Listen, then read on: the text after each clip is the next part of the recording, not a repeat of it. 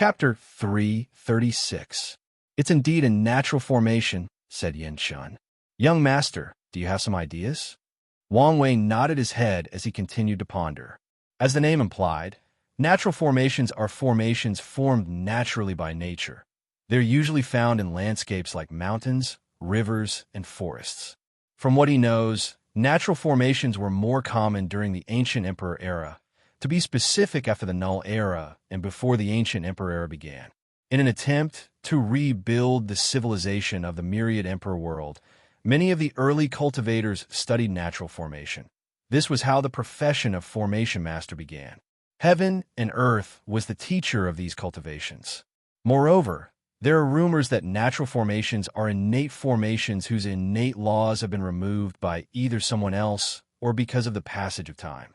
After seeing the natural formation, Wang Wei immediately changed his plans to use brute force to rush up this mountain.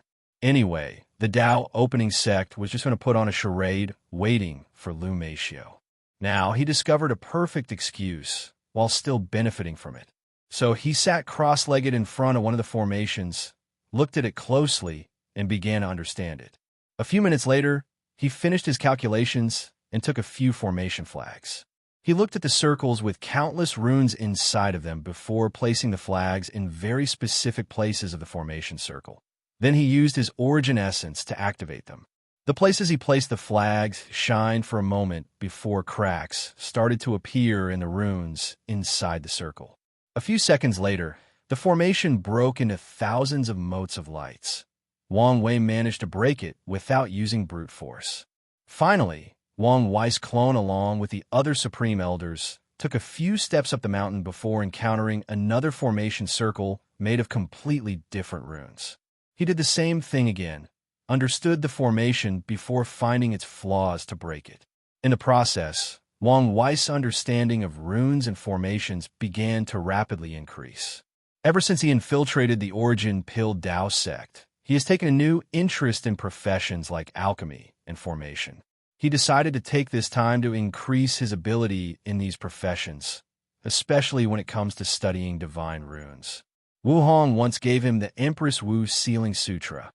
The early and middle stages of this technique require a deep foundation for the understanding of runes. And even in the late stages, some powerful sealing techniques require deep knowledge of the subject. Because of this, Wu Hong has very high attainment in all professions, especially in formation and talisman making. After seeing what Wang Wei was doing, Supreme Elder Li Fun, who cultivated the Dao of formation, also began to learn from his formation. The process of finding the flaws and breaking through these formations was even faster than him. After all, she is a supreme realm powerhouse that spent most of her life studying formations. A few other people also wanted to try this method after seeing this. However, they soon realized that it would be faster to use brute force to break these formations, since they were in a hurry and wanted to reach the core before Lu Meishio and reap the benefit. These people went for the faster way. Some clever people immediately took notice of the nonchalant attitude regarding the core of this secret realm. "Young master, what do you think?" asked the true monarch from the sword-casting villa. The behavior of the people from the Dao opening sect has been weird ever since news of the secret realm was released. Knowing Wang Wei, he must be planning something, replied Jian Wushuang. "Then what should we do?" After thinking for a few seconds, he replied, "At this stage, we do not have much information, so there is little we can do. Plus, we cannot diverge our strength to follow their example. So, ask the villa master to send a group of saints and below who specialized in formations to come to the secret realm. They can benefit from this natural formation and keep an eye on the Dao opening sect's people." In the outer area of this secret realm, Wang Wei's real body descended the boat with his senior sister and brother. All of them found themselves on a small hill full of luscious grass. "Junior brother, do you want to travel with us or go on your own?" "If you go with us, it would be safer," asked Lan Ling. "Thanks for the offer, senior sister. But I want to find my own fortunate encounter," replied Wang Wei. "Plus, as a man, how can I rely on a woman?" As he said this, his eyes were directly staring at Wan Luo. an act which made the latter's mouth twitch slightly. He understood his junior brother's implication. Since a weak supernatural realm like himself dare to venture alone in this secret realm alone, why can't he, the senior brother, dare not? This way, Wan Luo cannot be shameless and use some excuses to be with Lan Ling throughout the secret realm. Since when is Lu Cheng so cunning? Thought Wan Luo. Meanwhile, as Lan Ling watched Lu Cheng leave, a small and unnoticeable smile appeared on the corner of her mouth. Lu Cheng, don't say that I've wronged you. With me here, you can be relieved that your senior brother will never have his chance at your crush. As for whether the two of you can be together, let's look at your fate. While muttering these words, Wang Wei rushed in a few kilometers away from the group before stopping. The issue of reading Lan Ling's fate line and discovering the secret of the flame controlling art can be left for later. Right now, I need to find enough resources or fortunate encounters to rapidly increase my strength and status in front of my cheat master. That way, my chances of getting the origin pill flame scripture. Wang Wei's eyes suddenly changed, and he saw an orange dragon on top of his head, Lu Cheng's Chi Luck Dragon. He then used a secret technique created by him, making him connected to the dragon. Through its eyes, he saw 15 purple lights scattered in different directions of the secret realm. Immediately, a frown appeared on Wang Wei's face. 15 fortunate encounters? That's it. He immediately changed to his Chi Luck Dragon and saw more than 100 purple lights, with a few one who flickers on and off.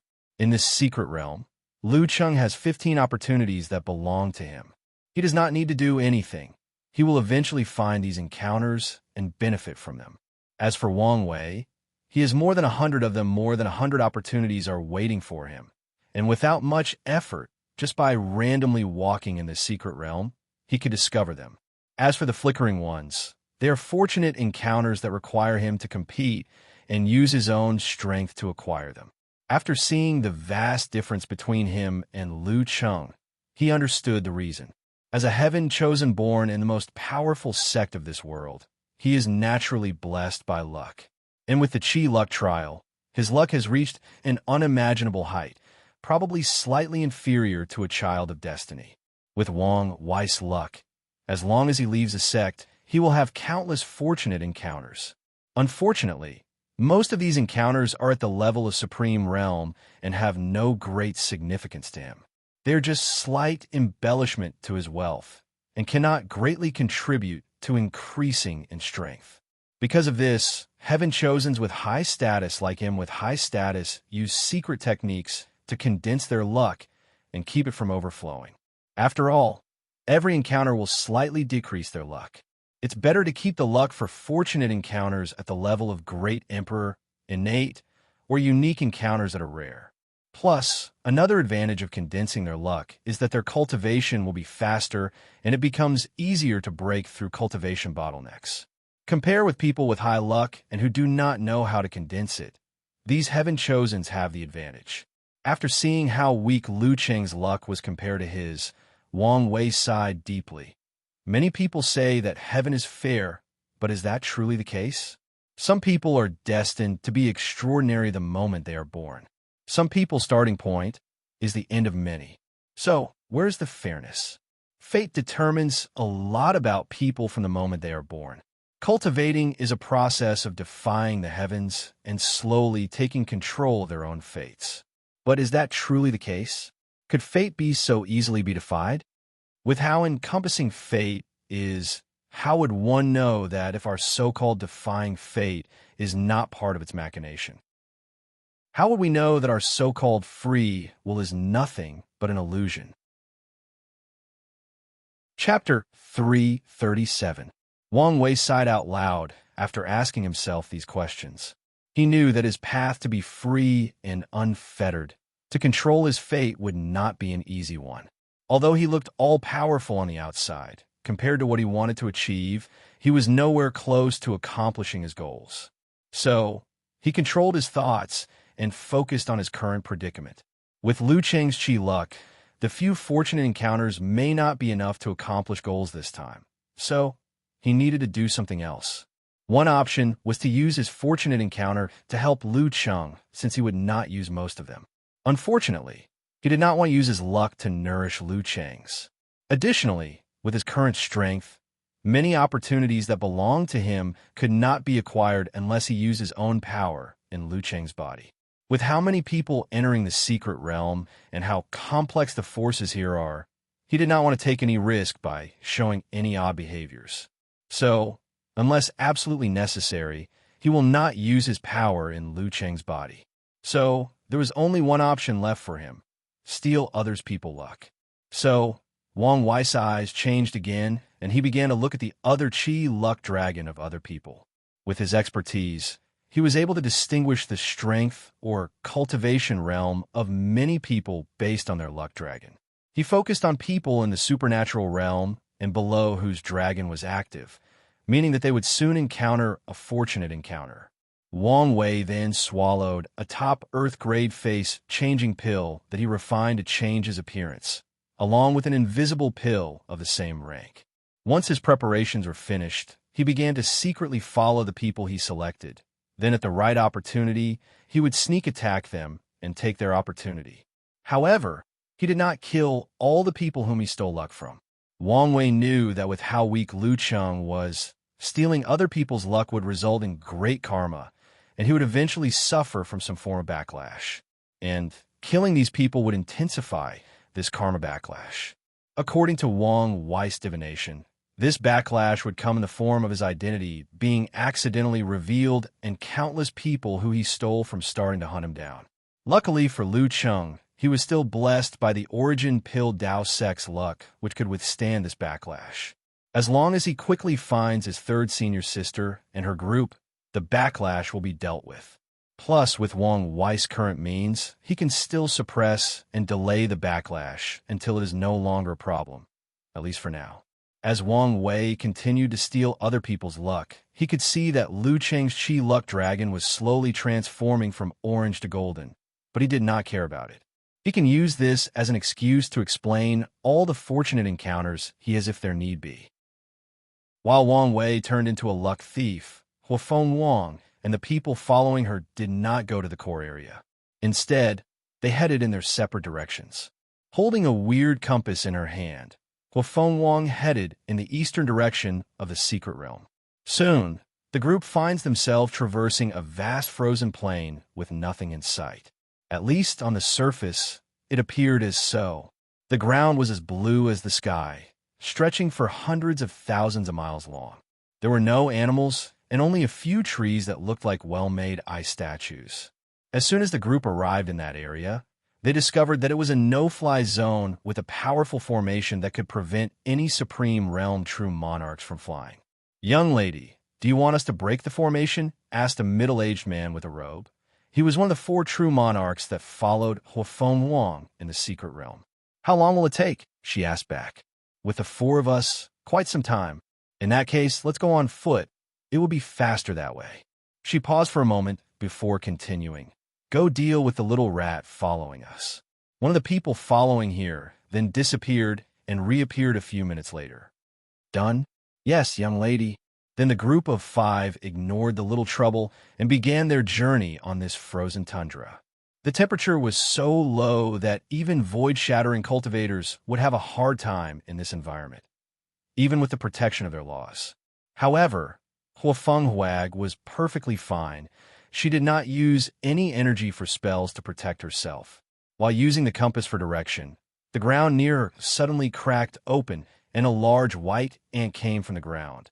It was more than 50 meters in height and 70 meters in width. And despite its large size, it was incredibly fast as it rushed towards Huafeng Huang with the intent to kill, leaving countless shadows behind it.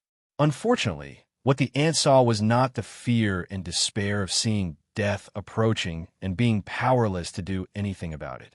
What he saw was a calm woman who looked at him with indifference like God looked at weak mortals. Then, she gently flicked her finger, generating enough force to create a tornado. The force of the flick destroyed half of the ant's body, while the tornado blew it away a few dozen meters.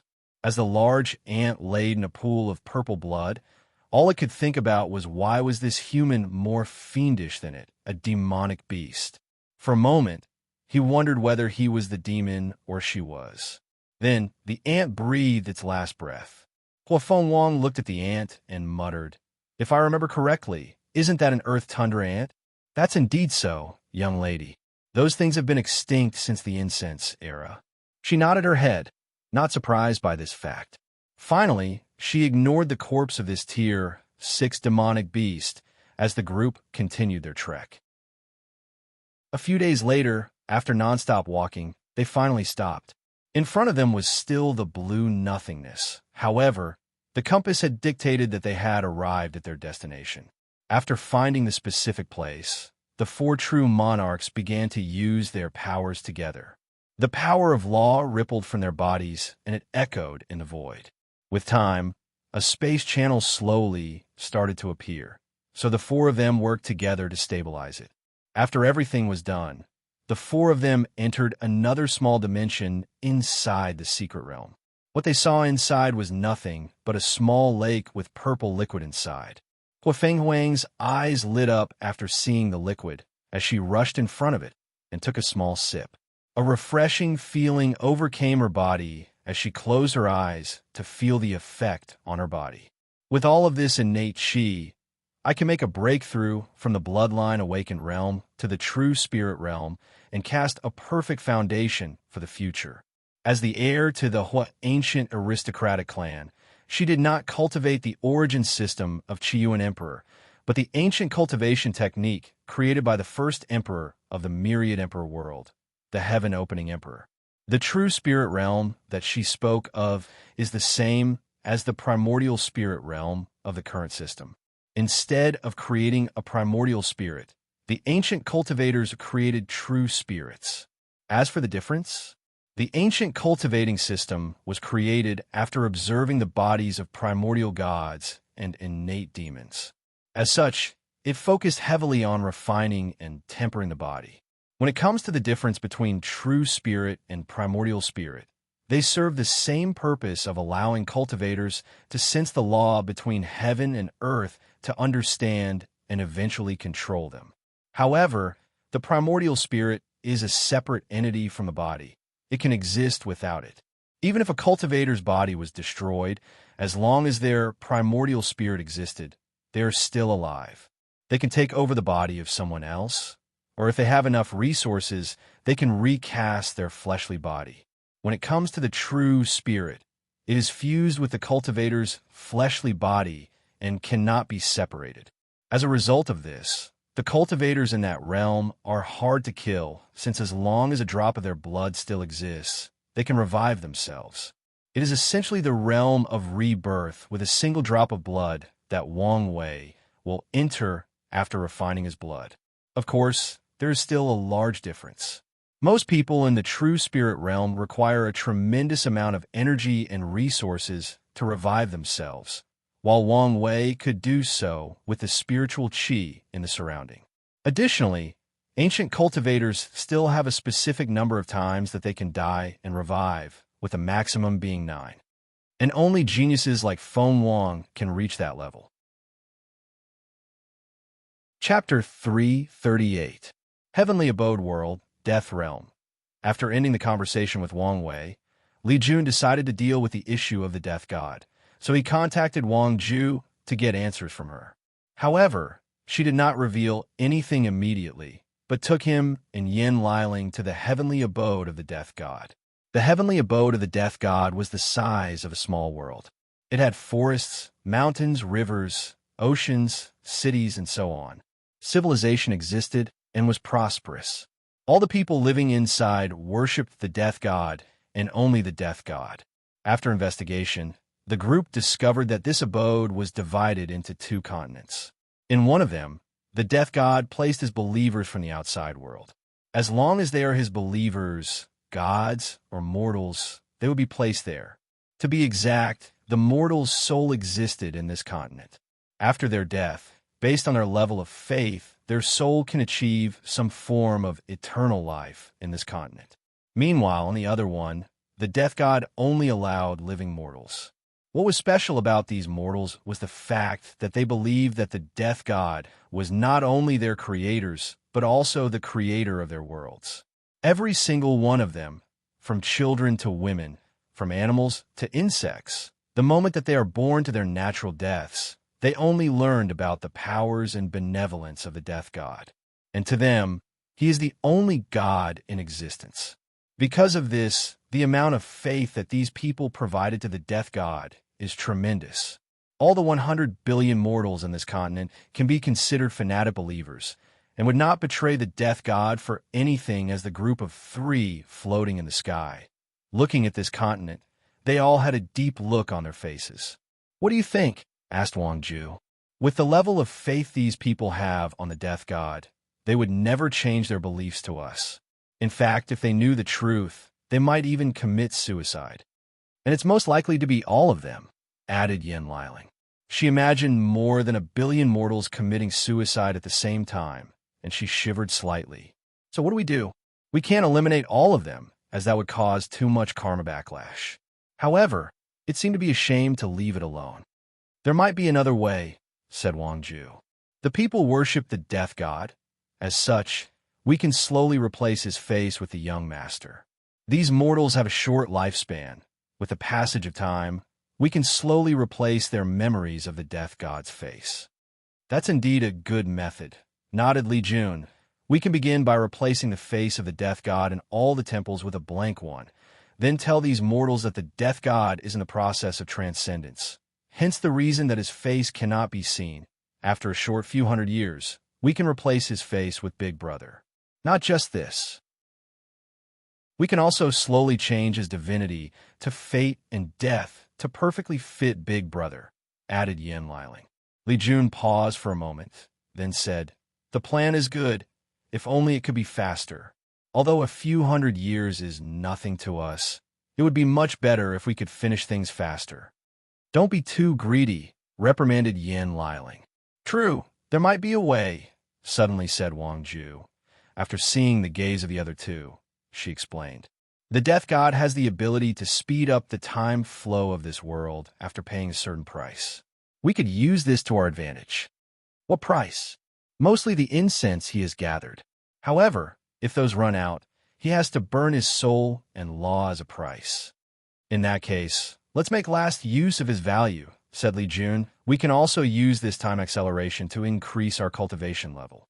He then looked at Yin Liling and said, "Before you say anything, I also know that overusing time acceleration will cause great damage to the body and soul, so we will be careful. Many powerful emperor lineages have time acceleration secret realm. They used it mainly when they need one of their newly discovered heaven chosen to quickly catch up to the current generation. An example of that would be Liu Qing's 6th and 7th senior brothers.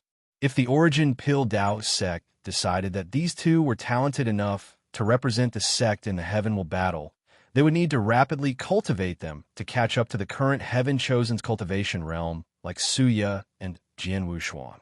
This kind of problem would be even more severe if a Heaven Chosen was discovered while the current generation was in the Saint realm or even Supreme realm. In that case, these emperor lineages would use the secret realm to accelerate the progress of their chosen individuals.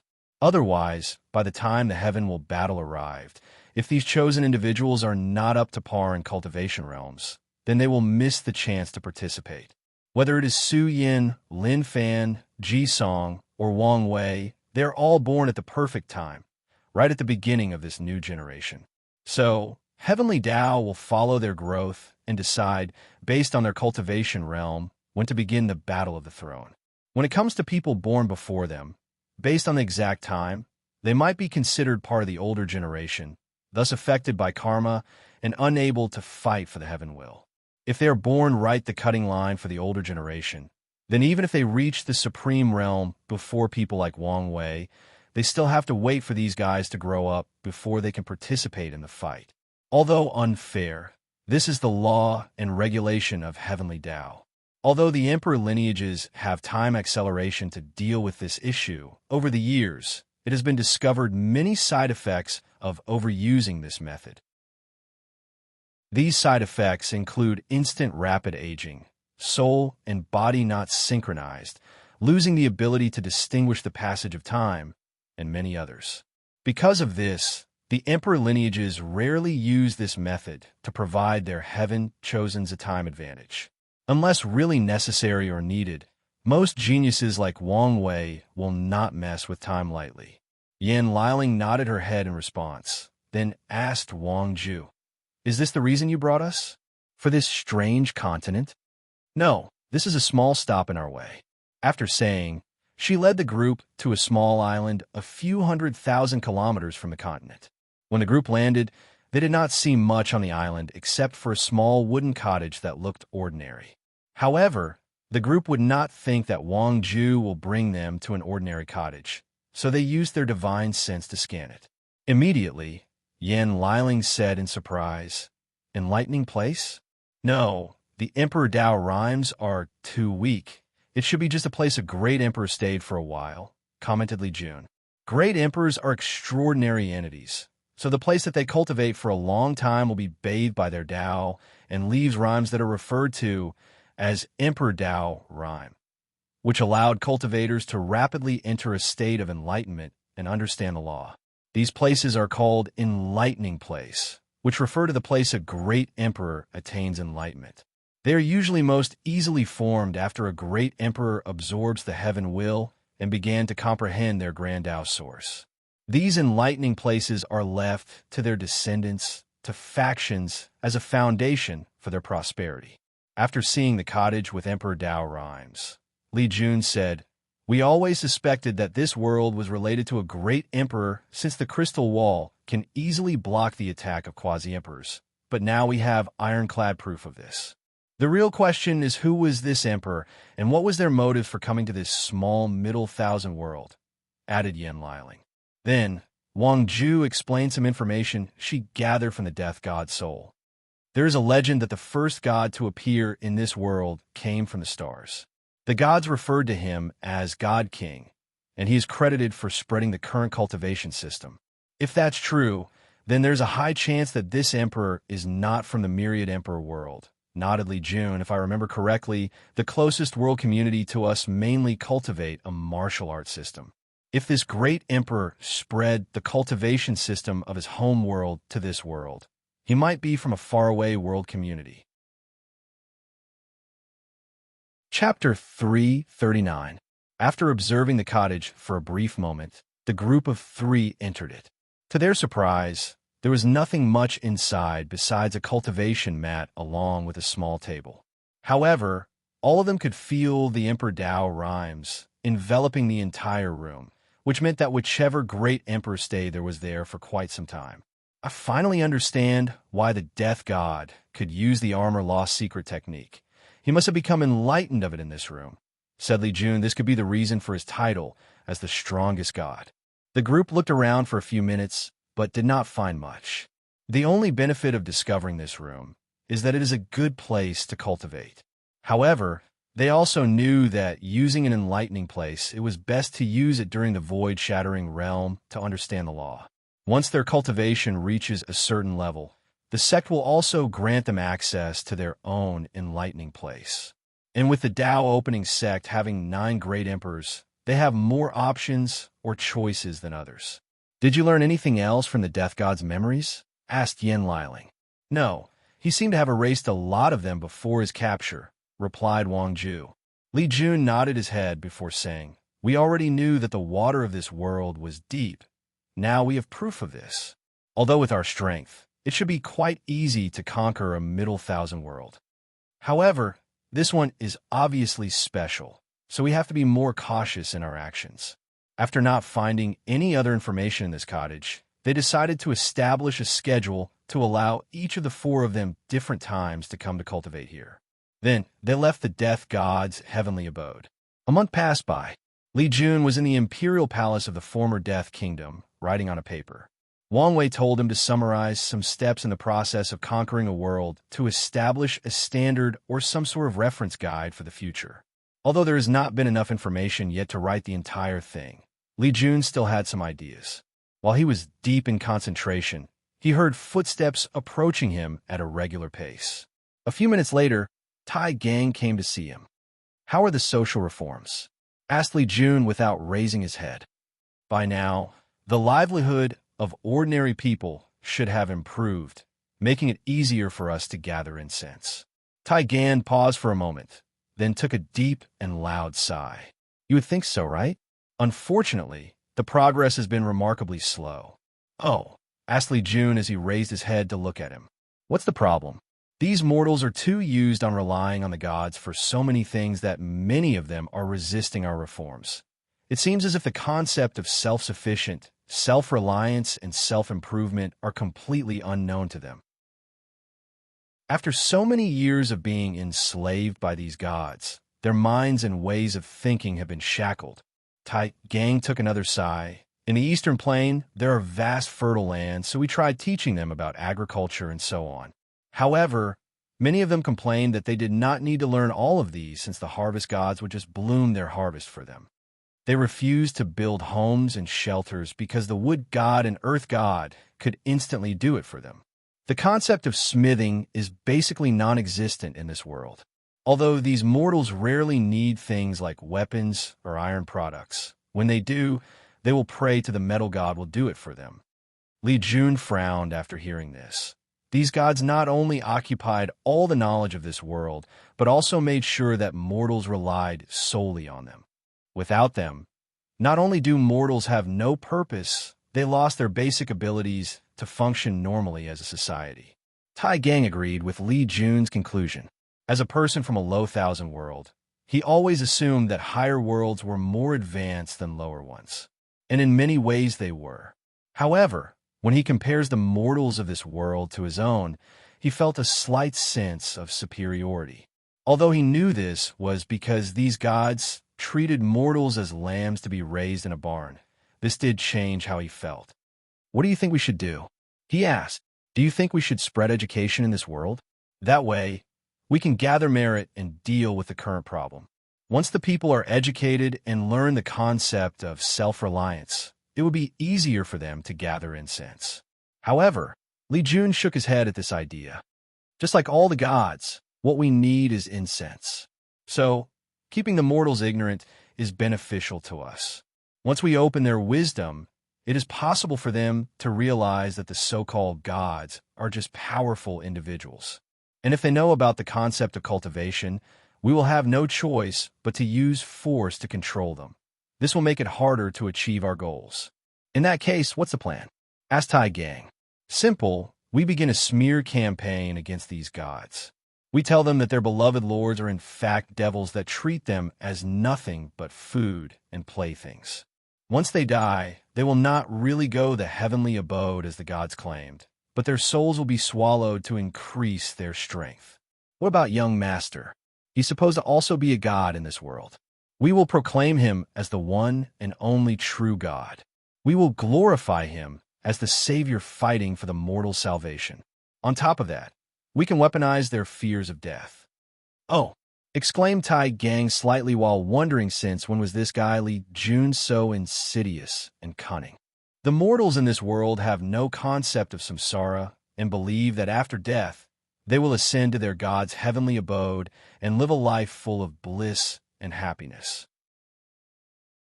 As long as we make them believe that by only believing in Big Brother Wang Wei, they can reach the true Holy Land, they will not hesitate to change their faith to us." After pondering for a moment, Tai Gang knew that this plan was feasible. After the events at the Emperor Enlightening Academy, he understood the power that rumors and gossips have on not only cultivators, but also mortals.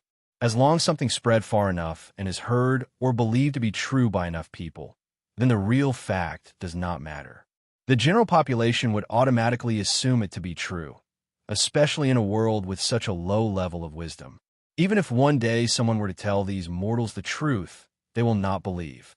Even if irrefutable proof was shown to them, the vast majority of them will refuse to accept the so-called truth as it challenged their cognitive views.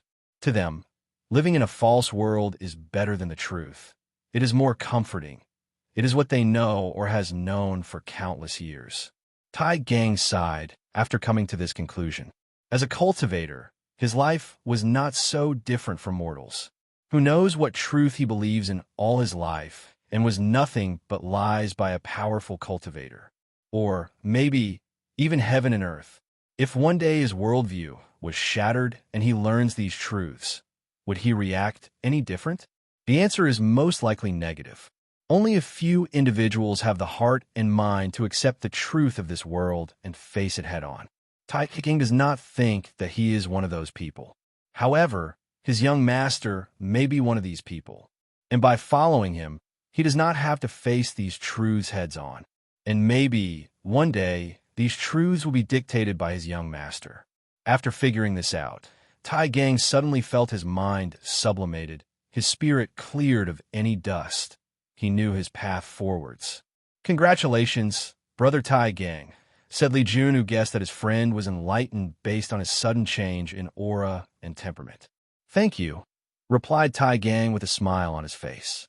With this sudden enlightenment, his Tao heart has sublimated a little, and with his spirit cleared, it will be easier for him to enter the heaven stage of the divine body realm and control the power of heaven and earth. When it comes to talent, Tai Gang knew that he could not compete with the members of this group. Only with hard work, strong will, and the support of a lot of resources that he could keep up with these people. So, he greatly values any form of progress. After his small breakthrough, Tai Gang discussed for a while how to further proceed on developing the Death Realm before going to execute this plan. Meanwhile, after watching him leave, Li Jun took a communication talisman to talk with Wang Ju. "It's time to activate your mole. Tell him it's time to expand." Chapter 340. Armored God. Lu opened his eyes from his meditation. If anyone was close to him, they would see a strange rune flashed deep inside his eyes before disappearing. He looked in one direction as if he received some kind of signal. "Is it time?" He then smiled cunningly. Armored God Liu's previous arrogance was long gone, replaced by a calm and treacherous demeanor. It was like he was a completely different person from a year ago. He proceeded to leave his temple and walked around the heavenly abode. Whenever he went, he would see many gods either cultivating or training. And as soon as these gods saw him, their eyes will momentarily turn into a blood-red rune before saluting him. As he overviewed everything in the abode, Armor God Lu, who was now the shadow, thought to himself, "Over the past year, I have infiltrated most of the fire realm using the blood possession curse. The only place left untouched is the heavenly abode of the fire god. It will be very difficult to secretly control so many gods under the eyes of a being of law. Plus, the risk is not worth it. Now that everybody has drawn their attention to the death realm, it is time to begin expansion." After that, the shadow sent an invitation to many of his friends in the other realms. Meeting with different gods from different pantheons is a common thing, especially if their leaders are close friends or allies. In some cases, one god might change his allegiance and decided to serve another supreme god. Although this situation is rare, it is not uncommon. However, this usually leads to fighting between two supreme gods. After all, any god is a powerful source of incense. How could the supreme gods allow them to serve someone else? Especially if that god is a void god with an abode full of worshippers of its own. That would be a terrible loss for any of them. More than a week later, many gods from other realms came to see the hidden shadow and celebrate with them. Because of the tense relationship of different supreme gods, entering another pantheon's realm requires proper etiquette and documentation. The supreme god must be able to know the location of any foreign gods entering his realm. This is a way to prevent people from sneaking into their domains and starting to secretly spread other gods' faith. Because of these tedious regulations, it took more than a month for the Shadow's meeting to begin. Another reason for the delay was the fact he could receive so many foreign gods at once because of the rules. So, he had to break his banquet into smaller ones. Once the banquet began, the Shadow displayed his charm as he talked to everybody present. He took out his recently very famous wine, Forgotten Sorrow, which made all the attending guests very happy. This newly created divine wine not only had a sublime taste, but also could temporarily place people into illusion to see their innermost desires. It allowed them to escape reality and forget their sorrows, hence the name. This wine has become so famous lately that there are rumors that even the wine god, a tidal god under the wood god, admitted that his best wine could barely compare to this. In addition to wine, there's also music, dancing, theater, and battle for the more aggressive gods. While everybody was having fun, one of the void gods in attendance was secretly observing everyone, especially armored god Lu.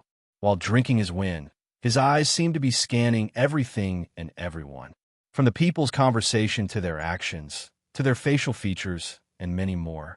While he was doing so, the shadow approached him with a smile on his face. "Han God, are you enjoying the party?" asked the shadow. "Yes, Lu God," he replied after taking a sip of the wine. "This is truly a divine invention. I wonder how you came up with such a thing. Lu God must be truly talented." Although Han God had a smile on his face, his mind was thinking of something else. Over the past year, this Lu God has changed drastically. His personality changed, and he began to make friends all over the world. That alone made him suspicious, especially during the current times. But then there was this forgotten sorrow wine. How could some random god make a wine that is better than the wine god that has been studying wine his entire life, and even his divinity is based on wine? This is illogical. Unless this Lu god had outside help, for example, the outsiders that have invaded our world. This has nothing to do with talent, but everything to do with luck. As you know, after my failure with the outsiders a year ago, I wanted to drink my pain away. Unfortunately, the wine of the wine god is too expensive and could not help me achieve my goals. So I tried brewing it myself, and by sheer luck, created this one. The shadow had a look of reminiscing on his face as he remembered the pain he suffered after his last failure. Have these supreme gods begun to suspect me? Thought the shadow. However, it does not matter now as my plans are already set in motion. There is no need to blame yourself, Lu God. Who amongst us has not suffered from failure? The important thing is to rise above it. Could it be that the destiny gods was wrong? That there is nothing wrong with this Lu God? No, I should not doubt the goddess. My job is to do what I was told to do. So, let's continue observing. After a brief chat, the shadow went to talk to other people, while Han God continued to observe everybody. Unfortunately, even after the banquet ended, he did not discover anything. So, after leaving and returning to the Destiny realm and reporting back to his leader. After hearing what happened, the Destiny goddess had a deep frown on her face. She then proceeded to use her powerful soul to scan the body of Han God, but she did not find anything, so she dismissed him. The Destiny goddess then said, "What do you guys think? Did you find anything?" "No," replied the life goddess. "All the other supreme gods have checked, but there's nothing abnormal. With these people's method, it would be weird if we could actually discover something." The Destiny goddess paused for a moment. "I will personally catch this Lu God and interrogate him. You know the fire god would never allow this. It does not matter. If he gets in my way, I will slaughter him as well," replied the Destiny goddess with a calm tone. "Mingyun, is everything all right?" asked the life goddess. "I can feel that my time is rapidly approaching. If I do not do something, I will most likely be the next casualty in this catastrophe. So, it is time for extreme measures." After saying that, she broke the space and headed straight for the fire realm. As soon as she arrived, the fire god felt her presence and appeared in front of her. "Destiny goddess, what are you doing in my realm?" "Hand over the Lu god." "Impossible. There is no evidence to prove that he has betrayed us. Until then, he is under my protection." "Fire god, I've always admired the way you protect your one people. Unfortunately, I'm not here to ask for your permission." A silver sword appeared in the Destiny goddess' hand, gleaming with the power of fate. She looked at the fire god with intense, killing intent. "Either move or be forcefully moved by me." The fire god's face twisted after hearing this, so he roared, "Are you going to break the Divine Harmony Accord?" She sneered after hearing this. "The accord was negotiated by me to prevent all of us from fighting one another and causing too much damage to our god civilization. However, over the years, how many of you have ignored the accord and fought between yourself? 200,000 years ago, you yourself broke it and fought with the thunder god. She raised her sword, looked at him deeply, then said, "Are you going to move or not?" "You." The fire god became enraged. However, he quickly remembered who his opponent was. This was the destiny gods.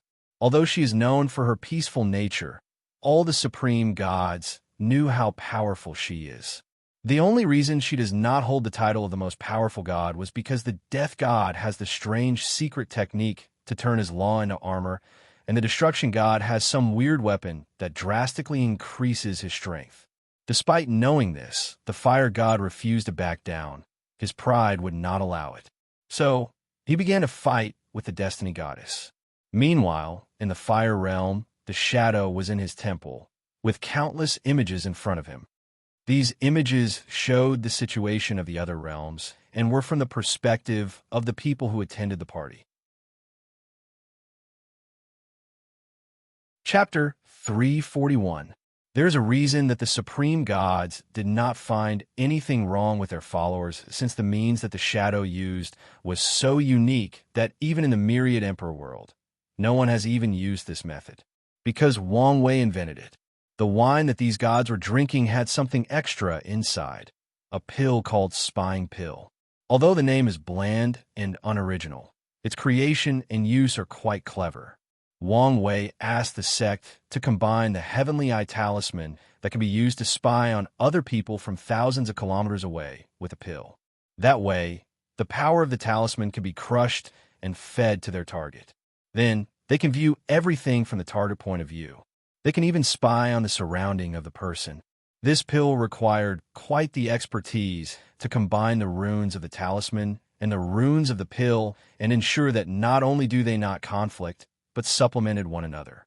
After years of study, this method was successfully developed a while ago, so Wang Wei's Fate Guard and his father's Shadow Guard have begun to use them in the field.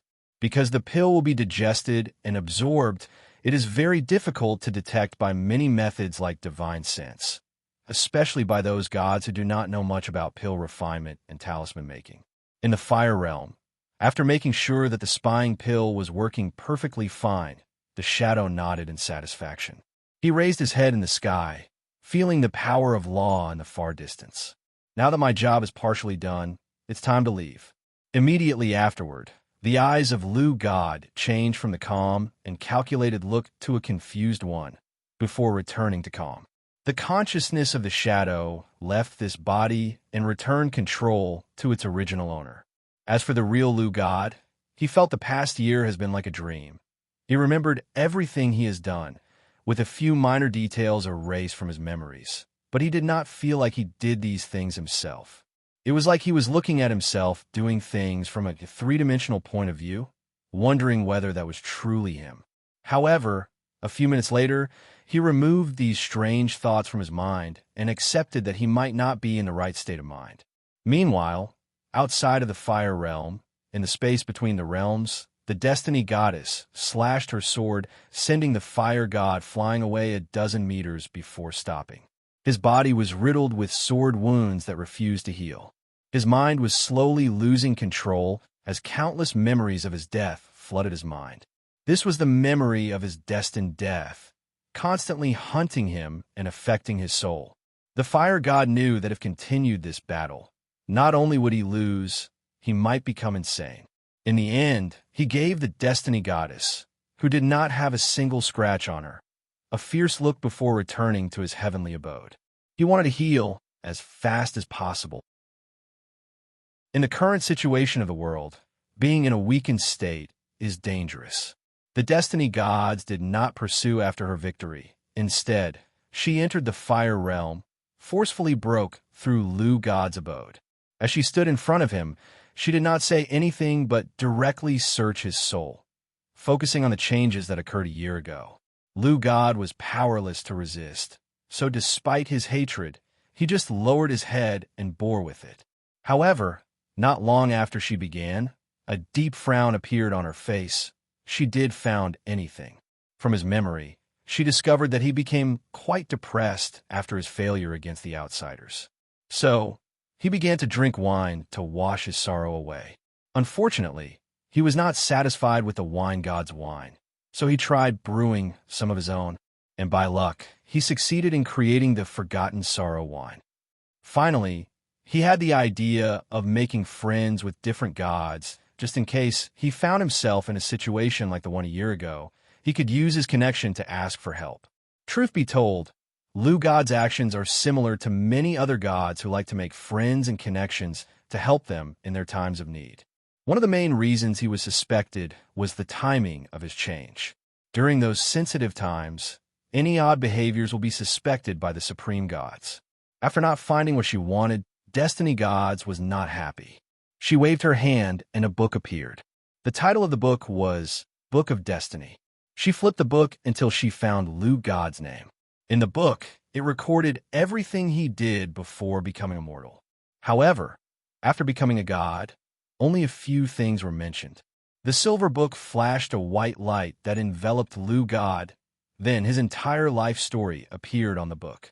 From the moment he was born to the current day, everything he did was recorded in the book.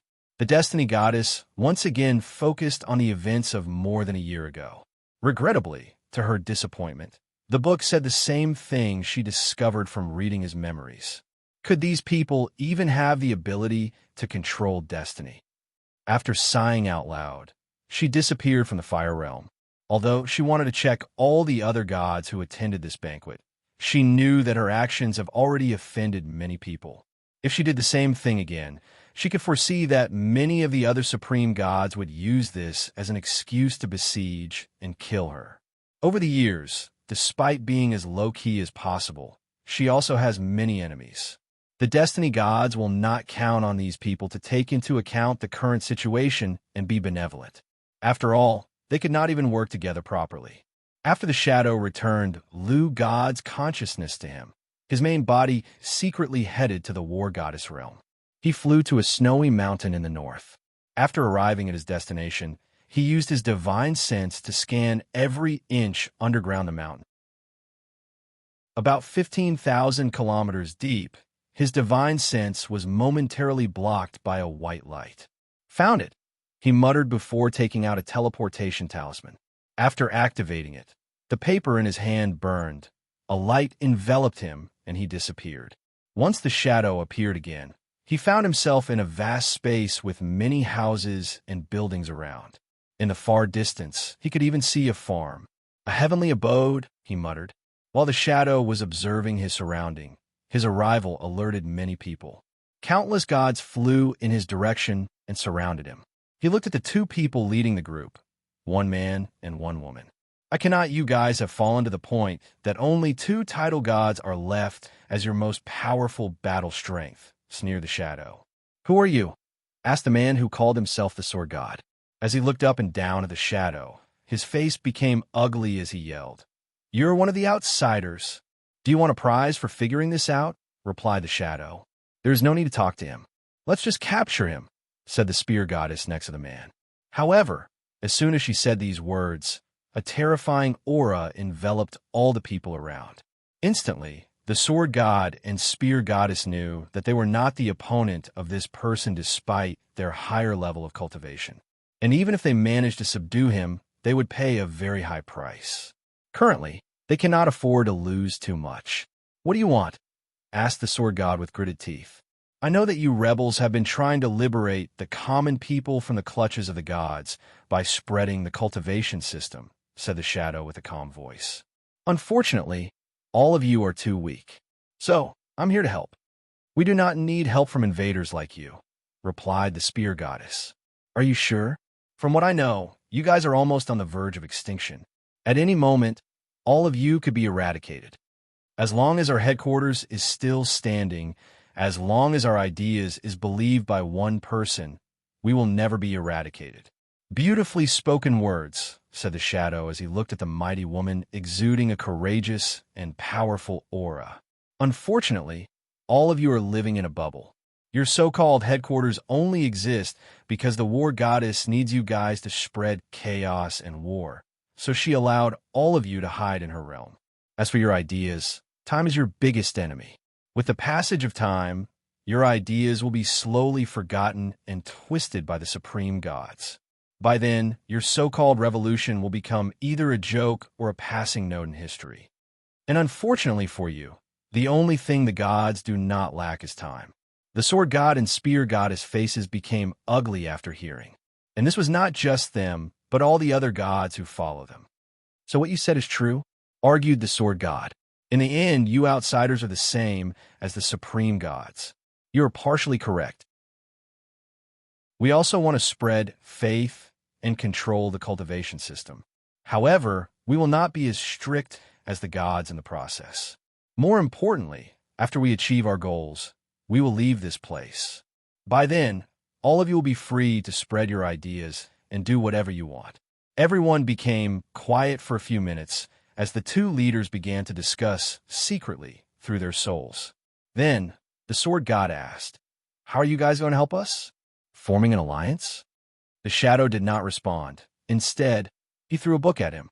The two took the book and looked at the title, frowny face, God Swallowing Technique. Chapter 342. After having tea with Merlin, Edward told him about all his experiences in the full metal alchemy world, including his battle with truth. Except for private details regarding Olivier, he did not live much out. After all, he was the one looking for protection. "So, old man, what do you think?" After caressing his beard, Merlin replied, "You do not have to worry about truth." "What does that mean? Are you going to stop him if he comes, or he cannot come at all? Just know that you're safe." Edward looked at him with a speechless look, then said, "All right. I know old and powerful people like you enjoy speaking in riddles. When I become as powerful as you, I will continue the tradition." This time it was Merlin's time to be speechless. Edward took out the orbs containing the different authority and asked, "Please check to see if there are any problems with these things. Also, check to see if there is any problem with the knowledge I have received from the Eye of God." Merlin took the orbs and looked at them, then looked up and down at Edward, who felt like all his secrets were seen through. Although uncomfortable, he did not resist because for one, he was asking for help. Second, resistance was futile. "The orbs have no problem," replied Merlin. "However, the knowledge you receive have. Truth has placed a backhand on them. Please elaborate." "I'm guessing that your plan was to create a knowledge dimension similar to Truth's. Then, once an alchemist in your empire opens the gate of truth, they will be sent there. However, if you use the knowledge you got from the Eye of God, Truth would be able to secretly steal from your knowledge dimension, even across universe." "I knew it," muttered Edward. It was too easy to get all that knowledge from Father during the Promised Day. He also knew that powerful entities like Truth have weird methods that he could not fathom. So, he looked at Merlin with shining eyes. The old man laughed slightly before snapping his finger. Suddenly, Edward felt like some heavy weight has been lifted from his shoulder. Then there was nothing else. He could not even remotely understand what Merlin did. After sighing to himself how he had a long way to go, he said, "All right, let's discuss the other matters." "There is more?" "Of course." "Fine, little brat. I'm in a good mood," replied Merlin. One of his closest relations is with his disciple, Arthur.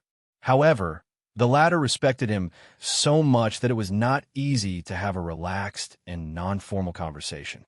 Even across multiple universes, it's always like that. It's the reason that Merlin likes the universes where he is an enemy with Arthur instead of his teacher. Or better yet, universes where things get spicy between them, or their gender are reverse. Of course, Old Man Merlin would never admit to his disciple that he secretly experienced this universe himself. After all, he has a reputation to uphold. "What do you think about my plan to reach the Akashic record?" "Well, all I can say is that you will need for your plan to have even a remote chance at succeeding. And I'm not talking about Morgana." Edward pondered for a moment before his eyes lit up. "I know what to do. Is there anything else?" "Yes," replied Edward. This time, he talked about his concerns regarding how coincidental it was for him to discover the hole in reality that led to the void along with Rowena. Then, he stared at Merlin intensely, waiting for his answer.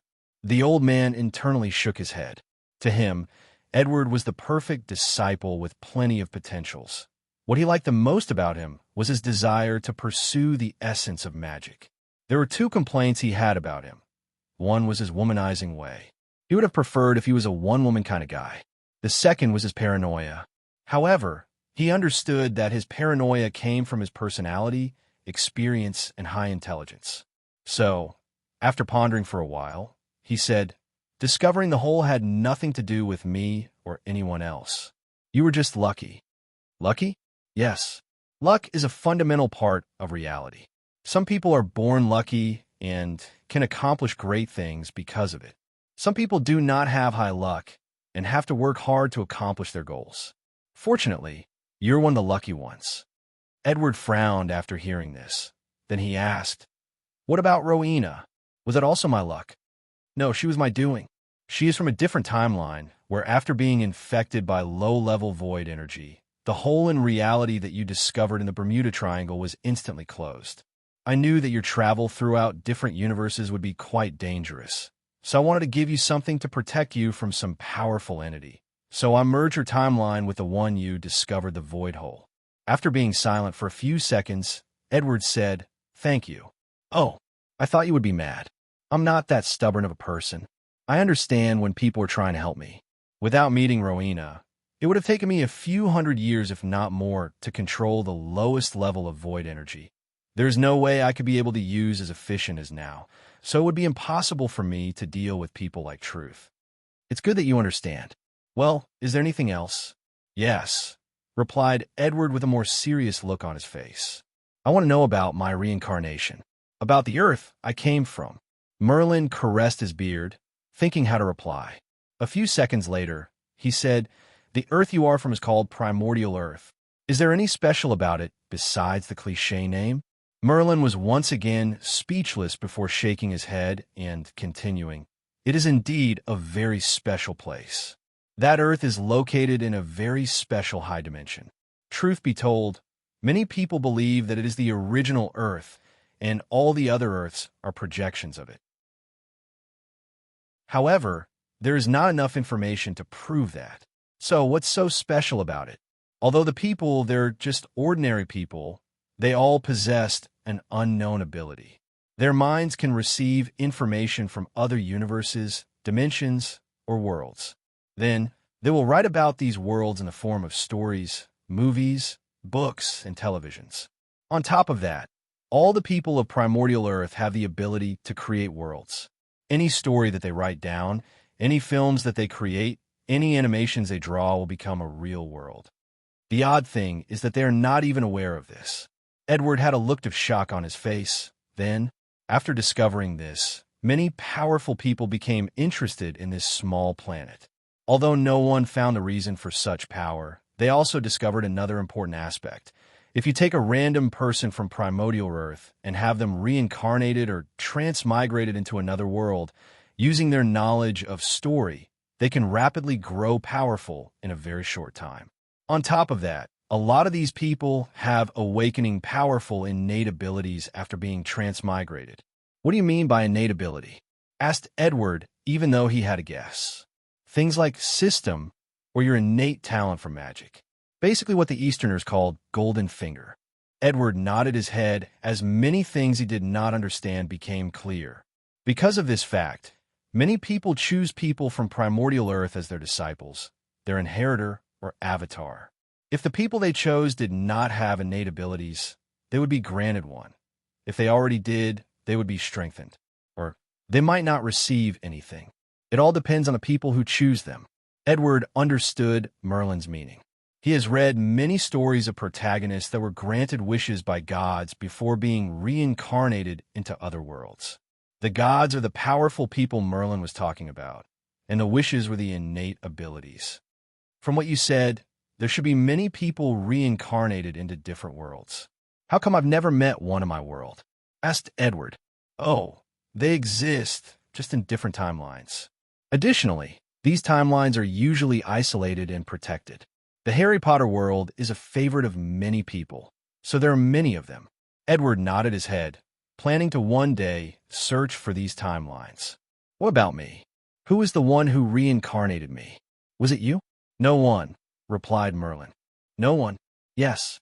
After so many people began to intervene in primordial Earth, a change took place in that dimension. After death, some random people were chosen to be reincarnated on their own without outside intervention. You were one of the lucky ones. Edward sighed, both in relief and disappointment. He was relieved that he did not have some powerful old guy secretly planning his life.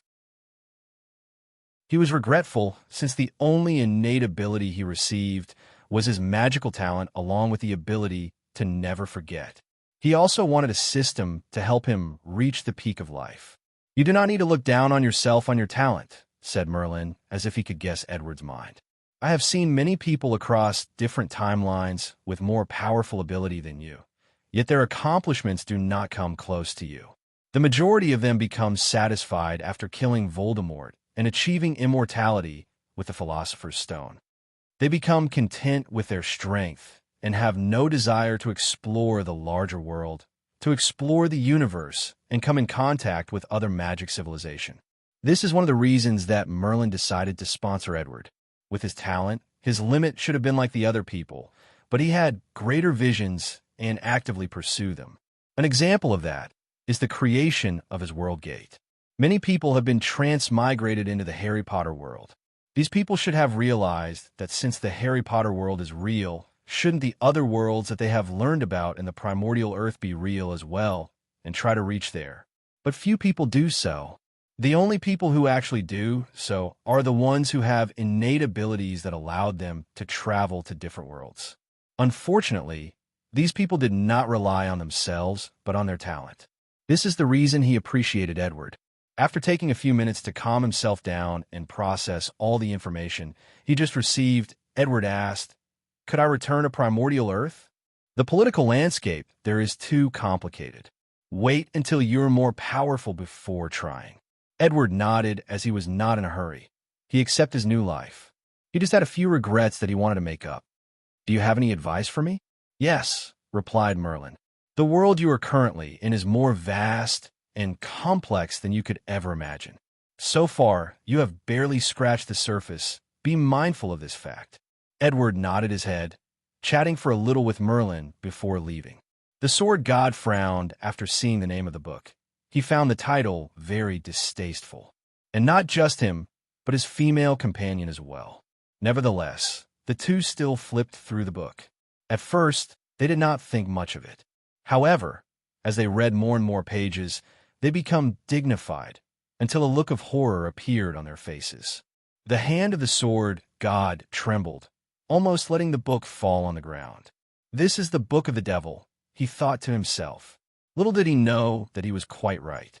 The book in his hand was modified by Li Jun from the half part of the gluttony, swallowing scripture, that Wang Wei got from Imo Xingyan. As the name implied, this was a cultivation technique that allowed a person to swallow a god. Not just their strength, but also their faith. Once succeeded, they can control God's heavenly abodes as their own. Additionally, if cultivated to the highest level, they can even swallow their divinity. In other words, their law. With this method, the sword god realized that he could become a supreme god without having to go through all the trouble of gathering incense and comprehending the law. Then, their revolution will finally have a chance. In the current headquarters, he is the oldest one amongst all the gods. He experienced the war of annihilation over whether the cultivation technique should be spread to mortals. Back then, there used to be 108 realms and 108 supreme gods. Now, only 36 remained.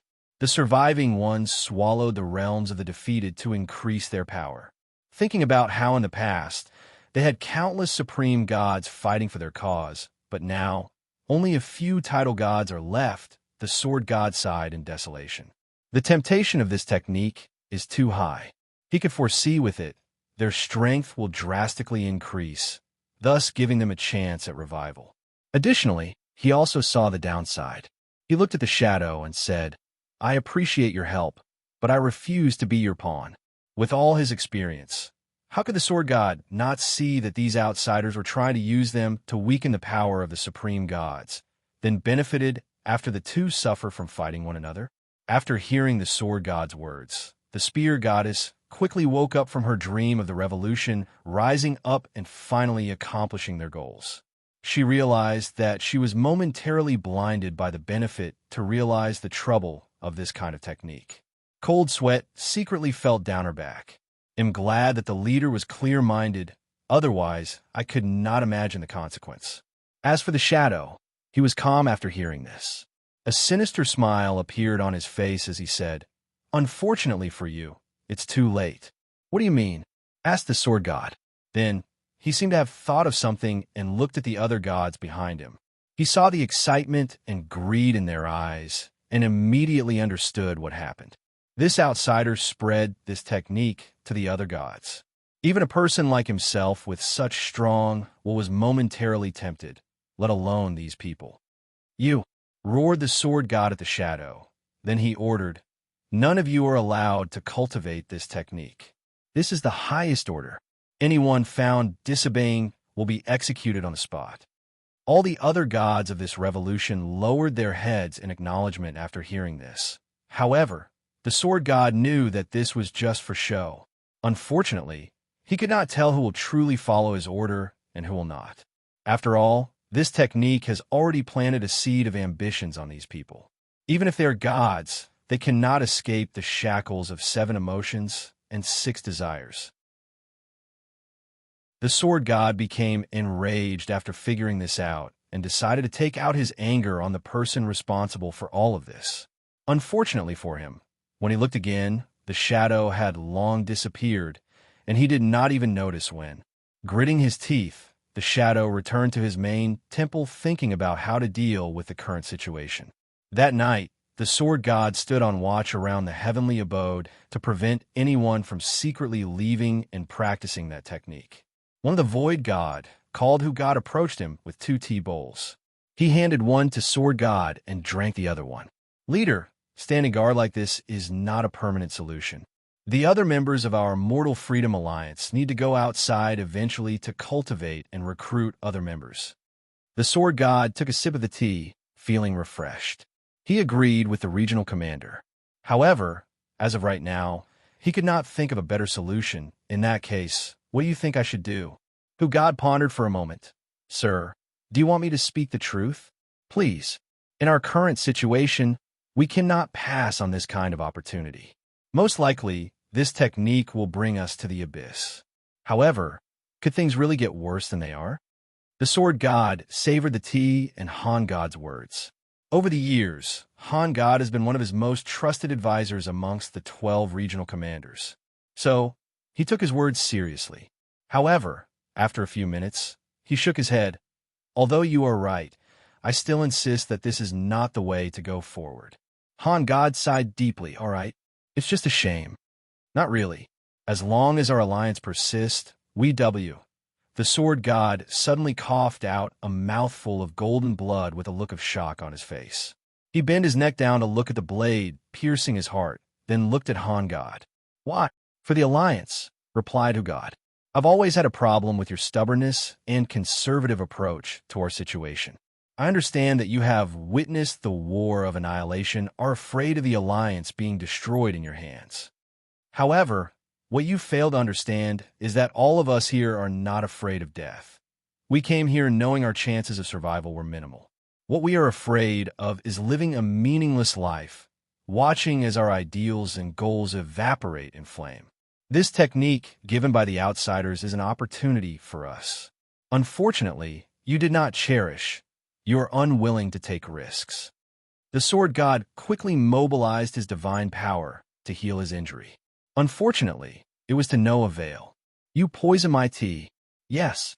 Not only that, the blade in my hand is made of deicide metal.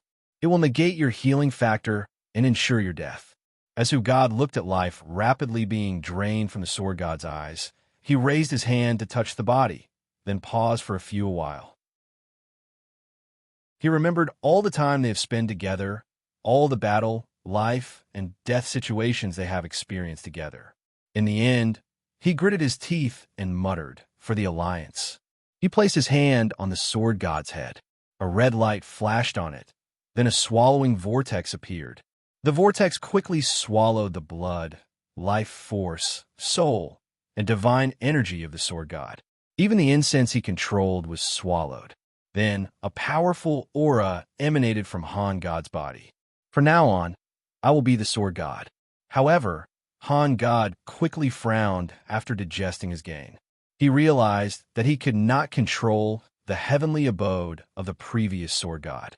It seems that I have to cultivate this technique to a higher level to inherit everything from the people I swallow. Then, Han God looked in the direction of Vice Leader, the Speak Goddess. An unnoticeable red light flashed across his eyes as he took a step forward. No, I cannot do this. I only kill the previous leader for the sake of the cause. The Vice Leader can be an ally after being persuaded. Han God stood in his position for 5 minutes before flying in another direction. He was going to open the exit for all the members. Death Realm. Li Jun just received news of the Shadow situation. He looked at the other members of the group and said, "Let's begin our new plan to spread the cultivation system of this world and cause chaos." I thought you said we should not spread the cultivation system to make it easier to gather the incense, said Tai Gang, as he placed some fruits on his mouth, chewing obnoxiously loud. You of all people should understand the importance of adapting to circumstances, replied Li Jun calmly. Now that we know for sure that this world is not simple, it's better to use the most efficient and fastest way to conquer it. So, creating chaos and using this situation to quickly kill the destiny gods is our main objective. Of course, Tai Gang knew this. He was just being obnoxious on purpose to annoy Li Jun. Anyway, he was recently bored and did not have anything to do. Chapter 343. After instructing the Fate Shadow Guard on their next mission, Li Jun looked at the other people and said, "All right, let's go deal with the Death God's heavenly abode." Soon, 3 of them arrived in the abode, floating above the second continent. Along with them was the Death God. However, his eyes seemed blank and unresponsive. "Did you have any problem refining him into a puppet?" asked Li Jun. At first, he resisted. However, after Liling refined a heaven-grade soul refining pill, the process became much simpler. "All right, let's begin." Nodding her head, Wang Zhu began to control the Death God. Countless clones of him dressed in all black armor that covered their faces appeared. Then, the armored clones scattered in different places of the continent. Allfather City is one of the largest city on this continent. It has a population of 40 million people, all of them mortals who are fanatic believers of the Death God. Today was supposed to be another regular day for this city, with people going on with their daily life. However, something unexpected occurred. The largest temple in the city suddenly shone with brilliant golden light before rushing into the sky. Every single individual could feel that golden light, so they stopped what they were doing and gathered in the streets. Then, all the citizens saw a man or individual clad in all black armor. For a brief moment, they were all shocked. Then every single one of them immediately knelt on the group, saying, "Welcome the messenger." The voice of all 40 million people echoed in the sky, forming a beautiful sound, the sound of oppression. "Where's the city lord?" asked the armored clone. Suddenly, a middle-aged man dressed in a plain black robe slowly stood up amongst the large crows. Since he was the only one standing, he was easily noticeable. "SS Sir Messenger, I am the current city lord." The armored clone waved his hand, and the middle-aged man suddenly appeared in the sky, floating in the air. Although he was really scared for fear of falling down, however, his fear was soon replaced by the awe of the messenger and the Death God behind him. Spread the words. The Death God is going through ascension to achieve transcendence and control the power of fate. As such, his image will change. By his order, all the statue of him will have a blank face for now until the ascension process is completed. The city lord was momentarily shocked before a look of ecstasy appeared on his face. Their god was already mighty enough, but now he was going through an ascension and becoming more powerful. He could not hide his joy. And not just him. All the mortals in the city who heard the messenger's words clearly felt the same way as the city lord. Immediately after being placed on the ground, the city lord gathered the finest craftsmen of the city to renovate both the temple and the statue of the death god based on the design of the messenger. This city lord was not the only one doing this. Across all the cities, towns, and villages on this continent, messengers appeared to spread the decree of the death god. A festival was held to celebrate the rise of the death god. From this day on, the people of this continent celebrated a new holiday, Ascension Day. In the sky, Li Jun and the others watched all of this with a calm look. He then looked at Wang Ju and said, "Continue with the next step." A white shield suddenly appeared to surround the three. Then, they watched as time began to accelerate. It was like they were fast-forwarding or recording television shows. Everyone and everything seemed to be moving so fast that it became blurred.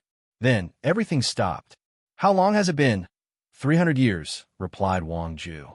This should be plenty of time for them, not only to procreate and increase population, but also forget the real face of the death god. Li Jun looked at the death god. Right now, he was in a terrible situation. His hair was gray-white because of all the life essence he lost as a sacrifice to control time on such a grand scale. His body withered to the point of looking like a mummy. Unfortunately for him, his job was not finished. The previous messenger clones announced that the ascension of the death god was completed, and now he was the master of fate and death. All the temples were changed to Wang Wei's face and body. Then all the mortals began to worship him. For now, the group's plan was somewhat successful. Li Jun asked Wang Ju, "Can his power still be used? There is still some incense left over. Plus, if needed, we can sacrifice his soul. In that case, let's create another continent." This way of gathering incense is very effective and is quite a useful way to train fanatic believers. He took out a black stone and handed it over. After seeing the void stone, Wang Ju immediately understood his plan. She controlled the death god to send the stone in the core of this heavenly abode. Then, vast spatial energy came from it and began to increase the size of the heavenly abode. In just a few minutes, it increased by at least fivefold. Following this, 3 new continents were created by the death god.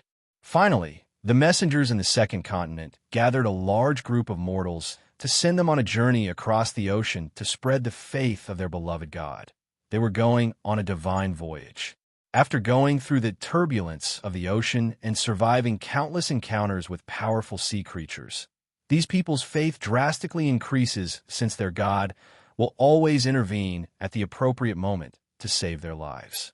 After arriving at the other continents, they began to establish civilization there and rebuild the temples of their god. "Can you speed up the time again?" asked Li Jun. At this rate, he won't be able to last after 50 years. "That's not enough time for the population to increase," replied Li Jun. "What if we fatten up his soul and body?" Wang Ju's eyes lit up after hearing this.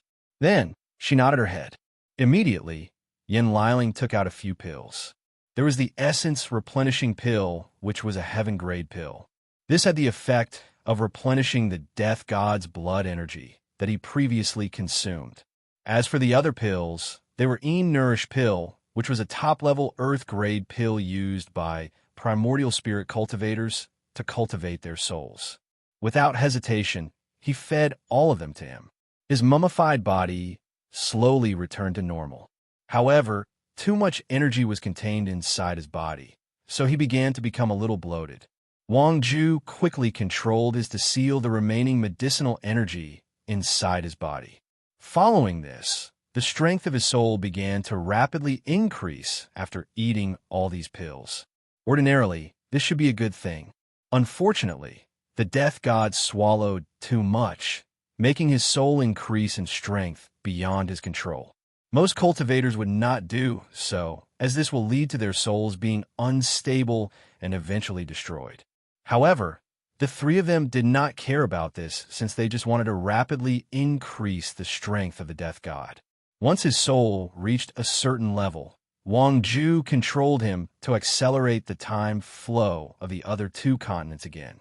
This time, it lasted for 500 years, and immediately after that, the death god's body disintegrated into tiny particles before being blown away by the wind.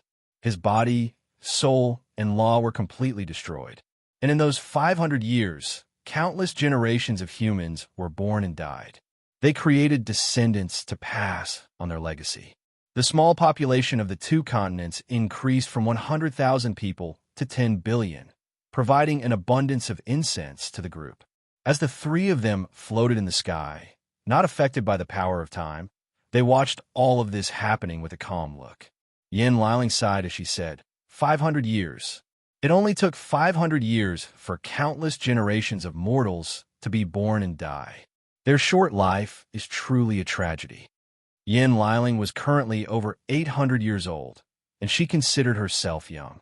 Yet, for these mortals, she could be considered their ancestors. Isn't the same could be said for us? Said Li Jun. They get to live for a few short decades, but we only get a few million years. In the end, without achieving immortality, we will one day return to the dirt like them. The only difference is we take a little longer. All of them became silent after hearing this. In every generation, when any sect or faction cultivates a great emperor, it is not only because he will become the most powerful being in the world. It is the opportunity of many people to escape the shackles of time. So, if in the future Wang Wei failed to become a great emperor, their fate will also be the same as these mortals.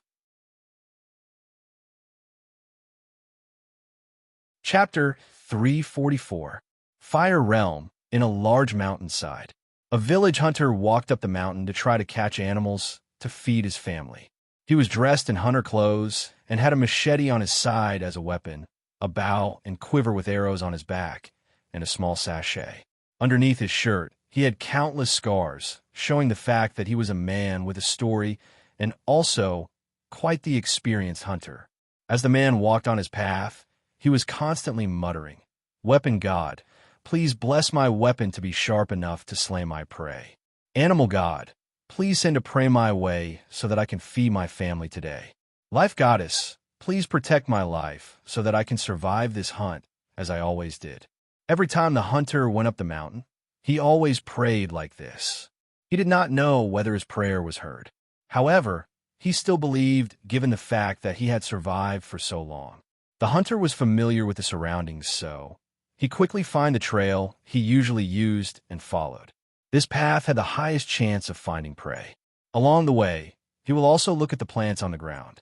Once in a while, he would recognize one, took it, and placed it on the sachet he carried with him. In that way, the hunter walked for more than an hour before he finally encountered two rabbits. With great expertise, he pulled his bow and two arrows at the same time. He pulled the string with all his string, and as swiftly as possible, swish, swish. The two arrows flew with tremendous speed and force, and each one hit a rabbit in the eye. These two little creatures did not have the time to react. The hunter rushed to his prey to check. He removed the arrows from their heads, then took out a string to tie the two rabbits on his body to carry. Then, he hurried to leave this place, as he feared that the scent of the blood would attract other animals. For him, these two rabbits were enough to feed his family for at least 3 days. If they stretched their meals, it could last for a week. Unfortunately for the hunter, fate seemed to have other plans for him. While he was rushing home, he heard a roar that sent chills down his spine. He raised his head to see a large boar that was more than 5 meters tall. Devil animal? The face of the hunter displayed great fear as he knew that devil animals were the enemies of humans. And only with the protection of the gods that humans could have such a safe place to live and prosper. Without hesitation, the hunter rushed in a random direction. He discarded all his weapons, herbs, and even the rabbits. He knew that his priority was to save his life first. He also knew that his speed was far slower than the boar, despite his larger frame. So, he did not hesitate to discard anything that could slow him down. As the hunter ran for his life, he could feel the breath of death rapidly approaching him. Many times, he wanted to give up and accept his fate. However, thinking about his wife and 2 children back in the village, he gritted his teeth and continued to run. For them, he wanted to live. As such, with his determined will, he ran even faster. A few minutes later, when the boar was really closed, the hunter saw a cliff ahead. He did not pause even for a second and jumped down. He wanted to take a gamble. If he survived the fall, the worst-case scenario is that he is injured, but his life is saved. If he dies, it's better than becoming this beast's food.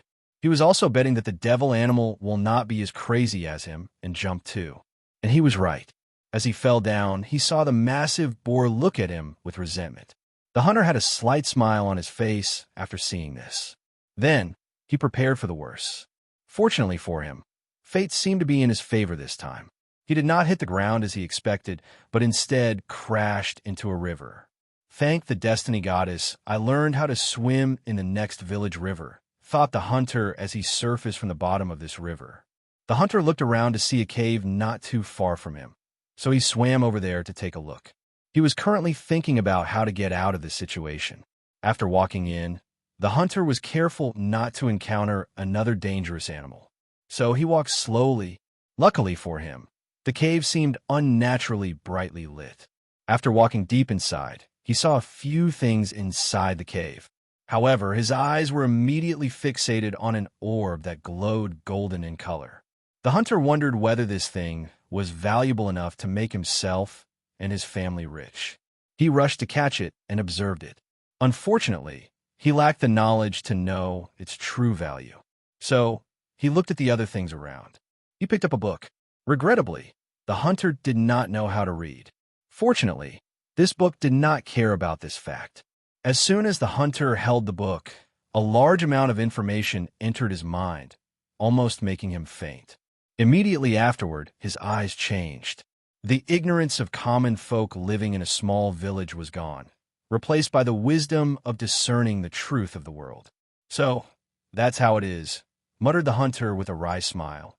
The so-called gods are nothing but mortal who slowly acquires their strength. To keep the people at the bottom in their places, they made it their mission to keep them ignorant. Ha!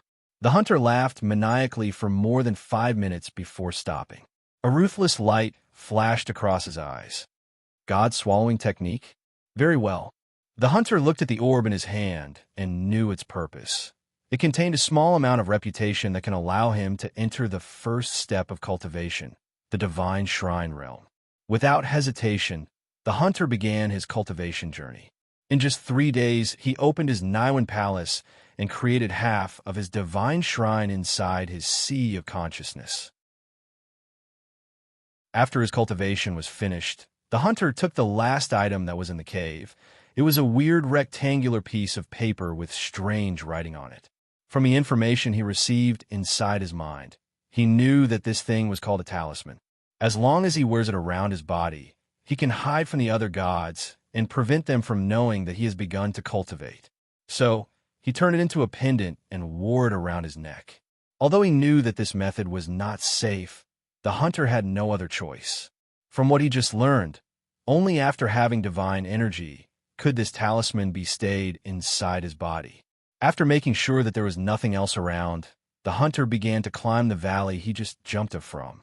After entering the divine shrine realm, his body reached the peak of human limits. Although not extraordinary, it was more than enough to climb this tall slope. After climbing up, the hunter did not immediately return to his village, but searched for the previous large boar to hunt. Previously, he was afraid of what the gods called devil animals. Now, he knew that these things were nothing but animals that absorb the spiritual energy in this world and evolved. Unfortunately for them, they do not have a complete cultivation system and could only absorb energy passively. As such, their growth is limited. Plus, the gods use them to control mortals and also cultivate. The hunter wanted to kill the devil animals, then spread his deeds to all the villages in the surrounding to gather reputation and cultivate faster. He will not swallow another god until his cultivation reached a certain level. This hunter was not the only person who accidentally received a fortunate encounter that allowed him to walk on the path of cultivation. Thousands of people like him across the Fire Realm did so too. And not just this realm, but the remaining 35 realms too. While the supreme gods were still deciding whether to accept Li Jun's offers or fight with him to death, a chaotic situation was slowly being developed in this world. Supreme gods like the Destiny Goddess, who is very sensitive to the changes of the world, felt that something was wrong again. Unfortunately, the secrets of heavens were hidden by Li Jun's group, rendering most of divination and calculation useless. Additionally, over time, Destiny gods felt her doom rapidly approaching. She did not want to wait for her fate, so she began to plan ahead. Chapter 345, Death Realm. Li Jun and the group had countless images in front of them as they analyzed the situation. The images not only showed the location, surroundings, and conversation of the gods, but also many mortals that have just begun their path of enlightenment. I have to say, conquering this world has not been effective resource-wise, said Tai Gand. Given all these mortals so many heaven-grade talismans, and even a few saint talismans, it does not seem to be worth it. To hide these people from the eyes of the gods, mainly the supreme gods, the talismans are given to them were at least heaven-grade, since these supreme gods are considered void-shattering realm powerhouse. And when it came to very sensitive gods like the Destiny Goddess, Li Jun and the others had to be careful and use saint-grade talisman. In the future, if we have to use so many resources to conquer a middle thousand world, of course, it will not be worth it, commented Yen Liling. However, since this world is special and we want to be as fast and as efficient as possible, it is worth it. True. So what's next on the plan? We need a distraction. Right now, the world has just entered the beginning of a chaotic situation. With the talisman, we can temporarily hide these people. However, as they grow more powerful and swallow more gods, the supreme gods will catch their attention and set out to eliminate them. We need to distract them. Li Jun then looked at Wang Jun and nodded. She took out a communication talisman and began to give orders. Fire Realm, Fire God was heavenly abode. The Fire God was inside his temple, sitting on a fiery red throne. Flames of different colors surrounded the halls, giving the hall a more joyous atmosphere. His eyes were closed as he absorbed incense that looked like a golden thread. Underneath his robes, a few sword scars were slowly healing as he absorbed more. Nevertheless, his face still looked pale. Thinking about the reason he was in his current situation, the fire god gritted his teeth for a few seconds before continuing what he was doing. Under normal circumstances, he could take his time to heal his injuries. However, with the outsiders threatening their world, he did not want to take any chances. Fire God suddenly opened his eyes and jumped off his throne. Unfortunately, it was too late. Before he could react, a sword pierced his heart. His years of battle experience and instinct made him dodge to the side, avoiding a fatal position. However, the sword managed to cut off his right hand, making golden blood gush out. The fire god instantly controlled his body to prevent further loss of blood. Unfortunately, he discovered that his healing ability was hindered. He watched the person that attacked him. Outsiders. The man was dressed in tight black clothes that covered everything but his eyes. Although his clothes looked plain, countless runes could be seen engraved on them if looked with spiritual powers. A shadow-like cloak was emanating from his body. The fire god remembered that person instantly came out from his shadow to attack him, and he did not even notice it. Knowing that he should be omnipotent in his abode, the fire god immediately felt that something was wrong. Then, his face became somber. He discovered that the amount of law power that he could control was drastically reduced. Additionally, the room he was in was sealed, preventing him from contacting the outside world or using the power of the abode to teleport away. How did you manage to infiltrate my abode? Unfortunately, the person did not say a single word. Plus, the situation quickly turned dire. 9 more people appeared out of nowhere inside the room.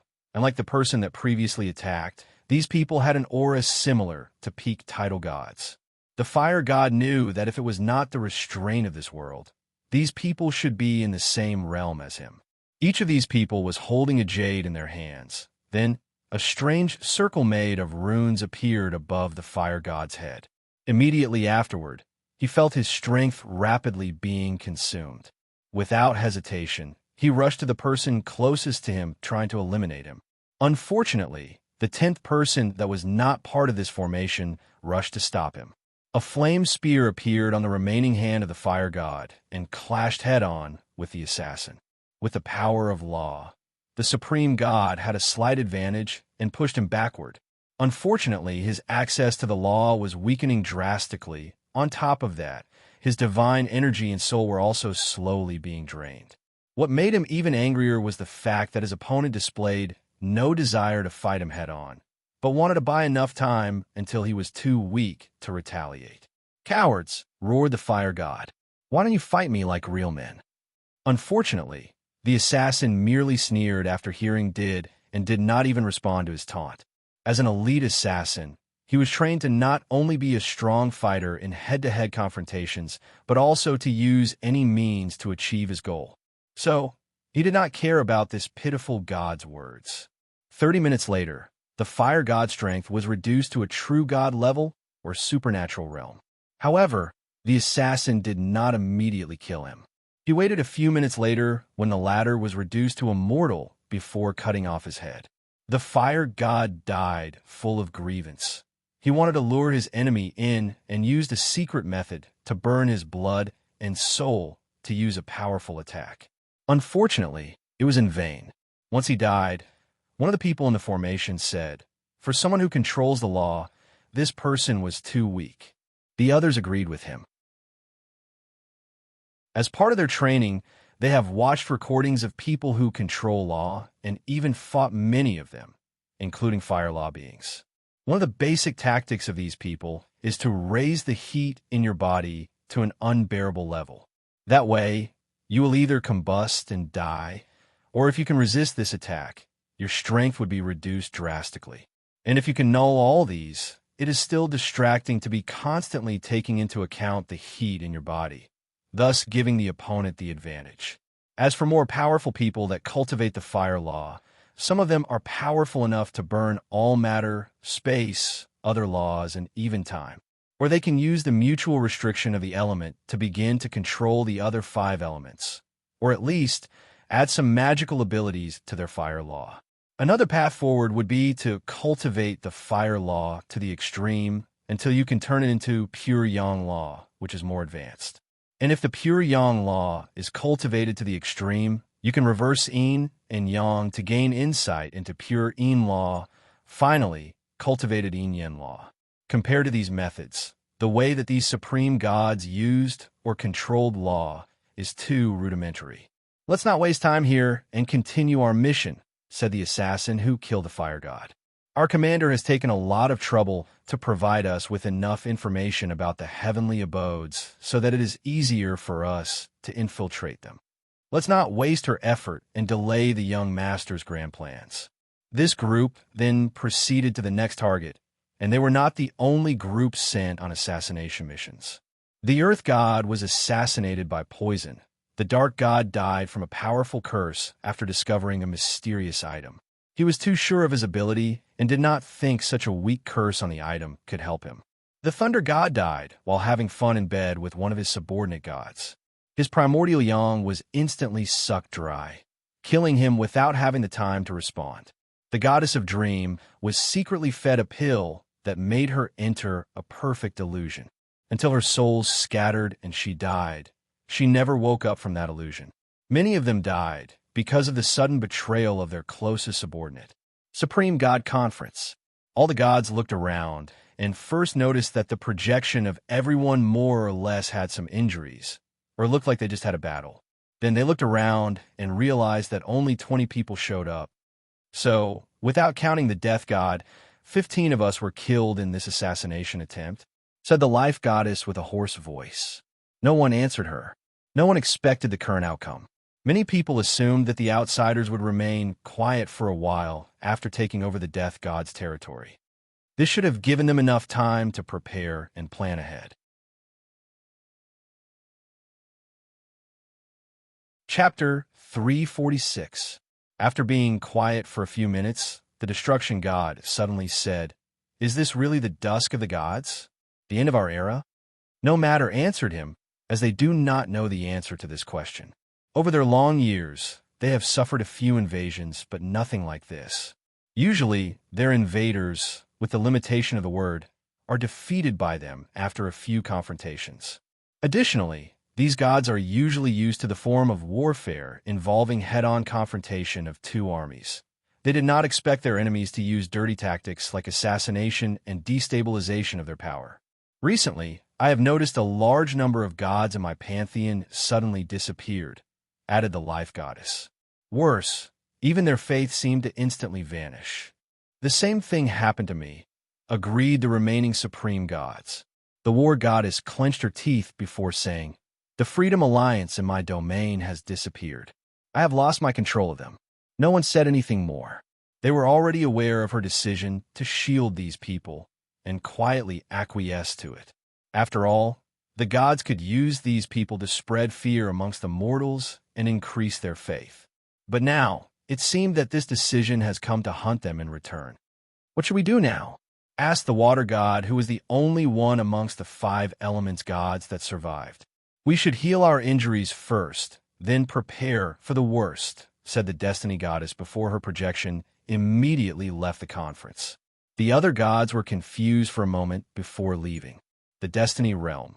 The life goddess showed up along with order god, and destruction god appeared in her abode to see her. "Mingyan, what happened?" "You are acting out of character," said the life goddess.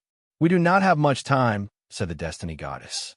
To the surprise of the other 3, as she said this, her hair slowly turned white in the process, as if she had aged countless years. Although her face still looked youthful and beautiful, the other could feel that her lifespan had drastically decreased. "What have you done?" The destiny goddess did not answer her friend. As the 2 most powerful female gods in this world, they have known each other for a long time. Their friendship had withstood the test of time. "As I said, we do not have much time. We must choose another token holder as soon as possible so that we can activate the Guardian Protocol. This may be our only chance at surviving through this catastrophe." The other 3 remained silent for a while before the order god said, "Who do you have in mind?" "The light god," replied the destiny goddess. "Of the remaining surviving people, he is the only one who can be trusted. Plus, if we act fast enough, there should be no problem." The group acted immediately and secretly headed to the light realm.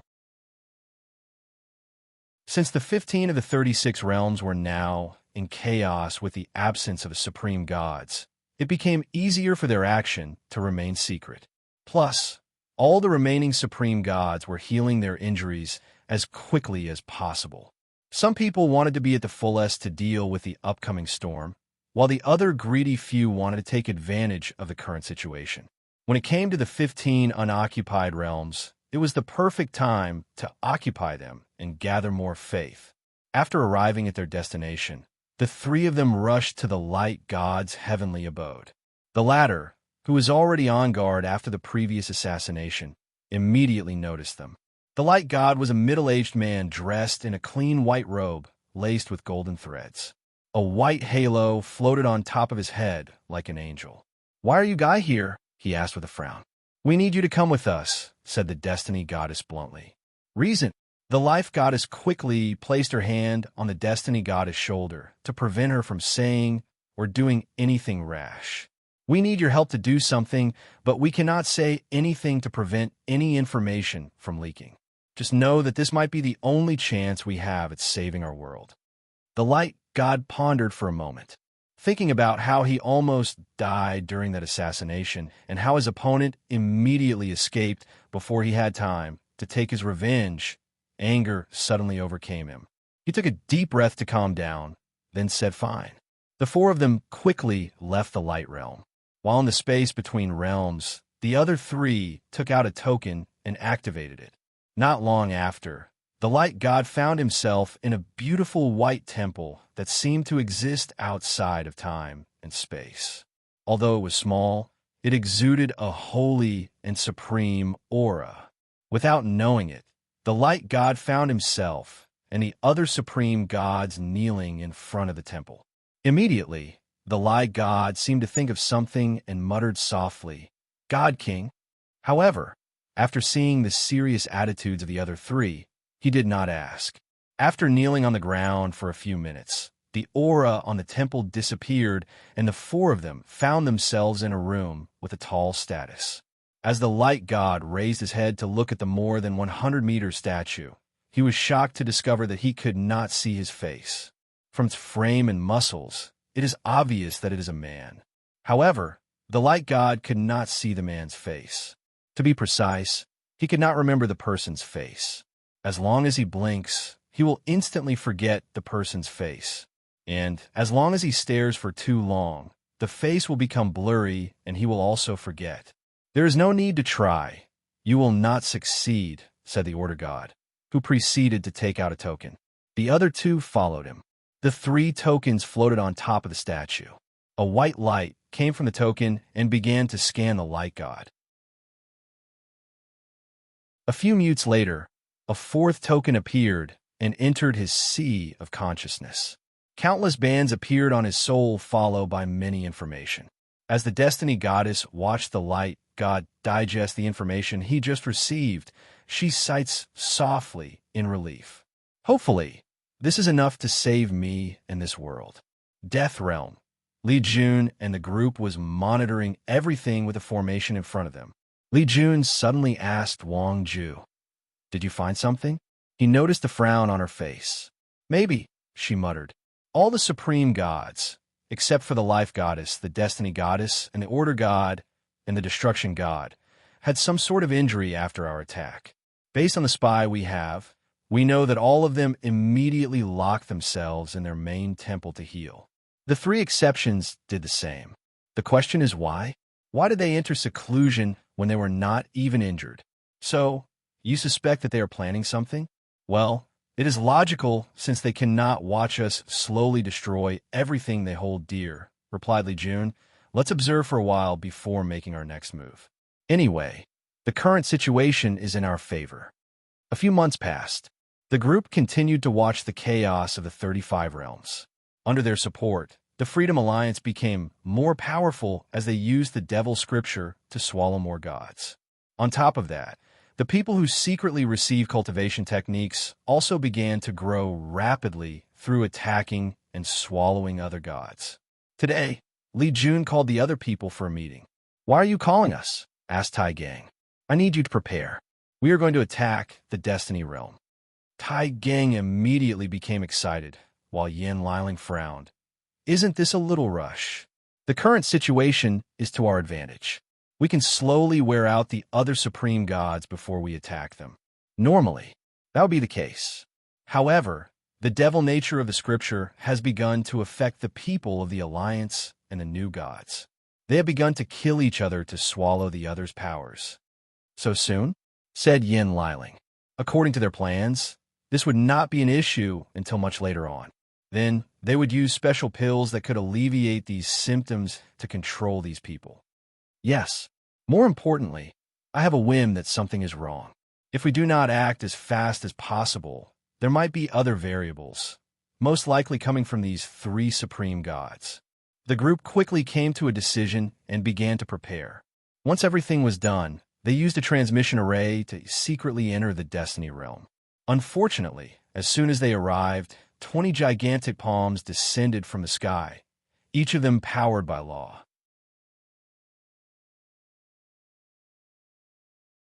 Chapter 347. Li Jun's face became ugly after seeing this attack. He hurriedly waved his hand as his instinct kicked in. An ocean of blood manifested to surround the group and blocked the attack. Boom! The Destiny Realm shook slightly, scaring the mortal. Blood slowly dripped from the corner of Li Jun's mouth. Although he blocked most of the attack, it was too sudden, so he was slightly injured. He wiped out the blood stain from his mouth with the back of his hand before raising his head to look at the sky. Fury could be seen in his eyes. He had to admit that his pride was a little affected after being planned by the gods. However, he quickly calmed down. As a person born from a powerful world, it is normal to have some sort of innate superiority over other people born in weaker worlds, especially given his status and standing in his world. However, his education has taught him to never look down on people especially enemies. Although the people of the lower worlds are weak and have limitations, that does not mean that their future achievements are set. That does not mean that they are capable. In the myriad emperor world, there have been many great emperors who were born in small thousand worlds and slowly climbed their way to the peak, suppressed heaven-chosens from powerful emperor lineages, and proved the Tao. So, after calming down, Li Jun began to access the situation. He saw the remaining 20 supreme gods coming out of space tier. He glanced at the white-haired destiny goddess and instantly guessed that the current situation might have something to do with her. "What did you do?" he asked curiously. "Probability manipulation," she replied calmly. "I slightly modified the future to one that is more advantageous to me." Li Jun immediately understood many things after hearing this. The reason that the devil nature of the people who used the god-swallowing technique suddenly manifested. The reason he suddenly had an impulse to attack the destiny goddess, even though waiting longer was to his advantage. All of that was probably because of this divine ability. I have to say, that is quite the ingenious method. However, judging by your current state, you must have paid quite the heft price, said Li Jun with a calm smile. All of that for a trickle of blood. The destiny goddess sighed inwardly. She did not expect that these people were protected by the power of fate. This drastically increases the price she had to pay for this technique. More importantly, she underestimated the power of these outsiders. More than 20 supreme gods sneak attacked them, and just one of them was enough to block their full blow. "You have not won this war yet," said the destiny goddess. She waved her hand, and another space tier appeared. This time a large army came out. They covered the sky, making it seem as if it was cloudy weather. And it was not just her, but the other supreme gods did the same too.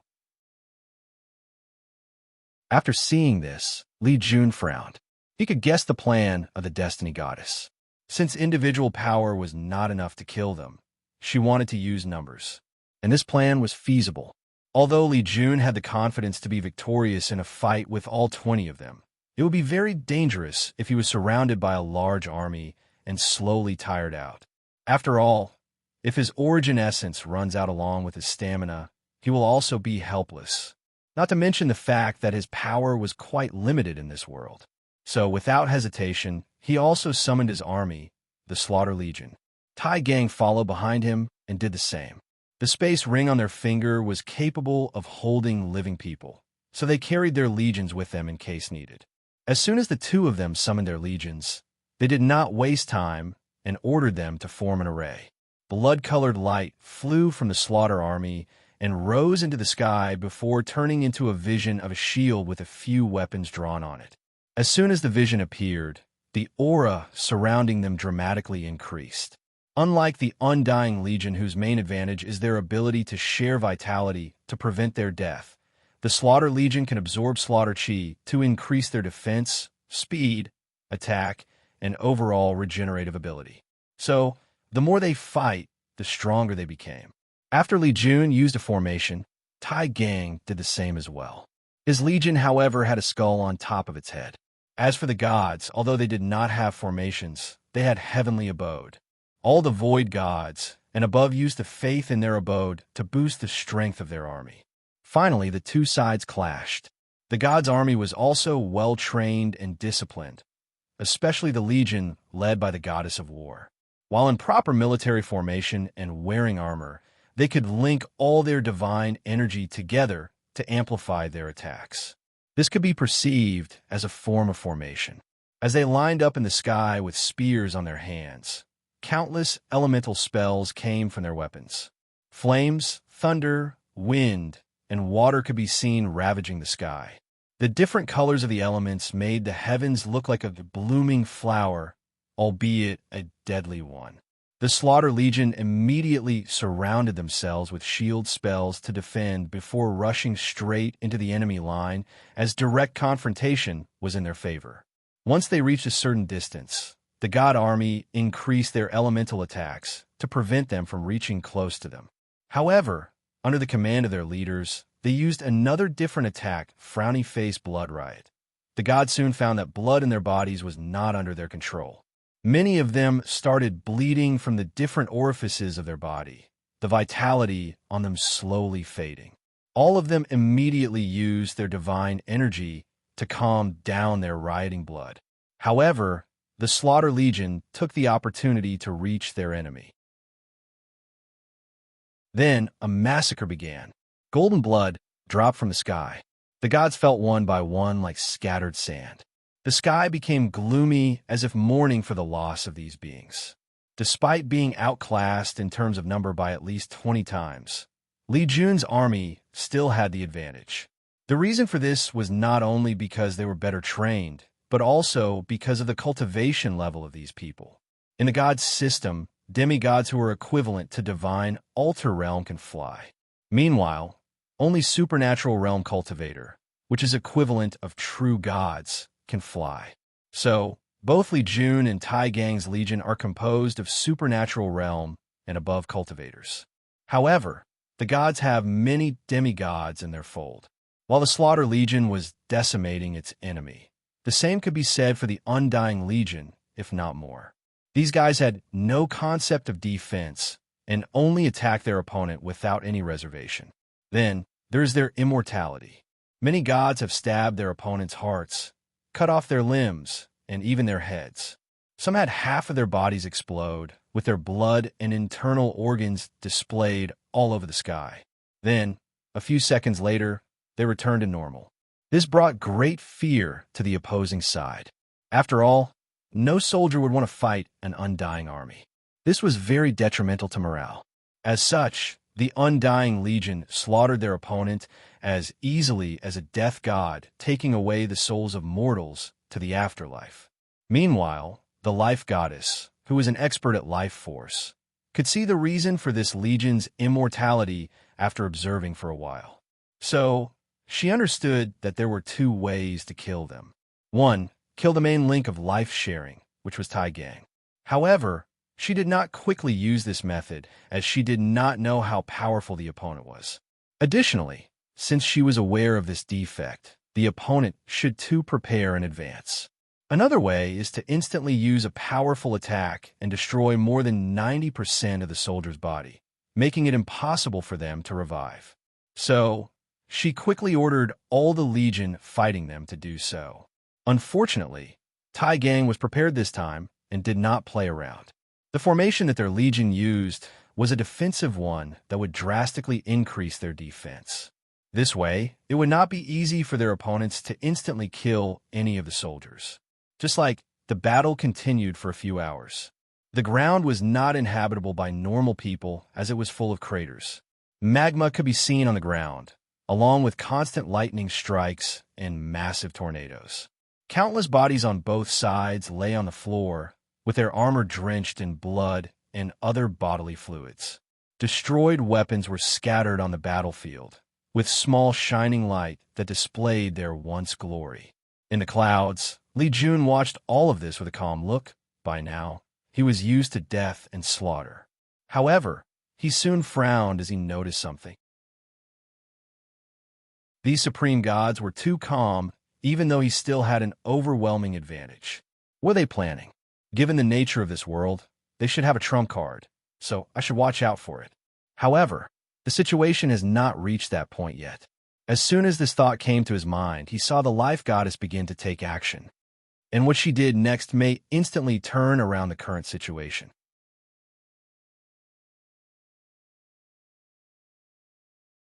Chapter 348. A white and holy light came from the light goddess body before rushing out.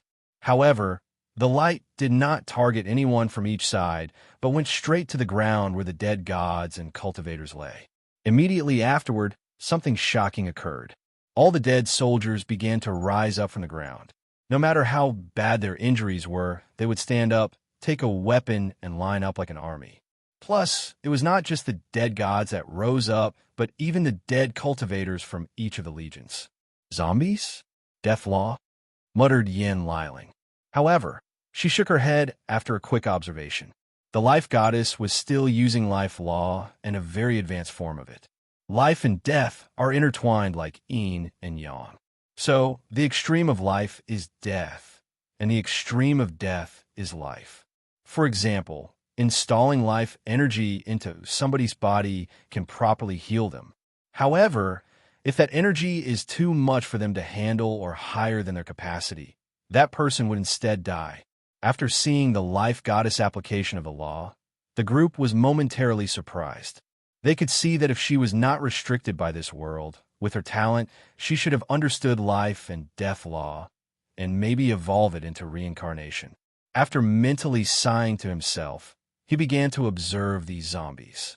He could tell that the life goddess took their remnant soul after being broken to animate their bodies. Additionally, she controlled the blood energy and resentment of the battlefield to strengthen their bodies. During the confrontation with the two legions, the zombies immediately had an advantage. Just like Tai Gang's army, they had no fear since they were incapable of such emotion. Stabbing or chopping part of their bodies did not stop them from moving forward. More importantly, their bodies were now more powerful than any magical weapons or armor. It took the soldiers more effort and power to kill one zombie. As a veteran commander, Li Jun could see that eventually his men would be tired even if they won this battle. Their stamina and origin essence was draining at much rapid rate. Should I begin the battle with the supreme gods? No, not yet. They have not been pushed to their limits yet. He then ordered both legions to start using spiritual attack. Since all the soldiers were in the supernatural realm and had access to their souls, this was possible. Immediately, positive results could be seen. The zombies only had remnant souls, not complete ones. As such, they were susceptible to spiritual attacks. Many of them started to die at a rate visible to the naked eye. And these zombies did get back up afterward. The soldiers were elated after seeing the result. Unfortunately, that elation did not last long. Not long afterward, their new tactics ceased to be effective. They could feel a shield around the soul of these zombies. It was like they all suddenly had a soul-protecting treasure. Although the soldiers were confused, Li Jun and the others immediately traced the source of this sudden change. It was one of the 20 supreme gods, the god of soul. He was a handsome young man with an extremely pale complexion, wearing a white robe. However, it seemed impossible to determine his clothes from his skin. He had a vertical scar on his forehead that looked like a third eye. The soul god is the one that protected the zombies. What we do now? Asked Tai Gang secretly through divine sense. How about you stall the supreme gods while we massacre their army? Suggested Wang Ju. Not yet, replied Li Jun. Let's use the cavalry first to test out the hidden means of these people. A space vortex appeared not far from Li Jun and Tai Gang as they summoned something from their space ring. Soon afterward, another army appeared on the battlefield and caught everyone's attention, and not just because of their number. All the soldiers of this group stood on top of a gigantic eagle 40 meters long and a wingspan of about 120 meters. The soldiers seemed to be glued on top of the eagle. To be precise, they seemed to be one and the same. Bonded together, each of them had long spears in their hands. These soldiers did not waste time after arriving. After receiving instructions, they rushed towards the god's army and started devastating them. The demonic eagles would tear apart anyone who stood on their way with their sharp claws. They would then use their speed and aerial maneuverability advantage to escape being besieged. Additionally, the soldiers on top of their heads would also send powerful attacks. Bodies began to fall on the ground at a rapid pace beyond the gods' expectations. Additionally, they saw another group that appeared on ground. They seemed to be chanting some kind of mantra. As they do so, the resentments of the fallen soldiers began to disappear. After their death, the soldiers were immediately led to reincarnation. So, the divine ability of the life goddess no longer worked. They could no longer resupply their zombie army with new soldiers. What should we do now? Asked the supreme gods through soul communication. Do you want to fight them head on? No. Their leaders seemed very powerful and can skip realms to fight. It's too dangerous. That's right. The reason we started this fight in the first place was to use number advantage to wear him out. I did not expect that their army was so powerful. There is no point of complaining or arguing, said the life goddess. War Goddess, it's time for you to use the same tactic during the War of Annihilation. No problem, she replied. However, we should be prepared for the worst, as we may have to fight head-on in the end. The War Goddess connected to her heavenly abode. A space tier appeared in front of her and the others. Then a bunch of tall individuals with blue and purple skin came out wearing golden armor and holding a variety of weapons. The shortest amount of them was 10 meters tall, while the tallest was over 100 meters. This was a giant army. After seeing this, Li Jun frowned deeply as he tried to remember some information. For what they know about this world, a very long time ago, before the age of the gods, there was another race in this world, the giant race. That race used to be the protagonist of this world, as even a world used to be referred to as Giant Supremacy World. Humans and demons were considered minorities, thus had little power. Despite the size of the giants, they were considered a peaceful race. They did not wantonly kill or mistreated the other races. However, conflict soon erupted between the human race and the giant race, simply because humans reproduced too fast. As time passed, they needed more resources to survive, let alone strive. Although the giants were peaceful by nature, it did not mean that they would allow another race to rule their world. So, the human race suffered a catastrophe as the majority of them were killed in a war. Because of how far this world is to the myriad emperor world, the origin system never actually reached this place. So, the cultivation of humans was basic and involved imitating the bodies of giants. So, they had no chance of winning. After that war, the giant race began to monitor the human race and laid out rules on the amount of their population. Everything seemed to be going well until the individual known as God King came into this world. He was very partial to humans and began to preach to them and spread the god cultivation system. Although he did not do anything to the giant race, he also prevented them from harming the human race. After the God King left the world, humans were now a prosperous race under the protection of the gods. A new war then began. Unlike the previous ones, this one was a one-sided slaughter with the power of the supreme gods.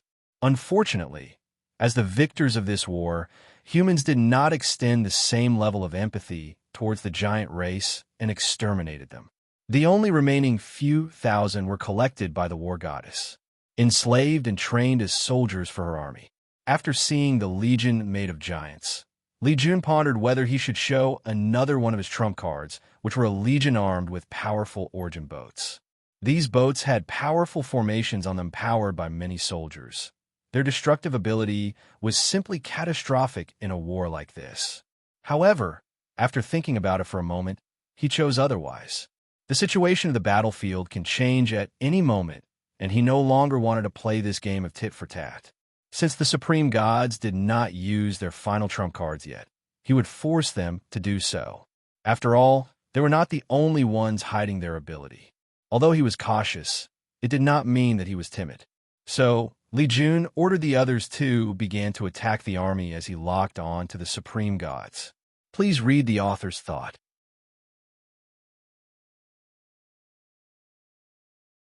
Chapter 349. Li Jun did not waste time, as he immediately used his signature move. He threw his spear with absolute strength, causing countless sonic booms on the air. The spear turned into a red light, leaving scars on the space itself as it traveled forward with unstoppable momentum. The faces of the supreme gods became terrible to look at. They did not expect this outsider to suddenly overthrow the board like this and be so decisive too. Nevertheless, they were still prepared for the outcome. The light god was the first to take action. Law power circulated around his body before rushing forward. As a person who controls light law, it is very easy for him to break the limits of physics. So his speed was countless times faster than the speed of light. That way, he turned into a streak of golden light and clashed with the spear. The sky was suddenly divided into two colors, blood red and holy gold. A few seconds later, the light god was pushed a few meters backward, but the spear's momentum was stopped. Then, out of nowhere, Li Jun suddenly appeared in front of him, holding a halberd this time. He slashed down. The light god felt a heavy pressure like a colossal mountain was weighing on him. Even before the attack hit, he was immobilized by the pressure. So, although he wanted to use his speed advantage to run away, he was simply incapable of doing so. Luckily for him, he was not alone. A water shield suddenly appeared to protect him. Boom! Despite defending the attack, the shockwave created pushed him a few dozen meters, and he spewed a few mouthfuls of blood. Li Jun looked in the direction of the person who took action. He saw the water god wave his hand to create a massive tsunami in the sky. The tall waves rushed to drown him. Li Jun raised his hand, and a ball of fire appeared in front of him. Then, the fire turned into a fire cannon. The fire instantly vaporized the upcoming water without even creating any steam. The fire cannon did stop, but rushed towards the water god, making him scared. He thought that he would be gone this time. Then, the war goddess, who was wearing black armor with a shield and spear, appeared and stopped the attack with her shield. Her hair danced in the sky as she looked at Li Jun, her eyes full of fighting intent. She inhaled deeply, and the sound of her doing so could be heard for 100 meters on. Then, some weird energy suddenly came all over the battlefield and entered her body. Her aura suddenly drastically increased. As a goddess of war, her strength will drastically increase during wars, so she was now at her peak. Without hesitation, he rushed towards Li Jun to clash head-on. Countless shadows appeared as Li Jun swung his halberd with unmatched speed.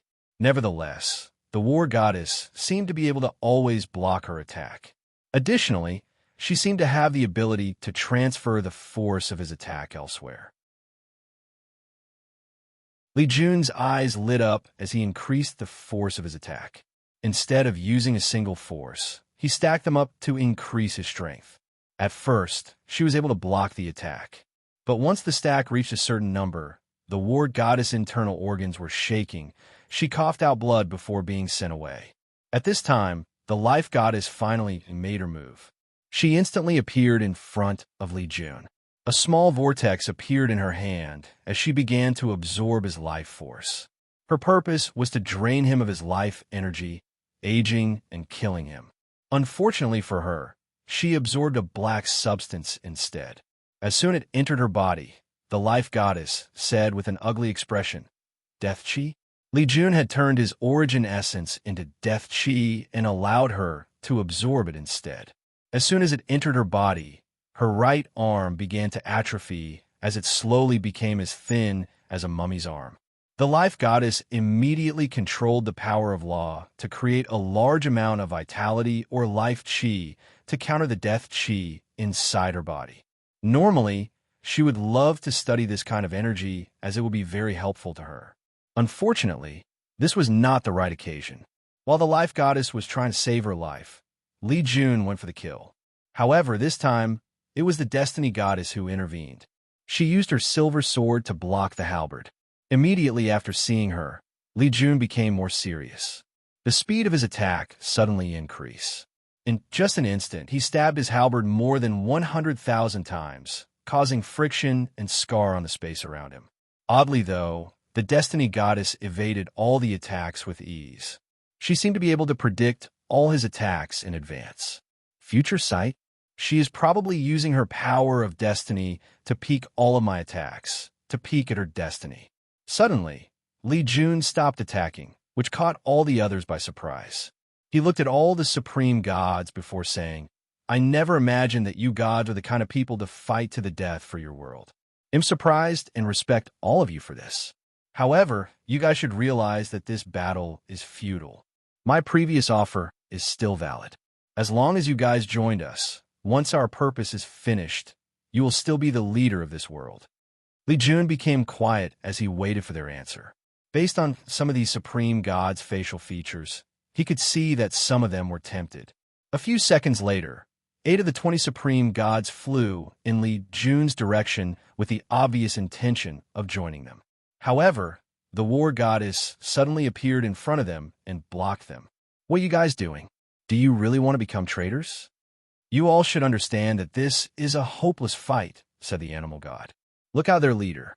Although he faced more than 20 of us at once, his breath is perfectly normal and not a single sweat could be seen on his forehead, and his aura is calm and smooth. Obviously, he has not tried his best, yet he is already so powerful. The animal god is correct, added the shadow god. This is a pointless fight. It's best to join the winning side and leave a fire of hope for our god civilization. You, said the war goddess. As for the other supreme gods, they only sighed and did not say anything. Truth be told, many of them felt the same way. However, their pride will not allow them to bow to other people.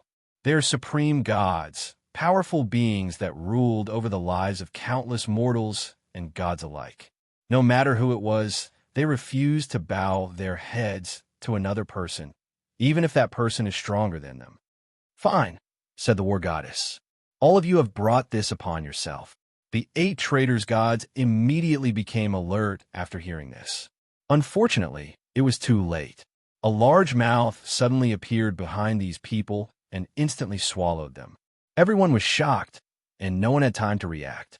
Many of the supreme gods were wondering what this mouth was. While Li Jun knew that this was the manifestation of the god swallowing technique, he distributed the Mortal Freedom Alliance and the other people with fortunate encounters.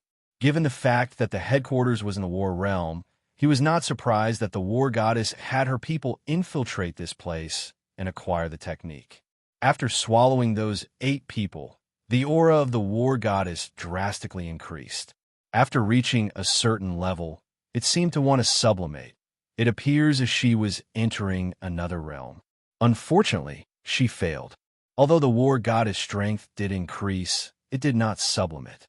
With Li Jun's judgment, he could tell that she was really close to the saint realm.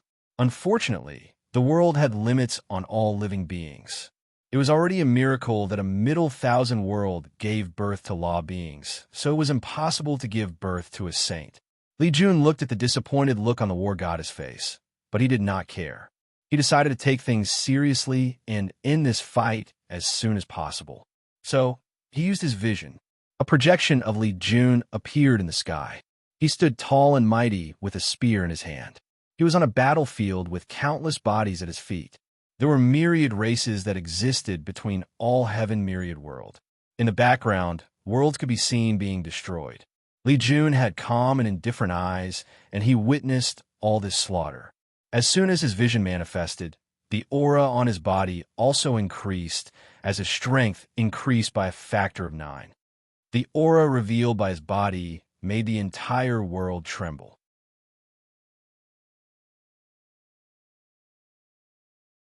Chapter 350. After showing his vision and preparing to show his full power, Li Jun could feel an intense rejection from the world. He knew that it was because his power reached beyond the limit of this world. Fortunately, he was powerful enough to ignore the heavenly Tao of this world. However, he also decided to be careful, since if he used too much strength, he might destroy the entire world. Li Jun gave a glance at the other people in his group. He saw the other 3 single-handedly suppressing the god and giant legions. However, according to his orders, they did not wantonly slaughter these people. No, they were just immobilized and had their powers sealed. These people were nothing but cannon fodders in this war. Now that he decided to deal with the supreme gods, Li Jun decided to spare them since they had value as believers.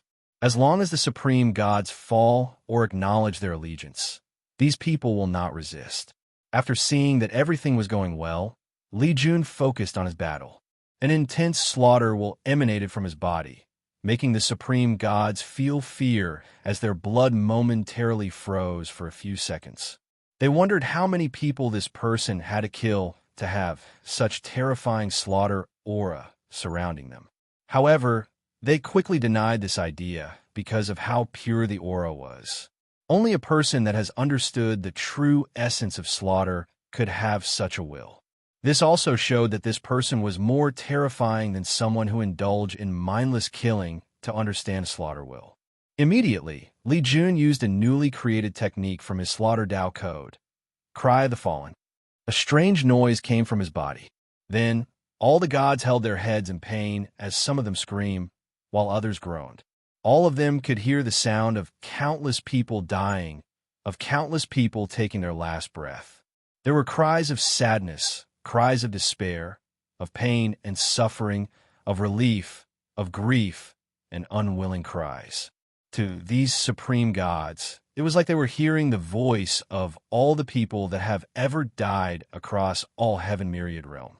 All the negative mood and intense emotions of these cries completely overwhelmed their souls. So, they hurriedly used their law to protect themselves. All of them succeed except for one, the soul god. With his understanding of the law of soul, he should have been the one less affected by this attack. Unfortunately for him, the attack was directed at him, so he suffered the heaviest blow. The soul god felt like his soul was being drawn by all these voices. He felt like countless people were dragging him deep under the ocean to drown him. He hurriedly used a soul shield to protect himself, but it was proven to be useless. Despair suddenly overcame the soul god. As soon as such emotion came to him, the attacks seemed to intensify. The voices became louder and louder, until, boom, his soul exploded. The soul god was killed. One down, 11 to go, muttered Li Jun. In just a few seconds that he killed the soul god, the others have already stopped his attack.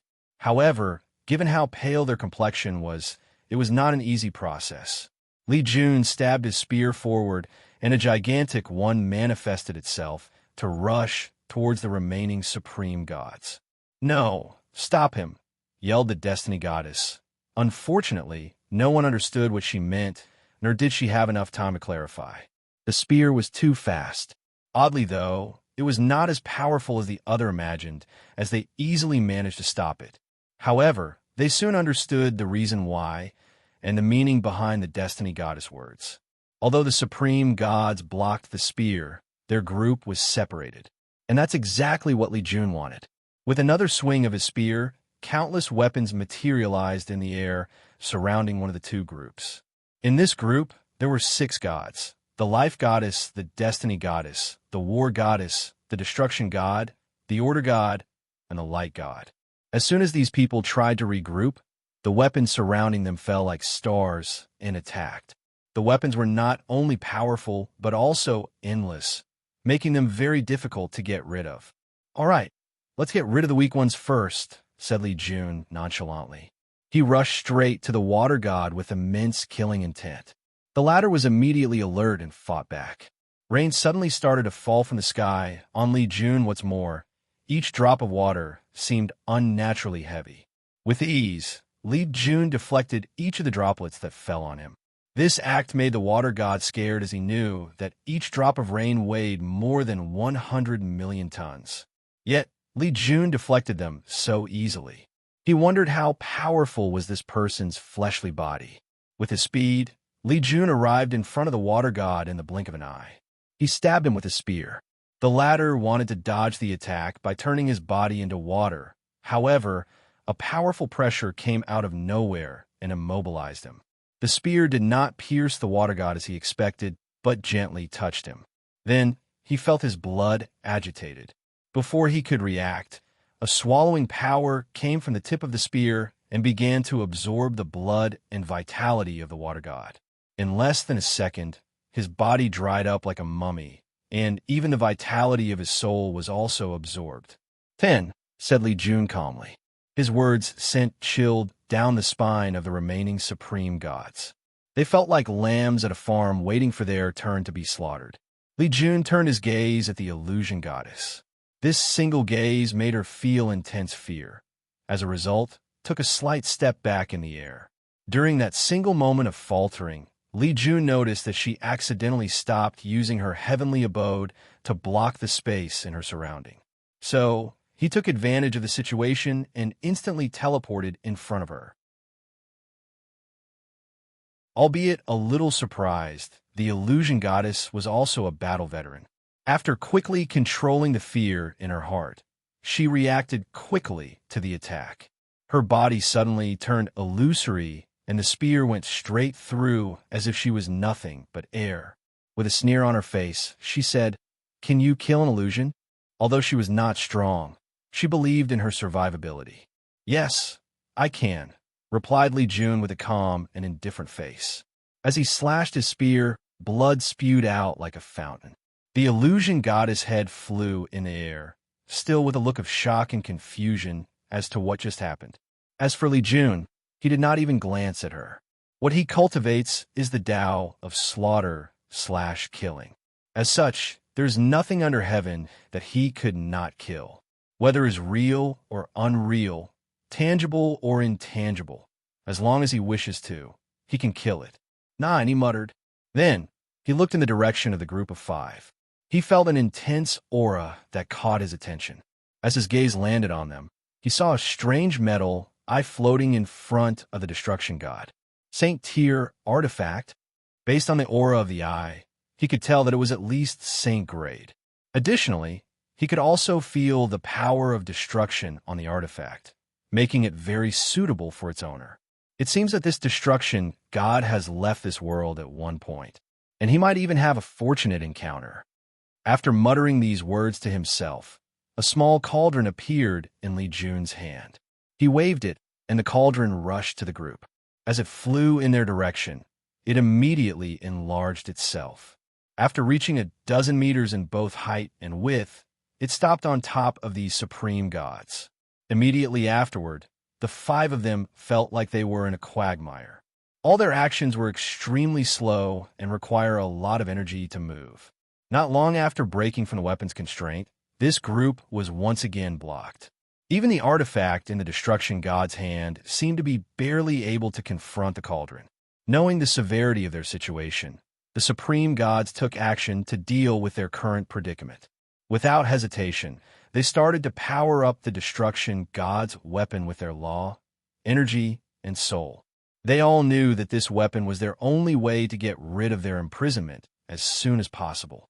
In the current situation, even an idiot could tell that once the outsider leader dealt with the remaining supreme gods, it will soon be their turn.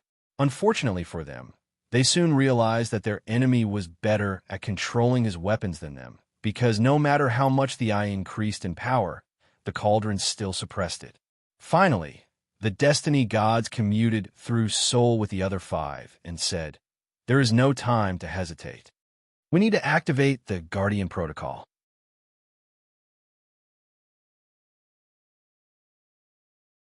Chapter 351. The other supreme gods were silent for a moment after hearing the Destiny Goddess words. Although they knew she was right, there was still a problem. Mingyun, that's easy to say. We all know that a sacrifice is needed to do so. Who will be the sacrifice? Easy. Isn't there someone else here? You mean the war goddess. The light god suddenly sneered after hearing this. I always thought you were a noble god, always doing things for the good of our world. However, I was wrong. Everything you did was just to save your life. The Destiny Goddess did not answer. She simply ignored his snide remark. As for her suggestion, the other 4 pondered it and realized that this was the best option. However, before making a final decision, the Order God suddenly said, "This will not work. A lot of time is needed for the protocol to activate. Do you think the outsiders will give us that time?" "Order God, you mean?" asked the Life Goddess. "I will be the sacrifice. During that time, you guys asked the War Goddess to buy us enough time." The remaining 4 became quiet, and no one persuaded him otherwise. All of them wanted to live through this catastrophe and return to their glorious era of lording over this world. The Order God didn't mind this reaction. Truth be told, he has a great secret. Amongst all the supreme gods, he has lived the longest. One could say that his lifespan has long surpassed the 100 million year limit of Supreme God. The reason for that was because he witnessed the coming of the God King in this world. He was one of the first humans who listened to the God King preaching, and one of the first gods that appeared in this world. He survived the War of the Giant and the War of Extinction. Over the years, countless supreme gods have been born and died, replaced by others. But he was still alive. As for the secret of his long life, another simple answer: his fanatic worship of the God King.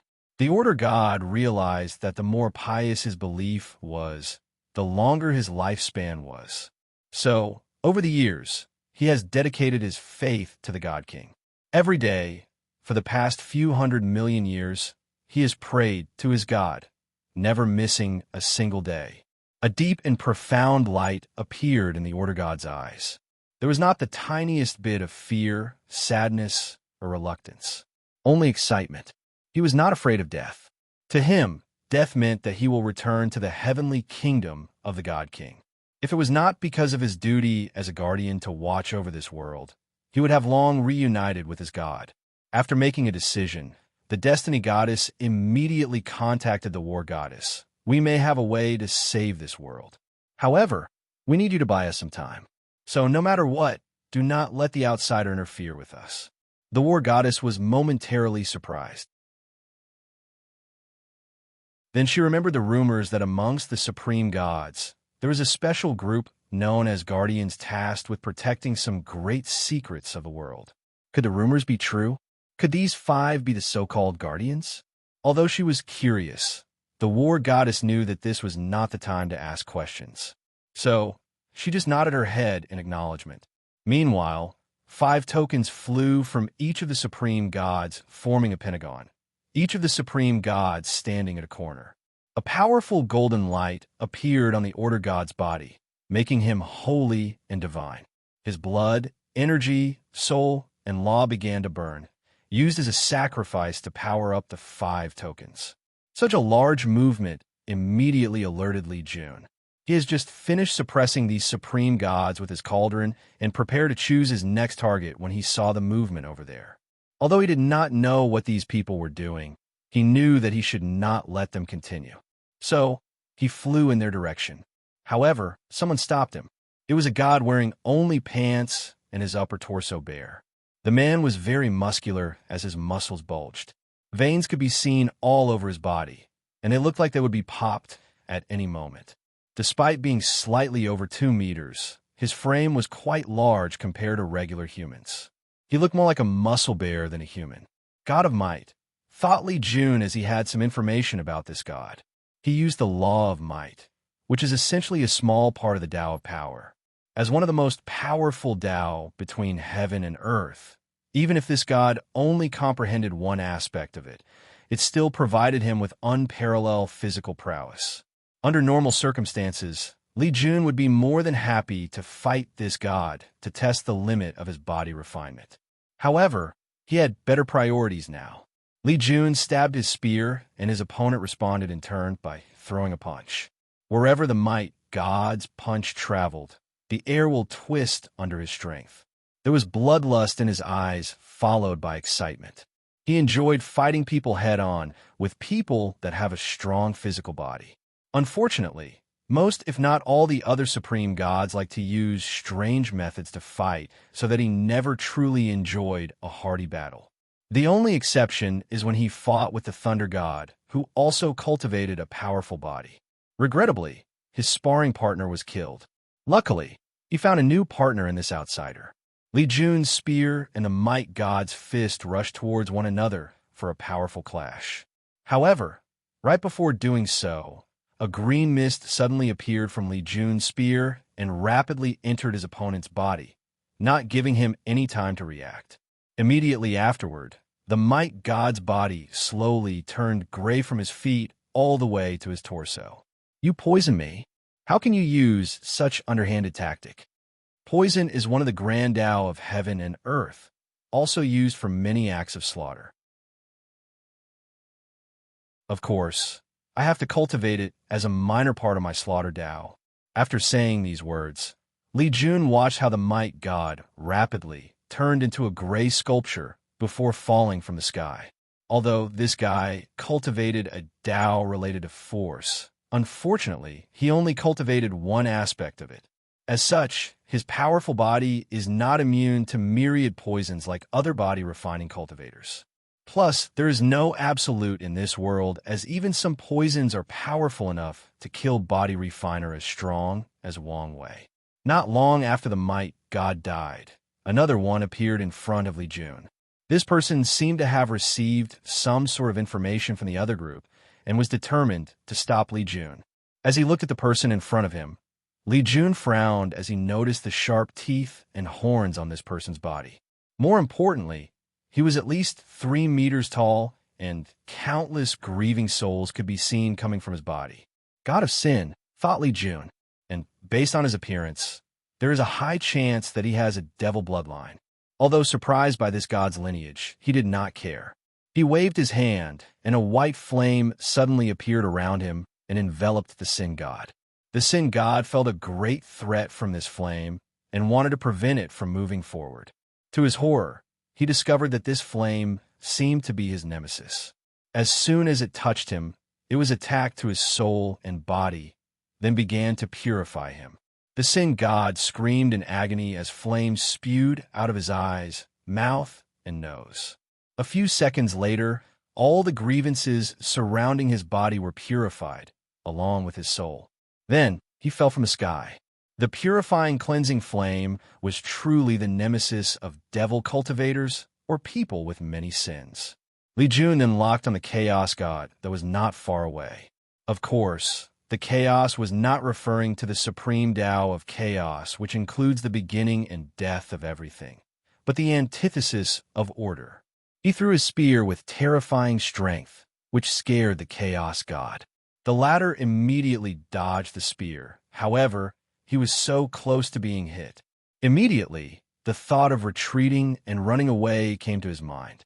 Unfortunately, before he could put his plan into action, Li Jun suddenly appeared before him. The Chaos God only saw a flash of light before everything stooped. With an incredible look on his face, he saw 2 swords in Li Jun's hand before a look of sudden realization came to him. Finally, his body turned into a million of pieces before falling from the sky. All of this happened in less than 5 minutes. Yet, Li Jun felt that he wasted too much time. He rushed to the group that was doing the weird ceremony. However, he was once again stopped, this time by the war goddess. She seemed to have used a secret method to burn her blood and divine energy to increase her strength. With this, she was able to get rid of the suppression of the cauldron. Based on her aura, Li Jun could tell that her strength had reached the Saint Realm. Although this power was not sustainable, it was more than enough to delay him. The two began to clash. As expected, Li Jun only had a slight advantage. With each clash, he pushed her a few dozen meters behind. The power of law spread throughout the heavens, and as a result, the entire world began to shake. The power of these two exceeded the limit of this world, so destruction seemed inevitable. Tai Gang, Yin Liling, and Wang Ju immediately became serious after noticing this. They left what they were doing and began to use their powers to reinforce the Destiny Realm and ensure that the clash between these two did not spread further. As for the mortals and weak gods, they acted quick enough to place all these people into their space ring to save their lives. With more clashes, wounds could be seen all over the war god's body. However, her battle strength did not decrease as time passed by. As a person who cultivated the law of war, she will also become stronger the more she fought. Plus, she also burned her lifespan to sustain her current strength. At this point, she did not care about the fate of this world or anything else for that matter. All she cared about was this battle, the most intense battle she ever fought in her life. A slight smile could be seen in the corner of her mouth. Li Jun used his innate talent to summon a bunch of soldiers. Then he sacrificed their lives to increase his battle strength. However, to his surprise, the war goddess did the same thing with her power of law. With the increase in strength, the battle became more intense. The people who were reinforcing the realm had a more difficult time doing so. They had to use simple formations to further stabilize the Destiny Realm. Otherwise, if something happened to this world, their entire purpose of coming here would have been in vain. They would have to find another world and start all over. However, not long afterward, the two suddenly stopped. Li Jun raised his head to look in the direction of the other group, and immediately, his face became ugly. A gigantic palm suddenly descended from heaven. The palm was golden and contained divine holiness to it. It was as if it was saying that it was people's honor to be killed by it. Boom! Li Jun's body exploded into countless drops of blood, and his soul was annihilated. He did not have a single chance at resisting.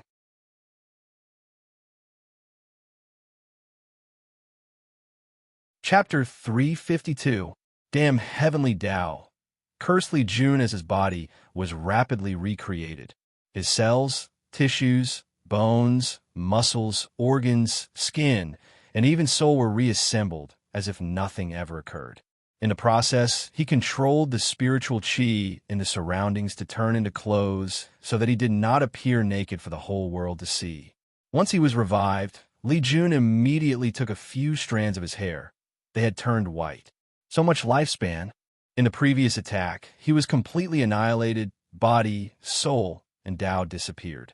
The reason that he resurrected himself was due to his taboo innate talent. Although he previously used it against his battle with Dition, beforehand, he still studied it extendedly.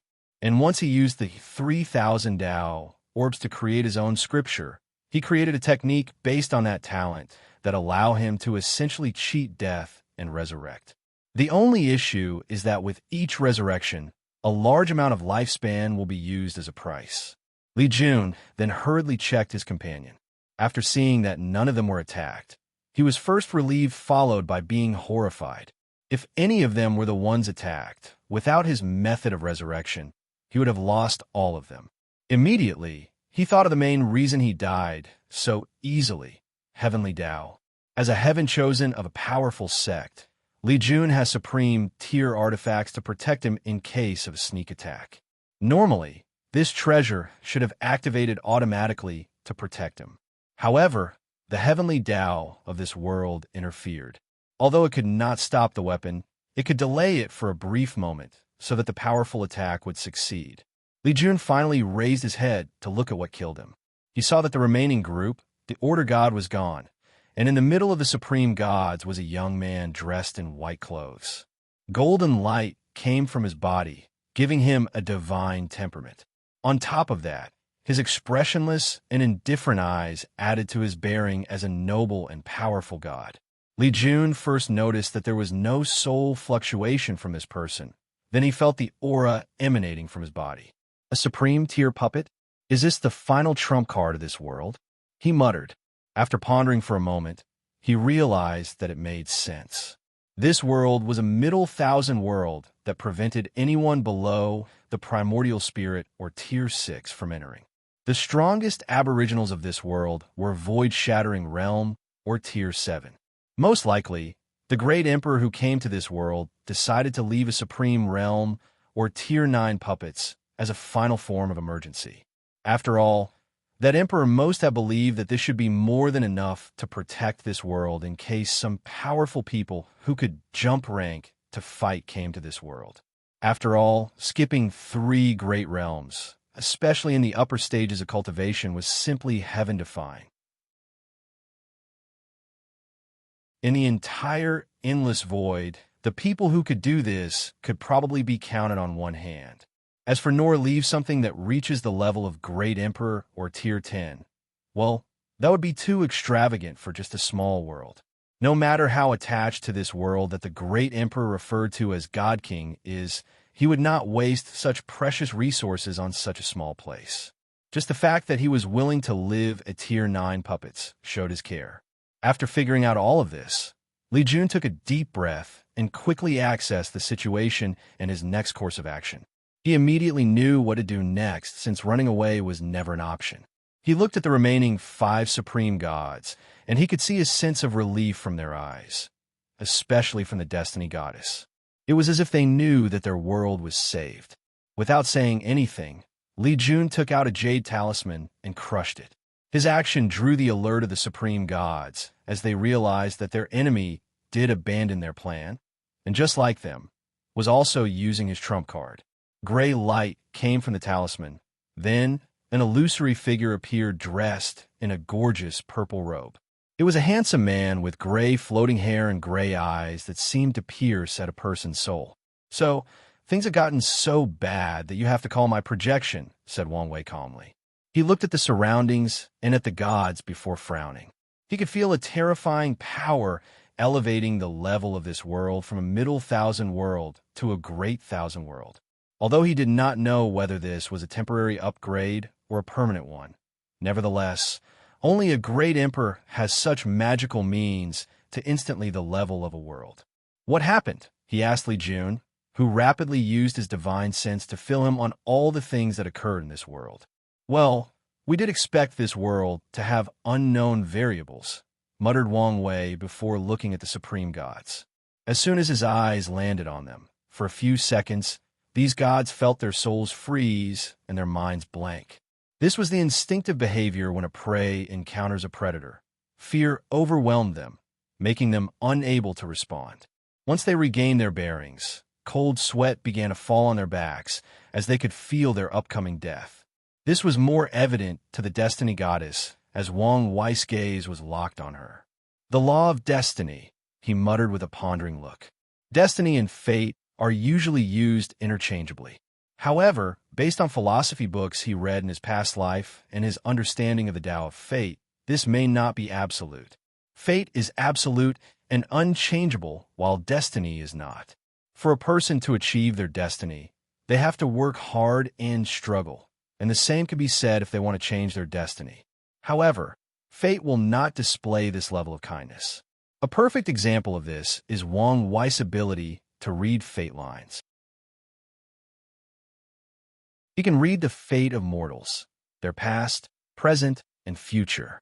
However, when it comes to cultivators, he can only see their past and present, albeit they have to not resist or he has to overpower them. This is because cultivators have taken control of their destiny, so their future is not set in stone. However, they still have something called nexus of fate, something that is bound to happen in their lives no matter what they do, what choices they make, it will happen. So far, Wang Wei has not encountered one cultivator that does not have a fate nexus, even his grandfather. I wonder what my fate nexus is, thought Wang Wei. Unfortunately, he does not yet have the ability to see his own fate, let alone others. My projection cannot stay long in this world, so let's end this as quickly as possible. He clenched his fist and punched frowny face fate annihilation fist. The world suddenly turned into black and white for a few seconds before returning to normal. Then, there was nothing else. No shockwave, no dazzling light, no mighty explosion. Nothing but a slight color change. And in that brief transition, the supreme tier puppet along with the supreme gods disappeared as if they never existed in the world. They did not scream, struggle, or even react for that matter. They were just gone, forever annihilated or erased from the river of fate. There were only two things that showed that these people existed. No, that showed that they once stood where they were. The first one is the metal eye of the destruction god, and the other is a golden illusory person which was the soul of the destiny goddess. Wang Wei waved his hand, and many runes appeared on the soul and sealed it. The destruction eye is for you, while the soul is for me. Keep it for when my real body arrived in this world. Am interested in studying her destiny law, said Wang Wei. Big brother, you should have sealed the puppet as well.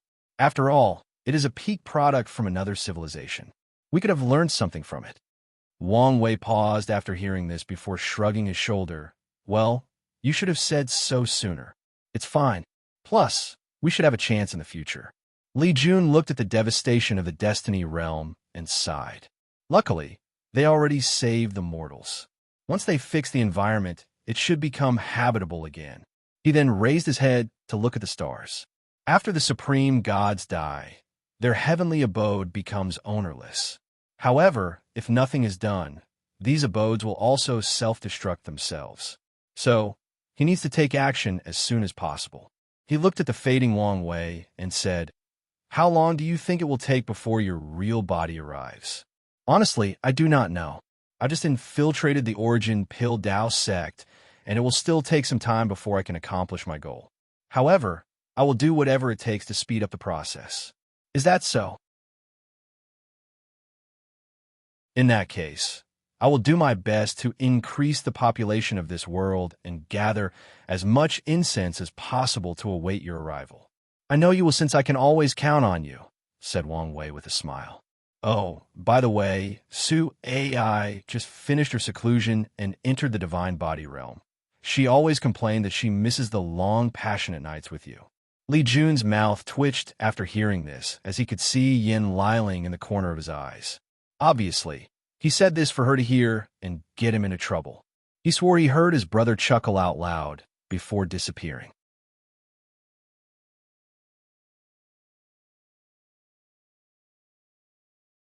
Chapter 353.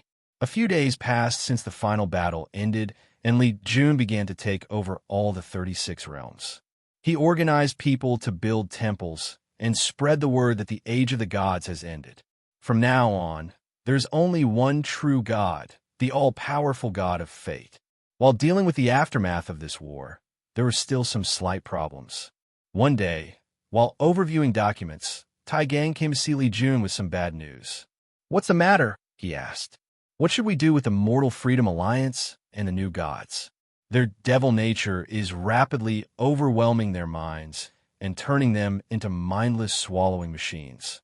Li Jun frowned. "Could we purify their mind to return to normal? We tried that. Although it succeeded, the price and times required to heal even a demigod is honestly not worth it." After pondering for a moment, Li Jun understood the crux of the problem. The god system does not cultivate the mind, spirit, or state of mind. As such, they're easily influenced by the devil technique. According to their original plan, after these people created enough chaos and weakened the power of the supreme gods, the group would jump in and help them suppress their devil nature. Finally, these people will be forced to hand over their faith to Wang Wei if they do not want their minds to be overtaken. Unfortunately, the Destiny Goddess, probably manipulation, seemed to have accelerated the process. Additionally, the group did not take into account the fact that these gods' state of mind was so weak. I could use Buddhism methods to cleanse their minds. However, he quickly removed this idea from his head. He knew the horror of the Absolute Emperor's magic from Wang Wei's description. Although there was a chance that the crystal wall of this world would be able to block that technique, that is only a possibility. Unless the God King of this world was also an eternal emperor on the same level as the absolute beginning emperor. Even then, this might not work. After all, there have been many eternal emperors from different world communities, yet that technique still exists to this day. Li Jun did not believe for a moment that at least one of them did not try to remove that magic. So, after pondering for a while, he quickly came up with an idea. Before the Destiny realm is reconstructed, place all of them in there and have them swallow one another until a few supreme gods are born. "Do you want to deal with these people using the same method as the Death God?" said Tai Gang with shining eyes.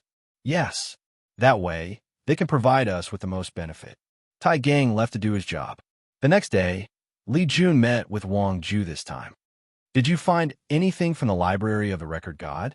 Besides a few incomplete cultivation techniques of the world community next to us, there's only one noteworthy thing. Based on our analysis, there's a great possibility that the God King was a wounded great emperor who landed on this world. The creation of the crystal wall was most likely a way to hide while healing from his injuries." Li Jun furrowed his brow a little as he pondered the value of this information. Then his eyes lit up. "Did you find his blood? Or at least a place that was drenched on his blood? A great emperor's blood is of great value. If they could find it, then the value of this world would increase dramatically." "Unfortunately, no. We have searched every corner, but did not find anything. Keep searching. Use Void Sensing Talisman to see if there are any secret realms around. Search the Supreme God's heavenly abode to see if they have discovered anything or have any kind of information." Wang Ju nodded her head before leaving. She had to dispatch the Fate Shadow Guard to once again search every corner of this place. This was exhausting work. While Li Jun got back to his work, a few hours later, Yin Liling came to see him. He could tell that she was happy as she was not only smiling but also humming a song. Her voice was heavenly, at least to him. "Why are you in such a good mood?" he asked. "I invented a new pill. You have invented many new pill recipes. What's so unique about this one?" "This is an interesting new pill. I have discovered that the souls of these gods are combined with the power of incense. And as you know, incense can help people enter the primordial spirit realm. So, I created a pill using their souls as the main material that increased the success rate of entering the primordial spirit realm. I called it Incense Refining Pill. What's the percentage? 40%. Li Jun's eyes lit up after hearing this. From his knowledge, the best pill that helps people enter the primordial spirit realm is the soul transformation pill, and the success rate is 25%. We could cultivate a few supreme gods and use their soul to refine your pill. Maybe it will be helpful to Big Brother Wang Wei in his breakthrough attempt. That was exactly my plan, replied Yen Liling. Moreover, I could try to refine a Saint Grade 1. With Big Brother's soul, he should be able to withstand it. All right, I will send new orders to Tai Gang. Their conversation ended quickly as the two were extremely busy. Yen Liling went back to her pill refining, trying to see if she could increase the success rate of her new pill. Li Jun had many things to deal with, especially when it came to reforming the views and understanding of mortals. The majority of them are still too reliant on the gods to do everything, while at the same time, many refuse to acknowledge the fact that the gods they believed in were dead. Not to mention, he had to deal with all the fanatic believers committing mass suicide and the depression that these mortals felt after losing their spiritual substance. It was only 3 days later that the situation stabilized enough for him that he could take a break. Not wanting to waste time, Li Jun began to study and refine the Eye of Destruction that he acquired after the final battle. This was a Saint-grade artifact that contained the Law of Destruction. Li Jun planned to first refine this weapon as his own, and when he enters the void-shattering realm, try to comprehend a little bit of destruction law to fuse with his slaughter Dao. Myriad Emperor World, Northern Black Tortoise Continent, Secret Realm. Wang Wei's clone, who was floating in the air in front of countless arrays, suddenly opened his eyes. A new memory appeared inside his mind out of sudden. With squinted his eyes, he muttered, "It took more than 200 years for the memory of what happened in the world to reach me. Why is that? Could it be because of the distance, or because of the crystal wall?" He sighed before placing this question in the back of his head. In the past 200 years, he has studied all the arrays in this mountain, so his accomplishment as an array master increased at an alarming rate. Despite this, he was still not even close to halfway through the mountain. He raised his head to look far ahead of him and saw Lu Meixia's group, who was the farthest.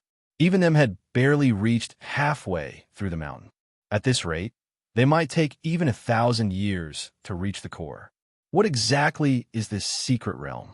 Wang Wei could not come up with any guesses, so far as not only does he not have enough information, there are too many possibilities.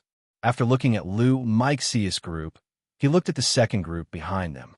This group was composed of demon races. They were very eye-catching, not because of their position, but because of their madness. These people started at a similar time as everyone else, but they quickly surpassed everyone. The reason was that these demon races did not care about their injury. They attacked and destroyed the formation without a care for their lives. Because of this, all of them were severely injured, yet they did not seem to care. Wang Wei could even see that many of them have injured their foundation in the process. The demon race must know something about this secret realm, and something inside must be very attractive to them. Wang Wei then finally looked at Jian Wushuang and the people from the sword-casting villa. He could see that the latter had entered the earth stage of the divine body realm and began to open his orifices. Wang Wei then got back to his own business. He first took out a talisman to review some information he received in the past 200 years because of his deep meditation.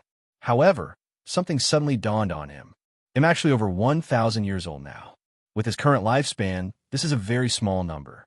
After all, his cultivation realm grants him 90,000 years of life, and his fleshly body granted him over 500,000 years, which was the average lifespan of Saint. However, when compared to his past life, this was a very long time, especially in comparison to the average human lifespan of fewer than 100 years old.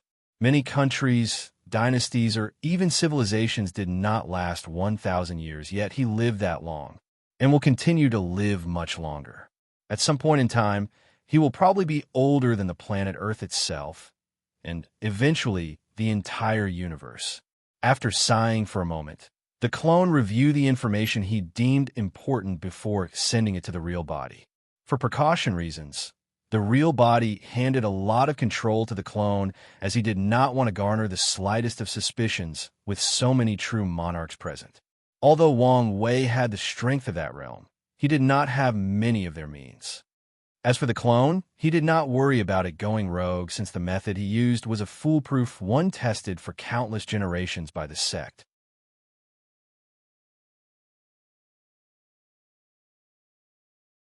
Chapter 354.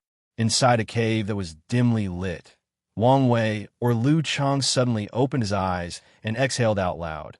Then a wry smile appeared on his face. After 200 years, I could only cultivate to the peak of the supernatural realm, and that's only because I'm the one in charge. This Lu Chang's talent for cultivation is truly mediocre. After stealing many fortunate encounters and using countless resources, he finally managed to engrave 50 origin pattern in the base of his good fortune lamp. One of the reasons that it took so long was not because Wang Wei also had to study Lu Chang's innate talent and also increase his alchemy level. Truth be told, Lu Chang's talent is not as bad as he said. 200 years is nothing compared to the 10,000 years of the lifespan of supernatural realm cultivators. Some people will spend their entire life without being able to break through, while some will spend thousands of years to do so. It's only because Wang Wei's vision is too high that he complained. Of course, these 200 years were not in vain. He looked at the book in his hand that contained his writing. With these notes, I should be able to create a technique that replaced Lu Chang's innate talent. Wang Wei had great ambition for this technique, as once succeed, it would be of great value to him, even after becoming a great emperor. The essence of that technique will be to have precise control of not only his strength but even the law. That way, he can bring out more power using less. After putting away his notes, Wang Wei finally focused on the message sent by the clones.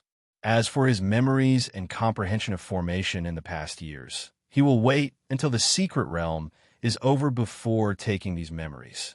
After reviewing the information sent over, his mouth suddenly twitched. "This lazy guy," he muttered. The clone did not summarize and analyze the information.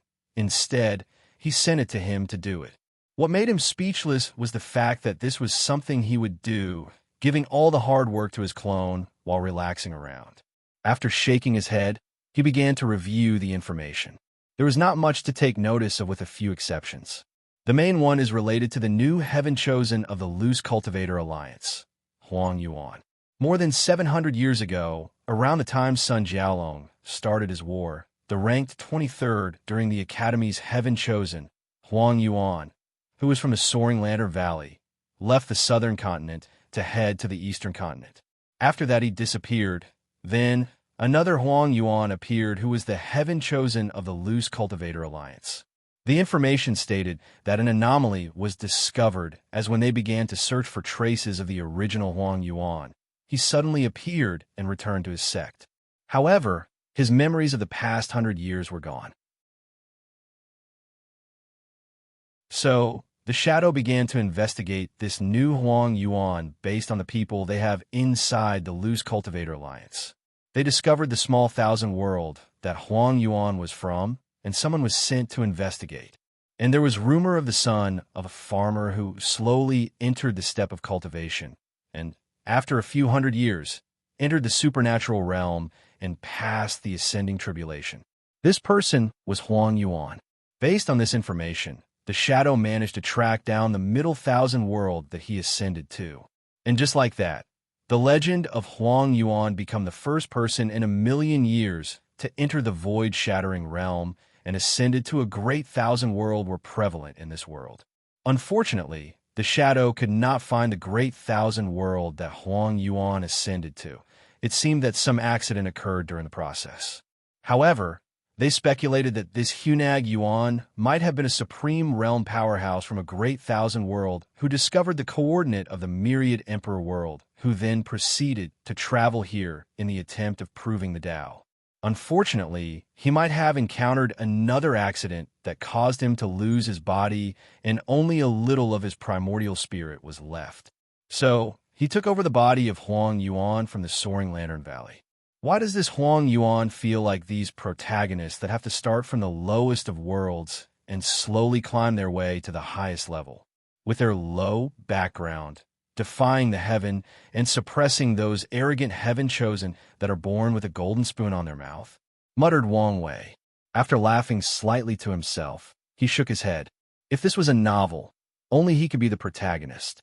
Furthermore, Huang Yuan's journey was not that unique. Throughout history, there have been many people like him, people born with extraordinary luck that slowly rose from the lower realm. Some of them achieved supreme and lived for millions of years, while some also became emperor and proved the Tao, becoming immortal. Wang Wei did not care much about Huang Yuan's background. What he cared about was when and how did this old Huang Yuan occupy the new one. If it was after the Academy's tournament, then the question is, how did he deceive heavenly Tao? Unless the latter allowed it, this should not be possible. If it was before the tournament, the single moment he placed his name on that book, he would have been discovered. Wang Wei pondered for a moment. From what he knows about heavenly Tao and his discussions with Wu Hong, he knew that its main job is to cultivate a powerful great emperor. So, when it comes to outsiders like Huang Yuan who has a lot of potential, it is not beyond it to allow him to exist as he can become a high contender for the throne. As long as he used an identity token to become a citizen of this world and has his brand labeled with the Myriad Emperor world, it is not a problem. However, if old Huang Yuan's body possessed someone, the moment he was discovered by Heavenly Tao once he placed his name on the Heavenly Protection Book, his soul would be expelled. After all, the latter is still considered a foreigner before he acquires the token. After thinking about this, Wang Wei quickly went over a file that contained all information about the original Huang Yuan. He was a very talented individual, and many people in his sect placed a lot of hope on him, and the latter delivered. In the tournament, he successfully entered the top 30 and made his sect proud. However, one thing did catch Wang Wei's attention. During his journey back from the tournament, Huang Yuan became sick and laid in bed for a few days. The sect master of the Soaring Lantern Valley thought that something was wrong with his cultivation, so he hurried home to have the Supreme Elder check him out. Luckily, even before arriving, Huang Yuan got better. According to the information the Shadows gathered by reading many people's memories, many of Huang Yuan's fellow brothers and sisters and the maids around him discovered that his personality had a slight change. These people assumed that it was because of his recent fame and glory, or because of his recent sickness, so they did place this anomaly on the back of their heads. Plus, Huang Yuan returned to normal afterward. This should be the time he got possessed. And after assimilating the memories of the original Huang Yuan, he began to imitate his normal behavior, thought Wang Wei as his brain rapidly functioned and analyzed the information in front of him. The Soaring Lantern Valley is a supreme land, so they should have treasures that could detect whether their disciples have been body-possessed by someone else's primordial spirit. However, they did not detect anything this time. On top of that, this Huang Yuan was not discovered by Heavenly Tao and ejected out of the original owner's body. That can only mean one thing. This guy has a way to even hide from Heavenly Tao. His strength is not merely enough to do such a thing, so this can only be some kind of treasure. No supreme tier or quasi-emperor artifact can do so, as many people have tried using this level of weapons to kill those immortal heaven-chosens on the book. So, it can only be either a high-level innate treasure or an emperor artifact, and not an ordinary one at that. Wang Wei's eyes lit up as he felt like he came closer to the truth. Emperor artifacts are not easy to use or refine. Emperor lineages or families have an advantage in this situation as their artifact have either bloodline restriction or luck restriction. These restrictions prevent other people from using these artifacts even after acquiring them, but also lower the threshold for descendants to either refine and use these weapons. As for innate treasures, forget how rare they are. They're even more arrogant than Emperor Artifact because they were bred by heaven and earth. Based on his background, Huang Yuan must have had a fortunate encounter to acquire a weapon of that rank. So if he wanted to refine it, it could only be done in a very high realm. Huang Yuan used to be a supreme realm powerhouse, so he should be able to refine the artifact after many years. However, the state he was in was most likely caused during the process of acquiring it. In his situation, if he wanted to refine such a weapon, he could only wait until he recuperate, or Wang Wei placed himself in Huang Yuan's shoes to guess his actions. If it was him, he would want to use this powerful weapon to recast his foundation so that he has a better chance at the throne in the future. And the best way to do this is to immediately refine. In his current situation of being only a primordial spirit, the best choice would be to use the immortality of these heaven-chosens to rapidly refine this treasure. Just after making such a plan, he discovered one of these people not only had the same name as him, but also not from an emperor lineage with their powerful means.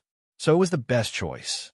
Wang Wei's mouth twitched as he realized how lucky this Huang Yuan was. He was most likely a son of destiny in the lower realm. He opened his eyes and sighed. After deducing all of this, he now knew Huang Yuan's hidden card and could guard against it. After deciding to pay more attention to him, he continued to review the other information. To his disappointment, nothing was found about Huafeng Wang. The only noteworthy information was that a few days ago, the Heaven Mystery Pavilion activated their sex formation and blocked contact with the outside world. As for the reason, nothing was known at the moment. Once finished, Wang Wei prepared to leave this place. However, he suddenly felt something and looked in one direction. Has the karma backlash begun? He muttered softly.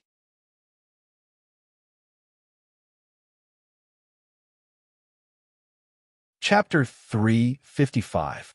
Many years ago, Wang Wei predicted the karma backlash he would face because he stole many people's luck using a shoddy method, and the fact that he was so weak. So, he was prepared in advance and delayed the backlash for as long as possible.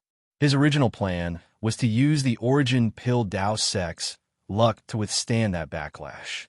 As long as he met with his third senior and used her strength, the backlash, which came in the form of countless people chasing him for stealing from them, would be solved. However, another plan came in mind. He wanted to use this situation to get some answers regarding the flame controlling art.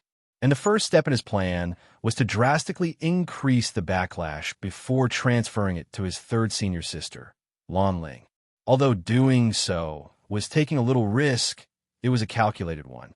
Unfortunately, Wang Wei did not have a deep understanding of karma to magically transfer the backlash to another person. So, he used ordinary means.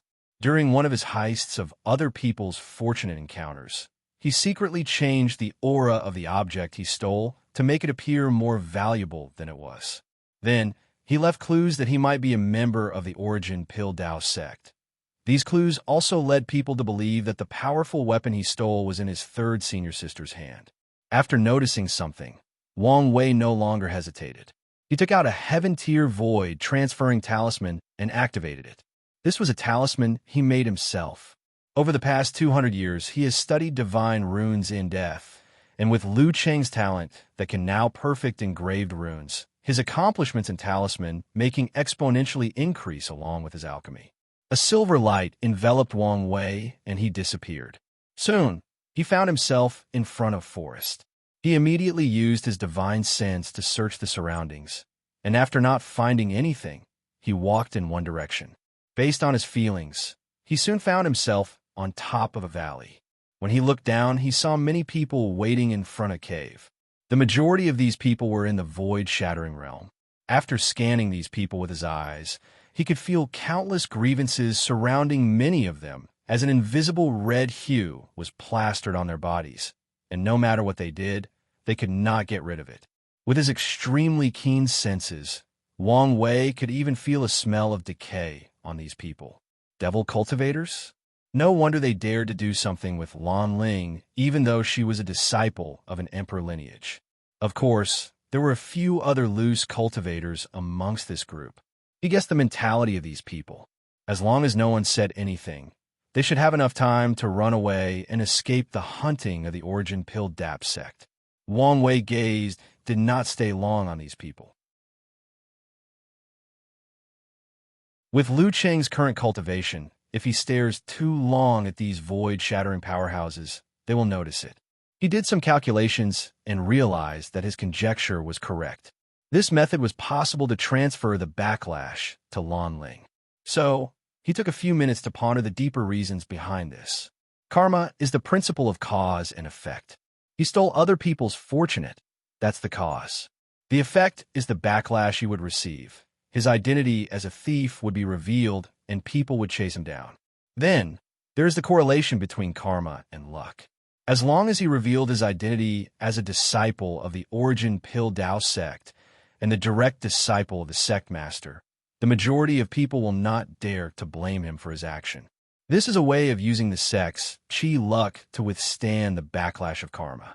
However, if the cause is strong enough, meaning one of the fortunate encounters he stole is precious enough, the effect/backlash will not be so easily blocked by his sect's luck. This is the current situation of his third senior sister after shifting the backlash to her. A trace of enlightenment flashed across Wang Wei's eyes. Unfortunately, it was not enough. However, he was happy as he had a foundation to understand the Tao of karma in the future. With a smile on his face, Wang Wei looked at the cave that stopped all these people. A purple miasma could be seen coming from it. Just by the color, one could tell that this thing was highly poisonous, even to beings of law like these people. He took out 5 pills from his space ring while muttering. Could this be considered poetic justice? Or fate? He did not throw the pill. With these people's reflexes and their current strength, they would immediately realize something and evade it. Instead, he took out another void transferring talisman. This one was of the highest quality and did not produce any space fluctuation. He activated it before sending the pills inside. Clouds of red, green, and dark suddenly enveloped the crowds. Who dares to sneak attack this young master? Roared one of the devil cultivators, who immediately proceeded to manifest his law to protect himself. Unfortunately, to his horror, he discovered that it was useless. On the contrary, the more he used his law, the faster the poison spread to his body and soul. Heaven-grade law, corroding poison. Could the reinforcement of the Origin Pill Dao sect already arrived? Unfortunately, this was the last thought of this person along with the rest. Their skin soon turned black before dissolving into a pool of green blood and pus. With a calm look on his face, Wang Wei waved his hand, and a gust of wind blew the poisonous gas in the valley. He ate a few antidotes and poison restance pill before flying into the cave, full of poison miasma. Because of the purple vapor in the cave, Wang Wei could not see anything, so he had to rely on his divine sense.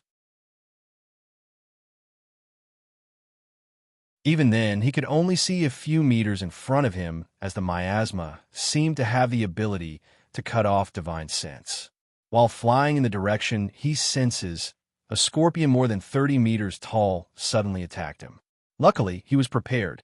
A talisman was already in his hand, and a moon-shaped sword light flashed and cut the scorpion into 2. He nodded in satisfaction with this sharp gold talisman. Without pausing, he continued on his way. During the fly, Wang Wei encountered many demons. Most of them were poisonous kinds like centipedes, snakes, scorpions, and toads. 30 minutes later, he arrived at a smaller cave. However, this time, he could see a pink fog coming out. With a frown on his face, he took a few more heaven-grade poison-resistant pill, placed a shield around him, and entered. Unfortunately for him, as soon as he walked, his shield proved to be useless. The fog entered his body, ignoring the shield. The fog even ignored the pills that he took and started to directly influence his mind. Immediately, Wang Wei felt his blood rapidly rush. The young energy in his body intensified. Countless pictures of beautiful women flashed in his mind as lust became the dominant emotion. No, the only emotion. With a slight groan, Wang Wei suppressed his desire. Unfortunately, he could not control his physical reaction. Ignoring these unimportant things, he looked around to see Lan Ling lying on the floor.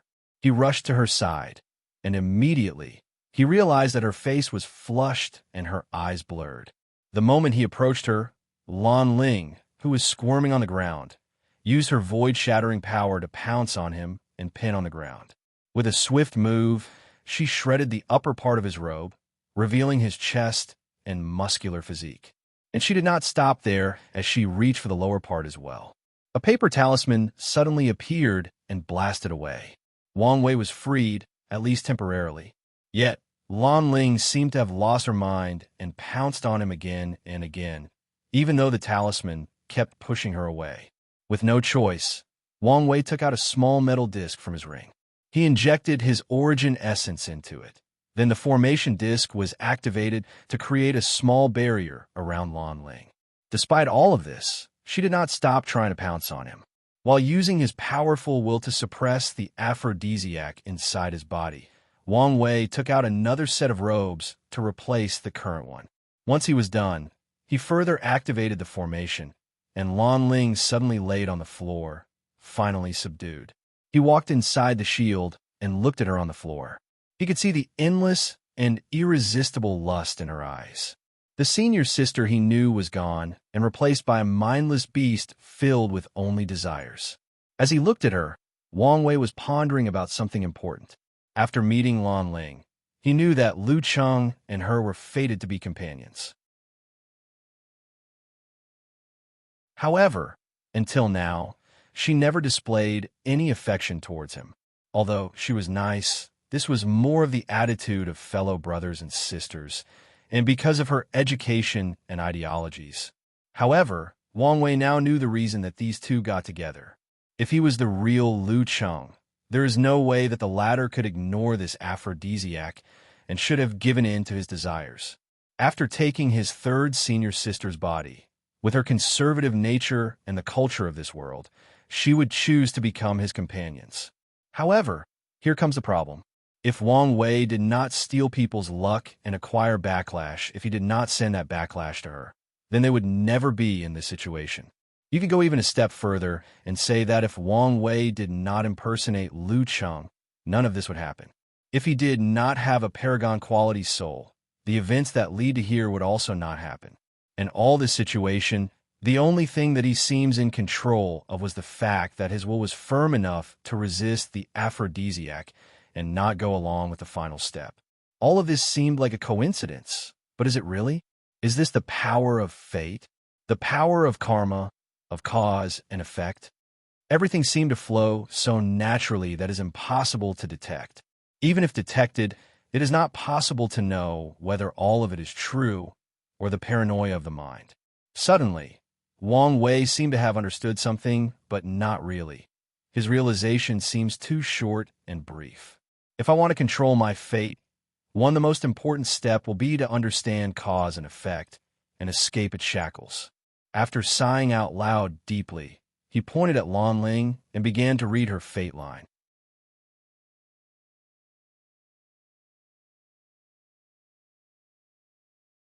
Chapter 356. With Lan Ling out of commission and unable to respond, it was easier for Wang Wei to read her fate and learn what he wanted to. As for the artifact that was protecting her fate line, it was quite easy to overcome without the owner present to actively use it. He did not read all of her memories and events. After finding the information he wanted, he quickly saw it. Then he frowned. Wang Wei guessed that the flame-controlling art was related to the origin pill flame scripture that he wanted. He thought that the flame-controlling art was some kind of technique that made it easier for people to cultivate the origin pill flame scripture, given how high of a threshold it is rumored to have. Another guess was the fact that it was spread to find people who are fated with the origin pill flame scripture by either Lu Cheng's master or the Danyuan emperor. However, he was wrong. The flame-controlling art did not have anything to do with the origin pill Dao sect at all. Well, not completely. This art was created by the Flame Emperor as a test for fated people to get his inheritance. After cultivating the art to the 6th level, one can try to pass the test of the Flame Emperor and acquire the famous 10,000 flame art, which the Flame Emperor was famous for. From what is known about his emperor, he used this scripture to combine thousands of earthly and heavenly flames into the chaos flame. And according to rumors, when the Flame Emperor proved the Tao, His flame evolved to a primordial chaos flame, able to burn chaos itself. Wang Wei sighed after knowing this. Another thing that the Flame Emperor was famous for was his alchemy level. Many people believe that his talent was good enough to compete for the title of Dan Ancestor and win if he was born in the ancient era. From a news he learned from Lan Lin, Wang Wei knew that his chief master, Yi Lao, wanted to acquire the 10,000 Flame Art to compete with Fu Kaiyan's Origin Pill Flame Sutra. So, he placed heavy emphasis on his third senior sister. As for Lu Cheng, Yi Lao did not have many hopes for him because of his level of talent. Even if he was lucky enough to acquire the Flame Controlling Art, his chances of passing the test of the Flame Emperor and inheriting his legacy were quite slim. At least, until a while ago when Wang Wei replaced him and began to display amazing talent. After finding this out, he was a little disappointed. Well, acquiring another Emperor scripture is not a bad thing. For now, Wang Wei knew that his plan would not change, and it also might be more difficult than predicted. After all, it seemed that even his master did not have any control over the distribution of the Origin Pill Flame scripture. He then proceeded to deal with the current situation. He scanned Lan Ling's body and frowned. Despite knocking her down, she was still in a bad situation. He waved his hand, and a small vortex appeared in his hand. Then he sucked the pink cloud that was influencing her mind and body and condensed it into a pill. He could see that her complexion returned to normal, and a peaceful sleeping look appeared on her face. To make sure that nothing was wrong, he once again used his divine sense to check her body. Then he frowned. Inside Lan Ling's primordial spirit, he saw a black and white flower with strange golden designs on its petals. Infatuation flower? As soon as he identified the flower, he quickly checked his own sea of consciousness and saw a seed in his soul. To be precise, in Lu Cheng's soul. Cause and effect, huh? Sai, the infatuation flower is a very rare, unique, and infamous spiritual herb in the world. To be created, someone who is truly infatuated with love has to die in pain and sorrow in a place of balance, yin and yang before being born. Once a person acquires the flower, he can plant a seed on the person he or she loved. Then whether that person wants to or not, there will be slowly twisted to love that person's back. The most terrifying thing about this flower is the fact that its grade is not based on the amount of spiritual energy absorbed or the passage of time, but solely on the level of love or infatuation of the person who created the flower. One anecdote that showed how powerful this flower is the fact one great emperor had one secretly planted by a person that loved him when he was young. That flower was so powerful that even after proving the Tao, the flower created a powerful karma debt that he had to repay.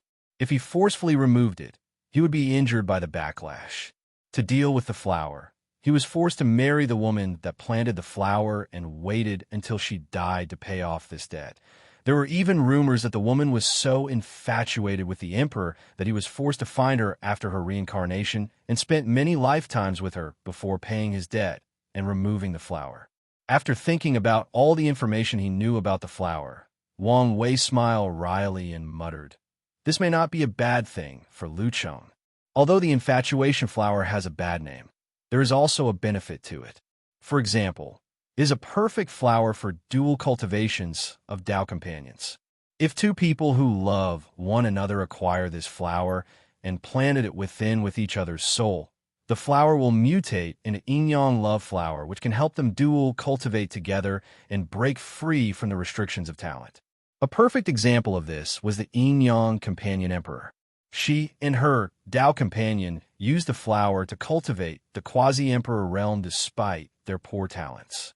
Then, during the Heaven-Will battle, the two fought all the heaven-chosens of their generation together and won. In the end, the husband allowed his wife to prove the Tao. Later, she cultivated the yin-yang love flower to emperor grade and used it to combine her Tao with her husband, thus becoming one and him also becoming an emperor. Because of this, the infatuation flower became famous and many other great emperors wanted to copy this method so that their Tao companions could also become emperors like them. Unfortunately, no one has succeeded, not to mention how rare this flower was, so only a few even found it to even try. After sighing for who knows how many times in a few minutes, Wang Wei suddenly placed a seal on the seed on Lu Cheng's mind before doing the same for Lan Ling. Wait until I leave before you two deal with your mess. I don't want any part of it. Honestly, he was somewhat annoyed at the situation. Why was such a rare flower planted in such a place? What's more, was the reason the seed entered his body. If he was not decided to be cautious and not use his own power, how could he fail to notice such a thing? Wang Wei understood that such inconsequential decisions, such small mistakes, are the machinations of fate, the subtle powers of cause and effect. Unless he becomes more powerful and further understands and control these powers, he cannot escape from them. So, he sighed out loud once again. He proceeded to take his cauldron to refine a few pills to heal Lan Ling's body. Although he removed the poison from her body, it still did quite some damage. You are lucky you did not touch her. Otherwise you would be a eunuch right about now, suddenly said a voice. Wang Wei was startled as he immediately became on guard while at the same wondering who could sneak up so close to him without even noticing. Oh, it was you, he replied after seeing the beautiful goddess with the long chong sam showing her long and white leg. It was his future wife, Wu Hong. What did you just say? Asked Wang Wei. You heard me. Said Wang Wei as he stared at her exposed legs and beautiful jade feet. He instinctively stretched his hand to caress them. Unfortunately, he only received a slap on his hand. Don't be mad. As you said, I did not touch her. Wang Wei was long aware of the cliché of the protagonist being forced to inhaled aphrodisiacs and act like a beast. So, as early as he designed the pagoda trial, he especially arranged a layer that involved this aspect. He trained his will to resist these kinds of things, so in case he found himself in a situation where his powerful fleshly bodis immune to poison did not work, he can still resist. I'm not mad, replied Wu Hong calmly. You cannot touch me while inside this stranger's body. It was then Wang Wei realized that he was still Lu Cheng at the moment. Did I almost give myself a green hat?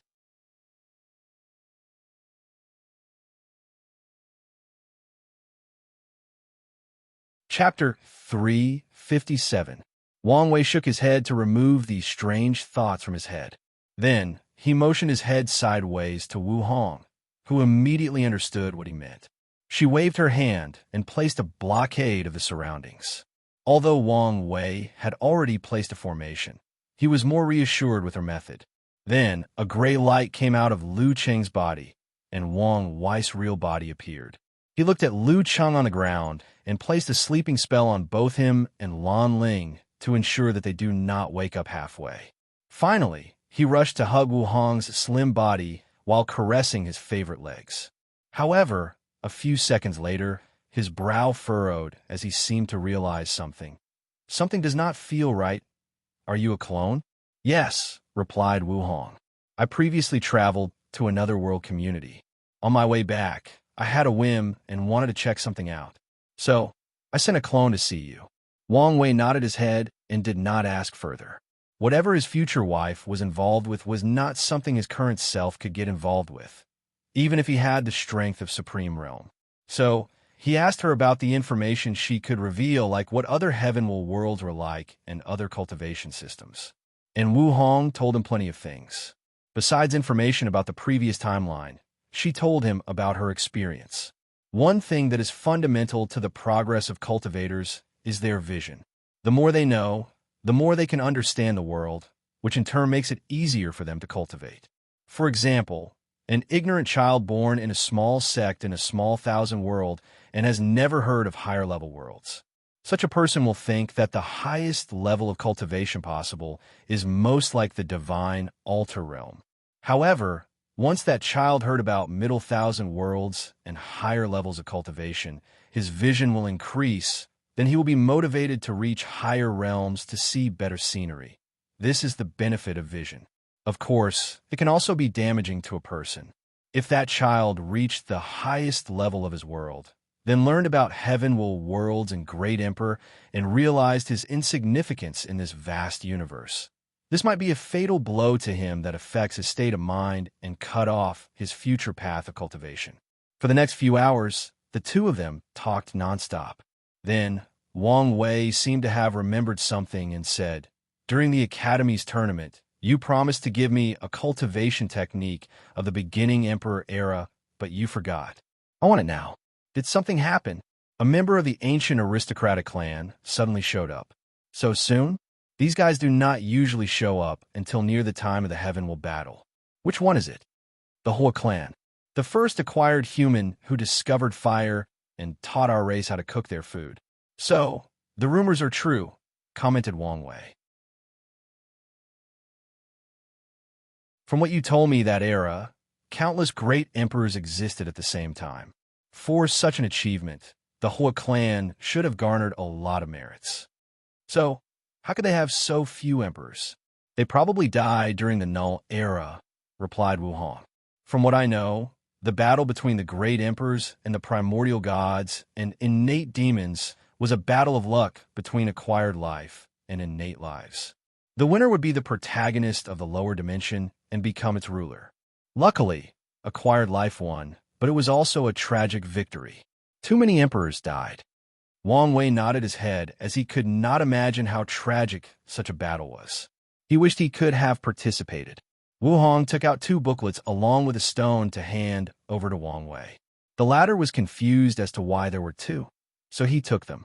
One of them was the basic cultivation system of the ancient time, while the other was another cultivation technique called Fiend God Body, 12 Revolution. With intrigued, he opened it and read the opening. In this world, all lives can be classified into 2 categories, acquired and innate life. The peak of acquired life is known as paragons, while the peak of innate life is known as fiend god. Although I do not know much about the former besides a name, I know plenty with the latter. When it comes to innate lives, they are further divided into 2, those born by heaven and earth and those bred by primordial chaos itself. Those born by heaven and earth are referred to as primordial gods and innate demons. However, the common name for them is innate demon gods. As for those bred by chaos, they are called innate fiend gods. From what I know, the weakest of them are born at the level of great emperor, while the strongest, well, I do not know. Most likely, they are born at the level of paragons, since that is considered the peak of acquired life. After knowing about this information, I set out to acquire the power of these mighty beings known as fiend gods. Wang Wei read through the entire technique and understood that this was a body refining method that allows an acquired life to create a bloodline seed of a fiend god. Then, slowly cultivate that seed into a real fiend god bloodline is created, thus achieving a powerful body and developing their divine abilities. To cultivate this technique, 3 materials can be used. The first one is to find the body of an innate demon god and acquire their bloodline. Obviously, this is not possible as these things are extinct now. And even if they were alive, how could someone easily get their blood? The second method to cultivate this method is to use demon bloodlines since, in most worlds, the demon race was created by innate demons based on their bodies. As for the third method, it is to use a race called ominous beasts. After reading the entire thing, Wang Wei sighed. In the endless void, there are really too many geniuses. It's a shame that this book only has 9 revolutions. According to this book, only by the 10th revolution could the true innate fiend god bloodline will be born. This inheritance was left before that person ascended. At that time, he did not even know if the other 3 revolutions were possible. This is the reason that he did not know much about paragons and could only speculate. Did he succeed? Yes. And since he did, so can you. Once you become an emperor, you could deduce to the next 3 revolutions on your own. Wang Wei nodded his head as he stared in the distance, seeming a little distracted. A few minutes later, Wu Hong asked, "Did you think of something? Instead of creating a foreign bloodline inside the body that could cause problems, it would be better to sublimate the human bloodline. Reverse the acquired bloodline into innate, creating a human innate fiend god bloodline. Wu Hong nodded her head. This is indeed a good idea. That way, not only can you increase your strength, but also your talent for cultivation. Plus, once you succeed, both the Wang family and you family will benefit. At first, he was confused by her words, then he understood. As long as he succeeds, the sublimation of his bloodline will also affect the people connected to him by blood, like his father, mother, grandfather, and all the Wang and Yu family clansmen. I did not think about that. Then, Wang Wei asked her about this brown-colored stone that looked very ordinary. So, Wu Hong explained to him the purpose of this path-seeking stone. His eyes lit up after hearing this. Tempering his blood required 3 steps. The first is to remove the impurities in the blood and create new blood. The second is to install vitality inside the blood to turn it into spiritual blood. The spiritual blood is the foundation of the realm of rebirth with a drop of blood. Finally, to reach the level of perfection, understanding or enlightenment is needed. This enlightenment could be on different concepts like immortal, eternal, undying, unextinguishable, etc. It's all based on the person's choice and his or her choice forwards. So far, Wang Wei has not chosen his path of enlightenment, as he did not know which one was the best for him. However, with this path-seeking stone, not only can he find the answer, but also save a lot of time in the process. Is this what it feels like to be raised by a rich lady? Should I use my handsome face to eat white rice? If you decide to do so, this rich young lady will be more than enough to raise you to become emperor, replied Wu Hong with a smile. Forget it. I still have some pride left.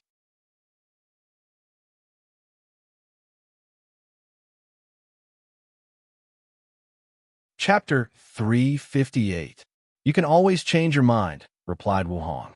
Well, my clone cannot stay long. Now that I've given you what I wanted, am leaving. Then, she disappeared into tiny particles that blew with the wind. Wang Wei smiled wryly at how his wife was too independent before doing his own things. He turned into a gray light before returning to Lu Cheng's body, sat up straight, and began to ponder. He was in somewhat of a dilemma as he wondered whether to wait for his 3rd senior sister to wake up. However, after thinking about it for a moment, decided to just leave as it was too much of a hassle to answer all her questions. So, he left to find a secluded place. He was prepared to pass heavenly tribulation to enter the divine body realm. Not long after Wang Wei left, the spell he placed on Lan Ling was finally lifted and she woke up.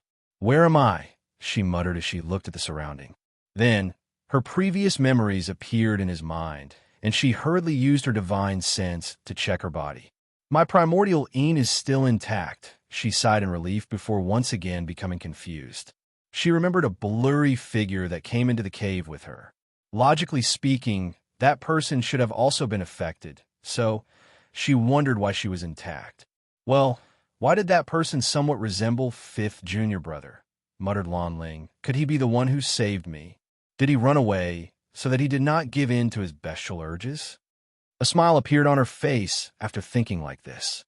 If Wang Wei was here, he could have detected that the infatuate flower was still slowly influencing Lan Ling, despite the seal he placed on it.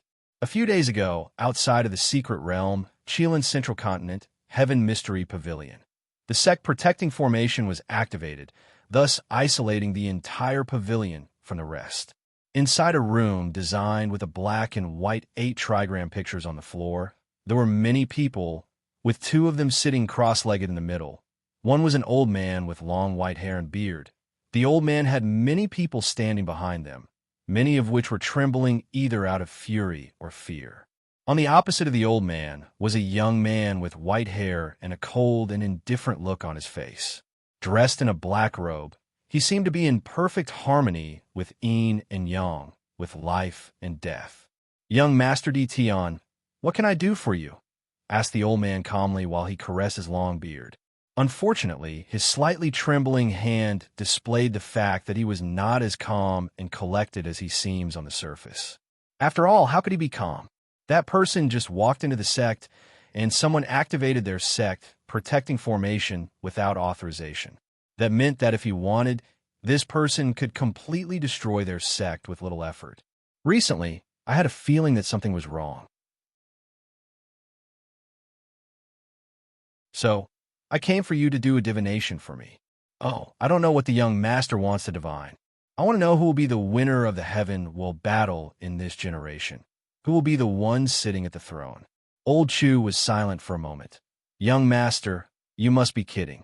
Everyone knows that a great emperor is someone that is in control of their destiny. So, how can we possibly divine who will be the final winner? The best we can do is deduce who has the highest chance. I know this, replied Tion calmly. However, there is still a way. Please do tell. In the heaven will battle, no matter who is the final winner. He or she is still a supreme realm true monarch until they absorb the heaven will. What you have to divine is the single moment before that person acquires the heaven will, before they absorbed it. That way, you can predict with accuracy who is the final winner. Old Chu momentarily stopped his action of caressing his beard, while the other people behind him looked at Tion with shock, and if he was crazy. Although you're theoretically correct, this is simply beyond my capabilities. Truth be told, I doubt any person could so precisely divine such a thing. Not to mention the punishment that will come afterward. Tion did not say anything else, but took out a book from his space ring. In the beginning Emperor era, Emperor Tianzi slaughtered an innate demon that was a massive turtle. From the back of that turtle, he comprehended the mystery of 8 trigrams and created the 8 trigram myriad world secret guide. With this method, he was able to predict and prevented many calamities for the human race.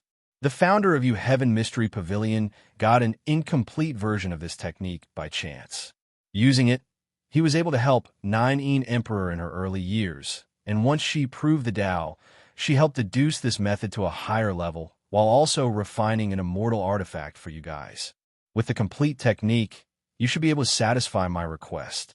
Then, Tion seemed to remember something and took out a counting abacus. I will lend this Emperor artifact to you, so that it can replace the 8 trigram turtle shell. The room became quiet for a moment before Old Man Chu took the things offered to him.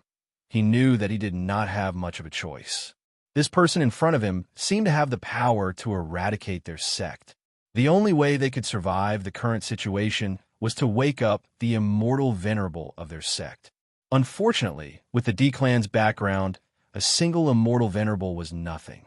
So for the next few days, Old Man Chu comprehended the scripture in his hand to prepare for the divination. Since the original technique he cultivated was derived from this one, it did not take long for him to learn. Then, he began his divination. Young Master, Tion, you should be aware beforehand that there is the possibility of this not working. As long as you try your best, I will not blame you. Nodding his head, Old Man Chu began his divination as he used the Emperor artifact to amplify his abilities. His eyes turned all white as his mind floated to the river of destiny. Then he saw a scene. A young man with white hair stood with many others at his feet, exuding a powerful aura. He reached out his hand to take a golden ball of light. However, right when he was about to do so, the image suddenly changed. It turned into a gray-haired young man, standing in that same position, with countless people at his feet, reaching for that golden ball. Then, the image of the 2 different people flicked back and forth before everything was gone. Old Man Chu returned to reality as he breathed out loud. So what was the outcome? Asked Tion. It is uncertain. What do you mean? What I saw was you reaching to take the heaven will. However, at the last minute, the picture changed to the young master of the Tao opening sect. How is that possible? There can only be one final winner. I do not know either. The best way I can interpret it is the fact that you were the final winner. However, Sacred Son Wang Wei must have done something to reverse his fate. Truth be told, Old Man Chu did not know what he was talking about. However, he did not want to anger this killing god next to him, so he quickly found a way to explain his vision. After hearing this, Tion frowned. He knew that divination was not always reliable, so different interpretation was possible.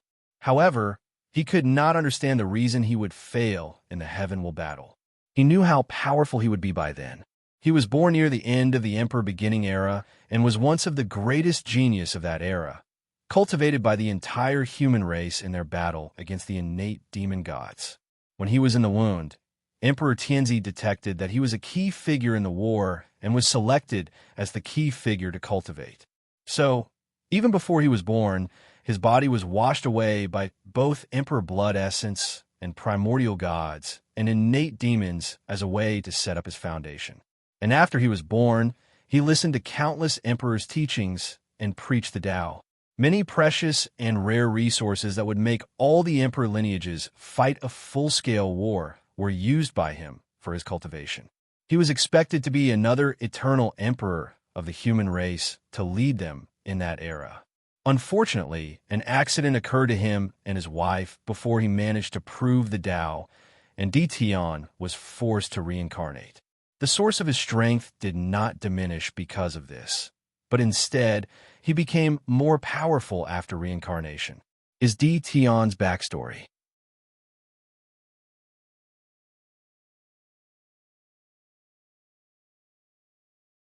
Chapter 359. Before his reincarnation, Di Tian foretold that there might some accident. So, he prepared beforehand. He left secret realms full of innate treasures, innate demon gods and emperor bloods, and even a few chaos treasures to recuperate. To acquire all these things, he had to use all the merits he achieved for the human race during the war. And as he expected, an accident did occur. When he finally reincarnated, it was already after the Null Era when the war ended. Although sad that everyone he knew was either dead or gone, he still continued forward as he had a mission to fulfill, become a great emperor to revive his beloved wife, Ninger. Using the things he left behind, he quickly cultivated to a realm similar to true monarchs. Although the environment then had changed, making it difficult for the ancient cultivation system to flourish, he did not have this problem with the resources in his hand. When it was time for the Heaven-Will battle, Di Tian lost, and it was at the hand of Wang Wei's ancestor, Emperor Qiyuan. Although unfortunate, he still accepted his defeat calmly. After all, this was not the first time. Additionally, he knew that Emperor Qiyuan was carrying the luck of an era with him. He was destined to open a new era and spread the Tao to the entire myriad emperor realm. So, Di Tian planned for his next reincarnation. Before his death, he condensed something cultivation seed and reincarnated with it. This seed's purpose allowed him to absorb all the strength of his previous life after cultivating to the peak. So, in his second reincarnation, Di Tian once again cultivated to the peak. This time, he used the origin system to fit in better with heaven and earth. Once he reached the quasi-emperor realm, he absorbed the cultivation of his previous life, thus drastically increasing his strength. Unfortunately, he failed once again during the Heaven-Will battle. This time, his opponent was the Yin family ancestor, the Sword Empress. To this day, Di Tian remembered that fight, if it can be considered one.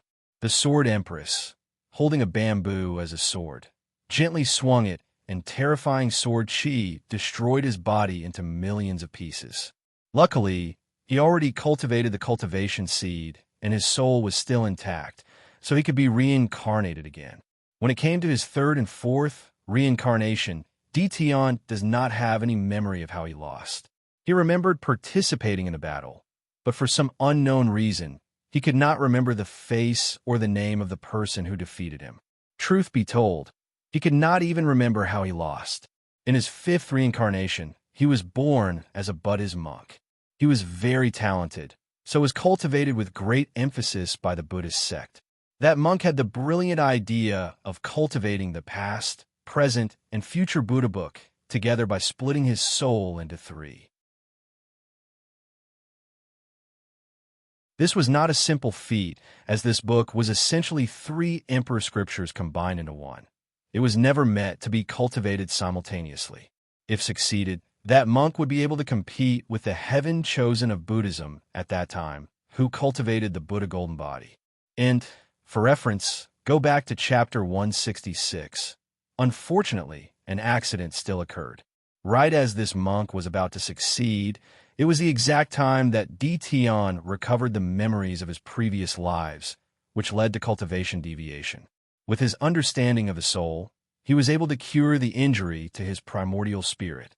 However, his sea of consciousness was filled with the berserk power of time, constantly influencing his mind.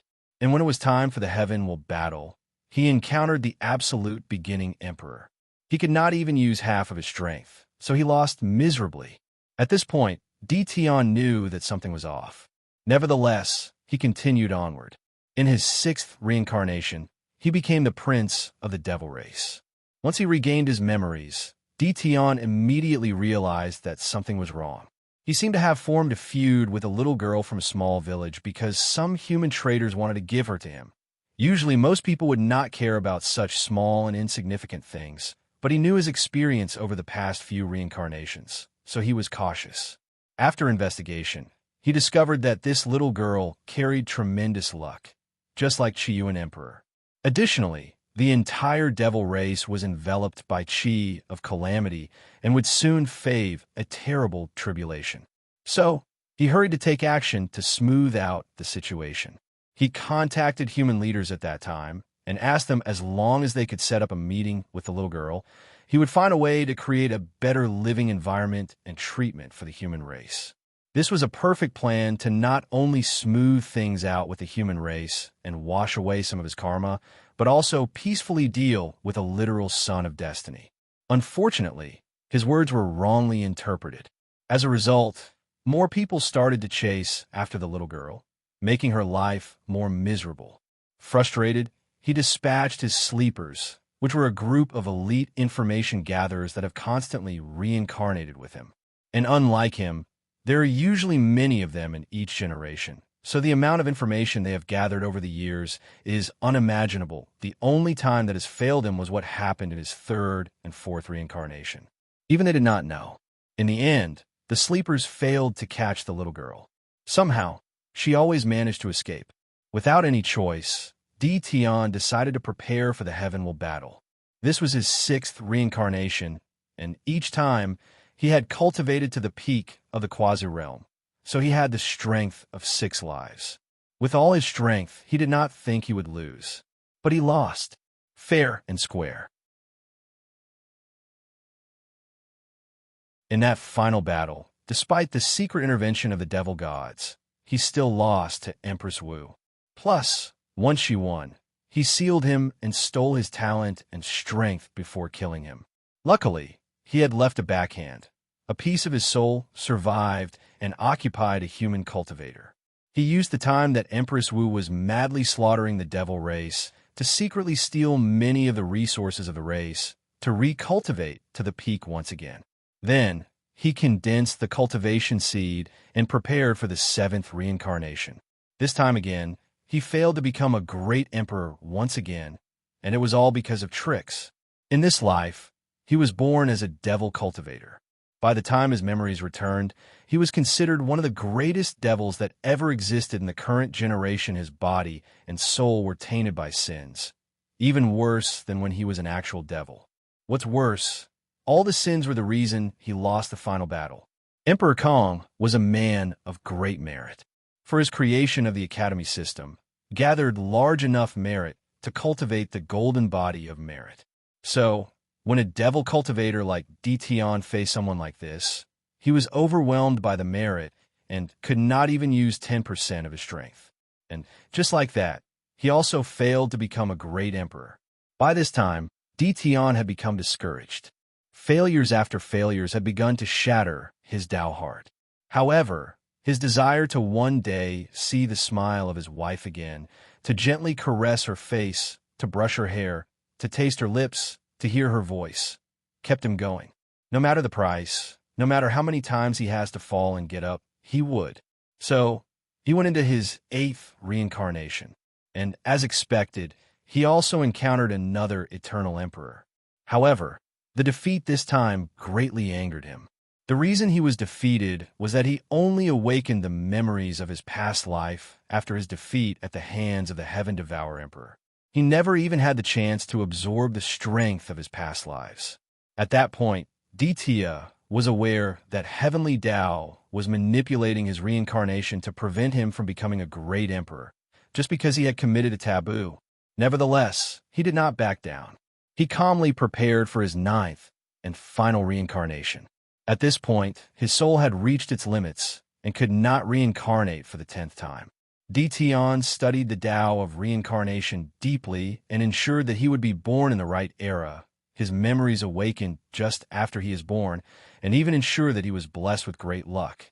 With the strength of his 9 lives, he should be guaranteed to win the throne. But now, he received news that there were variables. No matter how talented Wang Wei was, he should not rival him once he reached the quasi-realm. With his talent, he should be able to reach the strength of his 6th reincarnation, similar to Empress Wu. Even if he was more talented, at best he could reach the 7th reincarnation and pushing it the 8th, but not the current 9th. He knew that 9 was a qualitative change, and even he did know how powerful he will be. Suddenly, Tian seemed to think of something, and a terrifying aura suddenly emanate from him, shaking the entire Heaven Mystery Pavilion.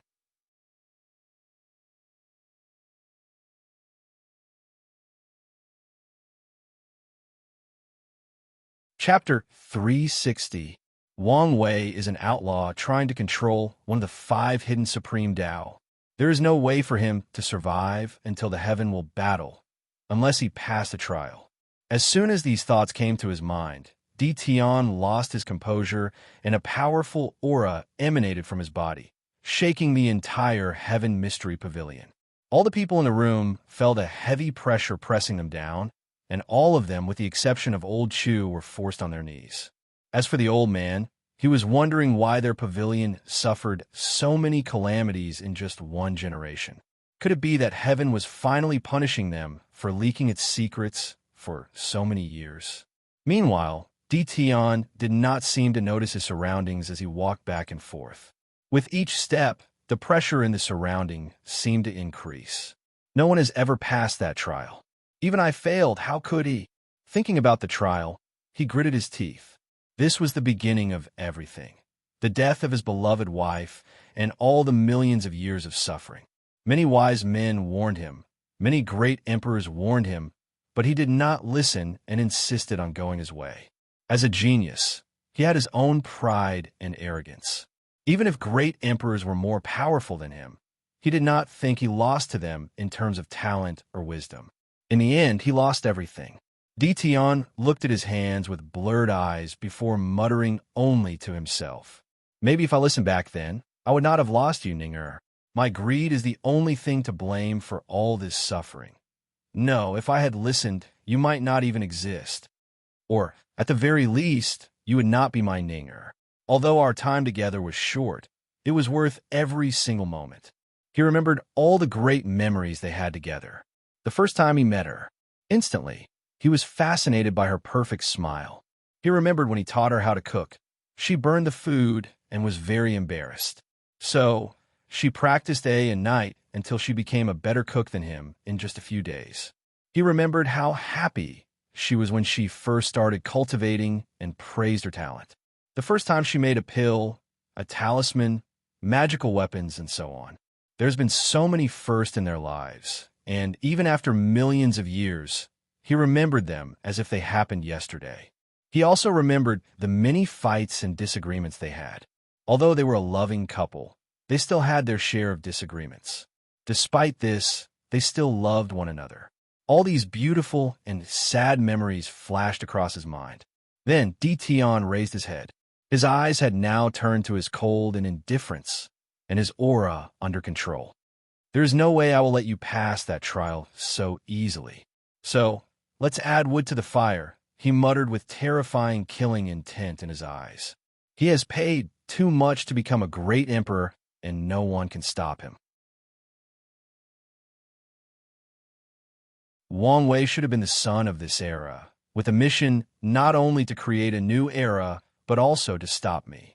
However, the moment he decided to cultivate the Tao of Fate, he gave up that title. Nevertheless, he is still an individual with tremendous luck, almost like a son of destiny. So, killing him will not be easy, especially with a variable like Wu Hong. Thinking about Empress Wu, he frowned. No matter what relationship Wu Hong has with her, she will be a problem. He then finally looked at old Chu once again. I need you to divine one last thing for me again. Once done, I will grant you the Emperor artifact and help you be recognized as its master. With a wry smile on his face, old Chu said, It's not that I do not want to help, but he raised his head in the sky. If it was not the Emperor artifact, he would have instantly aged and died after that last divination. Di Tian followed him, and he could feel that heavenly Tao was slowly waking up to release divine punishment. The last divination has touched some taboo, and the entire Heaven Mystery Pavilion was about to pay the price. Don't worry about it. I will take care of it. After saying that, Di Tian glanced at a position. He could feel a terrifying power secretly spying on this place. He guessed that it must have been the immortal venerable of the Heaven Mystery Pavilion. However, he did not care. As the future leader of the Di family, his backing was great enough to prevent these old monsters from secretly attacking him. Northern Black Tortoise Continent, Secret Realm. Wang Wei had just instilled his will and goal into the good fortune flame to enter the divine body realm. Lu Cheng's ideal is to become a great alchemist respected by his master and fellow disciples, so that one day he can be worthy of his third senior sister. So, after instilling these ideals, he used the flame to temper his skin and entered the divine body realm. Then, he underwent thunder tribulations. As the thunder fell on him, a cauldron with a bunch of materials appeared in front of him. He immediately directed the thunder inside the cauldron and began to refine a pill. A few minutes later, Wang Wei muttered, It is indeed possible to use thunder to purify the materials, maybe even the other elements as well. A few minutes later, the thunder tribulation ended, and he took out a yellow pill from the cauldron. Flash of lightning could be seen on the surface of the pill. Without hesitation, he swallowed the pill. Thunder appeared on his skin as to temper it, along with the good fortunate pill. It seems that my recipe succeeded. I will call this pill Thunderskin Refinement Pill. Okay, I admit I'm not good at naming things. Anyway, it does not matter since I'm already perfect in every other way. After stroking his ego, Wang Wei began to plan on how to use the divine punishment thunder sealed inside his body to refine the Thunderskin Refinement Pill.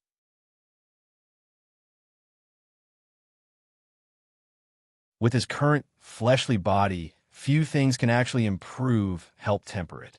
And this problem will become more prominent after he opened his acupoints and reached completion of the ancient desolate body, refining scripture. This is one of the reasons he was so excited about the method that Wu Hong gave him. Wang Wei had a feeling that there was a big secret behind the ancient desolate scripture. And once he discovers that secret, he had a feeling that he would not like it. While he was in deep thought, he suddenly felt everything around him shake. To be precise, it was the entire secret realm that was shaking. What's going on? Wang Wei was not the only one asking this question. The clone that was cultivating on the core mountain suddenly opened his eyes as well. He looked around and discovered that everyone was surprised at the sudden change, and no one could explain the phenomenon. Immediately, the clone noticed something and looked at the formations on the mountain.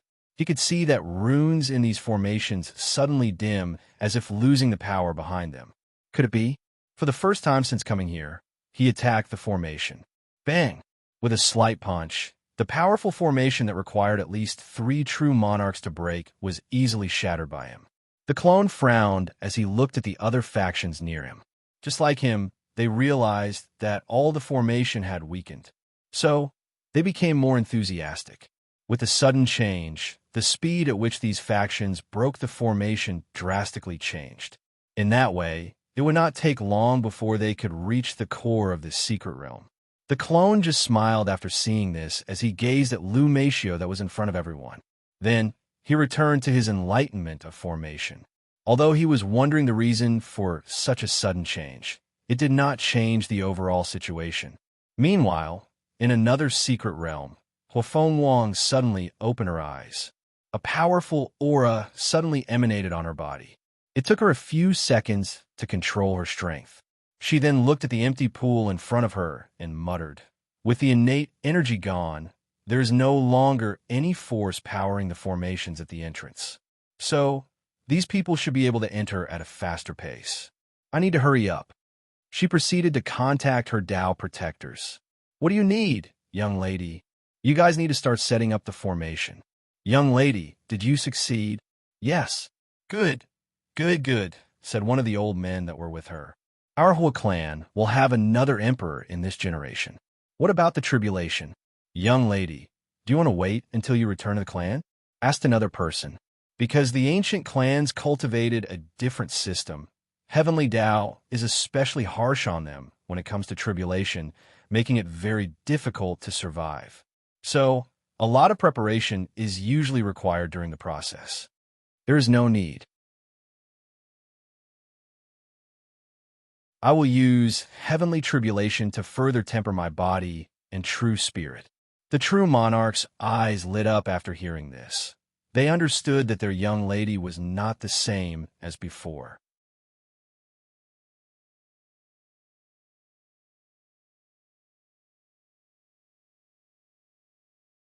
Chapter 361. Wang Wei's real body waited for a while until he received a communication talisman from this clone. After reading it, he finally understood the situation at the core of the secret realm. It should not be long before the truth of this secret realm is revealed, pondered Wang Wei. Although he did not really care what it was, as his main purposes were Lan Ling and Lu Meishio, he still wished that it was something that would benefit him. According to the clone, it will still take a year or two before Lu Meishio or the demon race to reach the core. This should be more than enough time to deal with Fu Kaiyun's people. Fu Kaiyun held too much power in the Origin Pill Dao sect, and with his nature of suppressing talent, Wang Wei could foresee that this guy will be an obstacle for his plan to acquire the Origin Pill Flame Scripture. As such, he has long decided to kill all the people related to him that came to this secret realm. Although this will not affect the latter that much, it's better than nothing. Maybe this act could give his cheap master a chance to breathe and gather power. After making a decision, Wang Wei turned into someone else as he began his hunt. He still decided not to use his own power. However, although Lu Cheng was as weak as a chicken in his eyes, he still has ways to deal with the situation, mainly the use of poison. Over the past 200 years, his alchemy has progressed drastically, and he learned and created many poisons. Time is like an unstoppable river that can only flow in one direction. For Lu Meishio, the past 3 years felt like an eternity. She's been under so much pressure that she felt like her lifespan was dramatically reduced. She turned around to see the people behind her that were not too far behind. What is it with the demon race? Why are they so determined to reach the core so much? Lu Meishio looked at the white hair of these demon true monarchs. When these people first came here, all of them had black hair, and the majority looked middle-aged.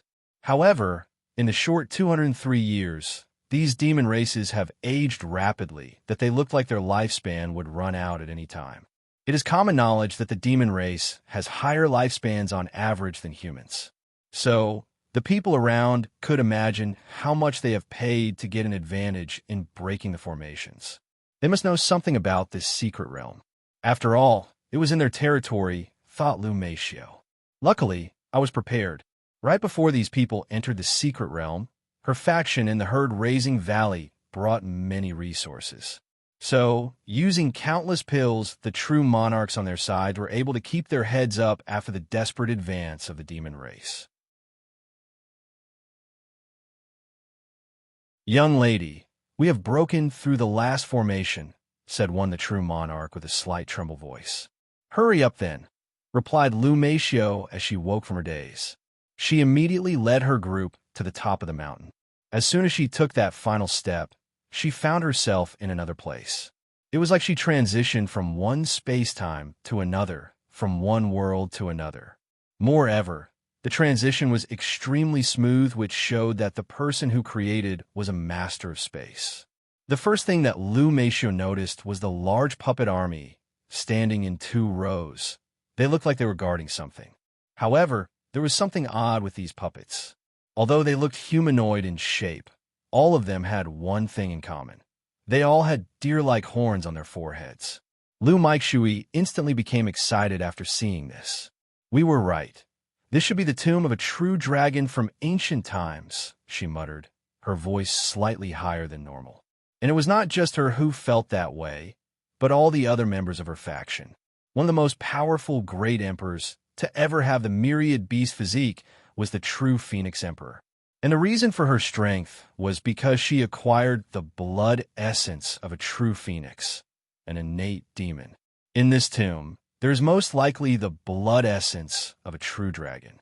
As long as Lu Meixio can acquire it, she can reproduce the might and grandeur of the true Phoenix Great Emperor. That meant that in this generation, their faction has the chance to cultivate a great emperor. They can finally get rid of the control of the G family, and maybe even annihilated them.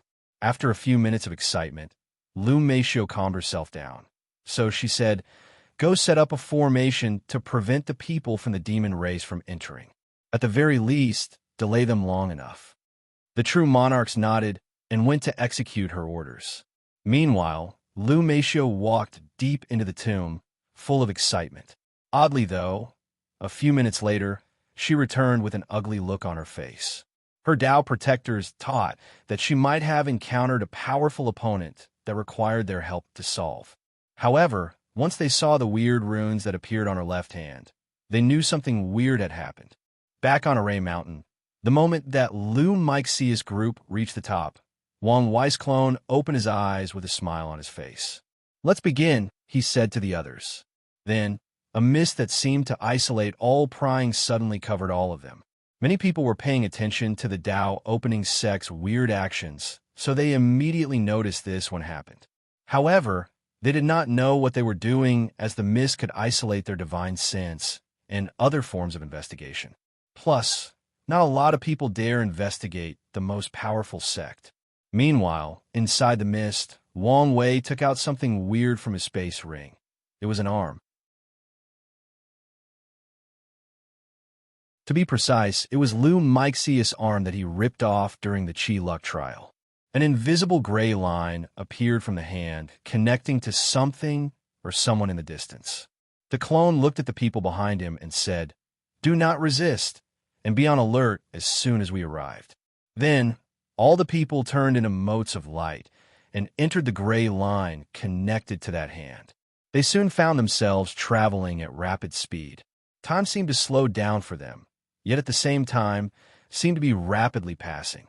After what felt like an instant and an eternity at the same time, the group stopped as they appeared in a darkly lit space with jewels decorated in the walls.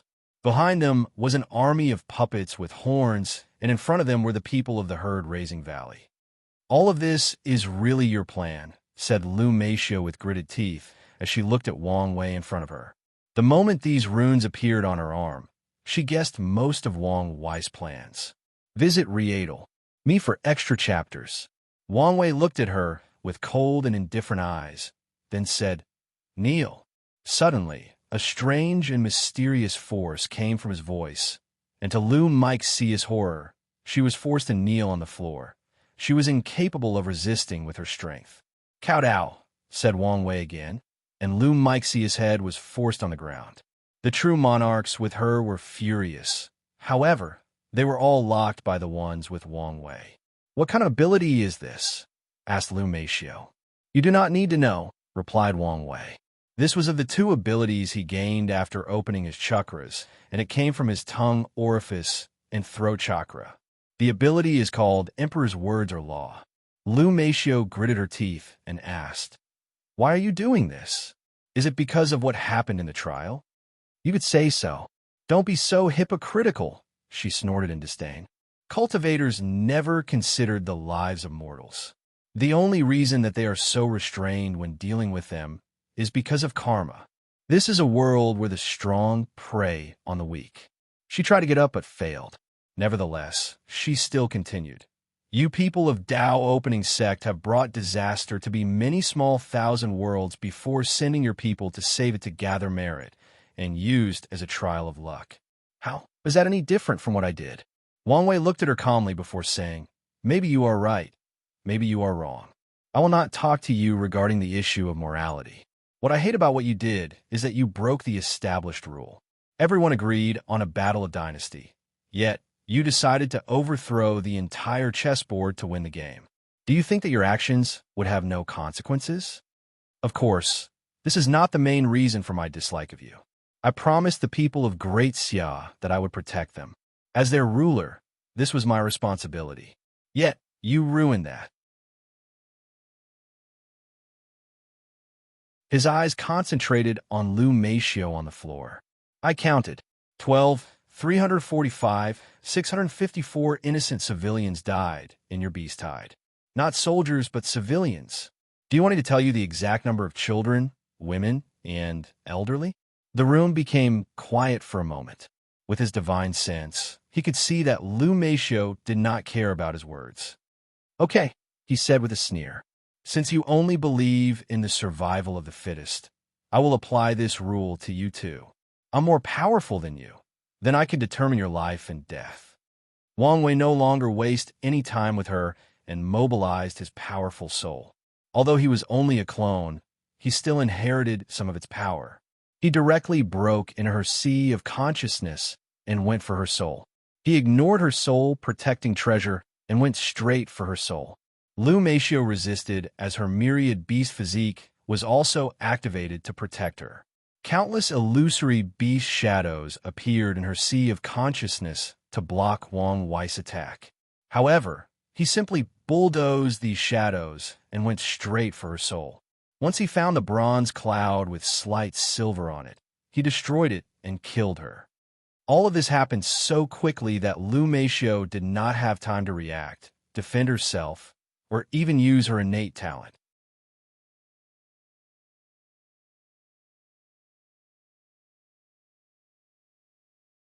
Chapter 362. After killing Lu Meishio, Wang Wei felt at peace. His state of mind did not suddenly undergo any changes. After all, he's gotten used to the fact that death is a normal thing in the world of cultivation. You could say that he has become desensitized to death. And after understanding some power of fate, he knew that it was the fate of many mortals to die at the hands of cultivators. Despite all of this, he was still a little bothered by what happened in the Qi Luck trial. As such, he had long planned to kill Lu Meishio, no matter what. So, as he watched her body fall to the ground and her soul destroyed, he felt relieved, calm, or at peace. Wang Wei sighed lightly. He raised his hand to burn her body. Then he suddenly remembered the fiend god 12 revolution that he just received, and an idea popped in his head. So, he immediately sealed the pieces of her soul that were about to disappear and put the body away. "You're not even going to allow us to bury her?" asked one of the true monarchs from the herd-raising valley. How many of the people she killed did not have the opportunity to be buried because they were swallowed whole by her beasts? Replied Wang Wei. "Are you going to use their lives to justify your actions?" said the true monarch. "You are correct. I do not need to justify myself. Her body will benefit me, so I took it. She will become the nourishment for my path of emperor." The true monarch was momentarily silent before adding, "There's a saying, one thought to become Buddha, one thought to become the devil." It seems to me that sacred son Wang Wei has reached such a state of mind. However, you should be careful not to become the next Immerse. Wang Wei squinted his eyes at this person. Immerse was the name of the heaven-devouring emperor who wanted to swallow the world after becoming an eternal emperor. This guy's words may seem like just a warning or words spoken to save face, but Wang Wei could understand his insinuation. He was threatening to spread rumors that he was the next Immerse and rally the people of the world to kill him. After all, no one wants another crazy and powerful eternal emperor to be born in this world. After figuring this out, Wang Wei laughed out loud. This kind of threat might work for ordinary people with no background. But who was he? The sacred son of the most powerful sect in the world. The son of the sect master, the heir to 2 emperor lineages. Who dare to easily mess with him? Your little faction is already struggling against the Ji family. What do you think will happen if my Dao opening sect intervened in your conflict and support the Ji clan? How long do you people think you can last? Wang Wei replied with a threat of his own.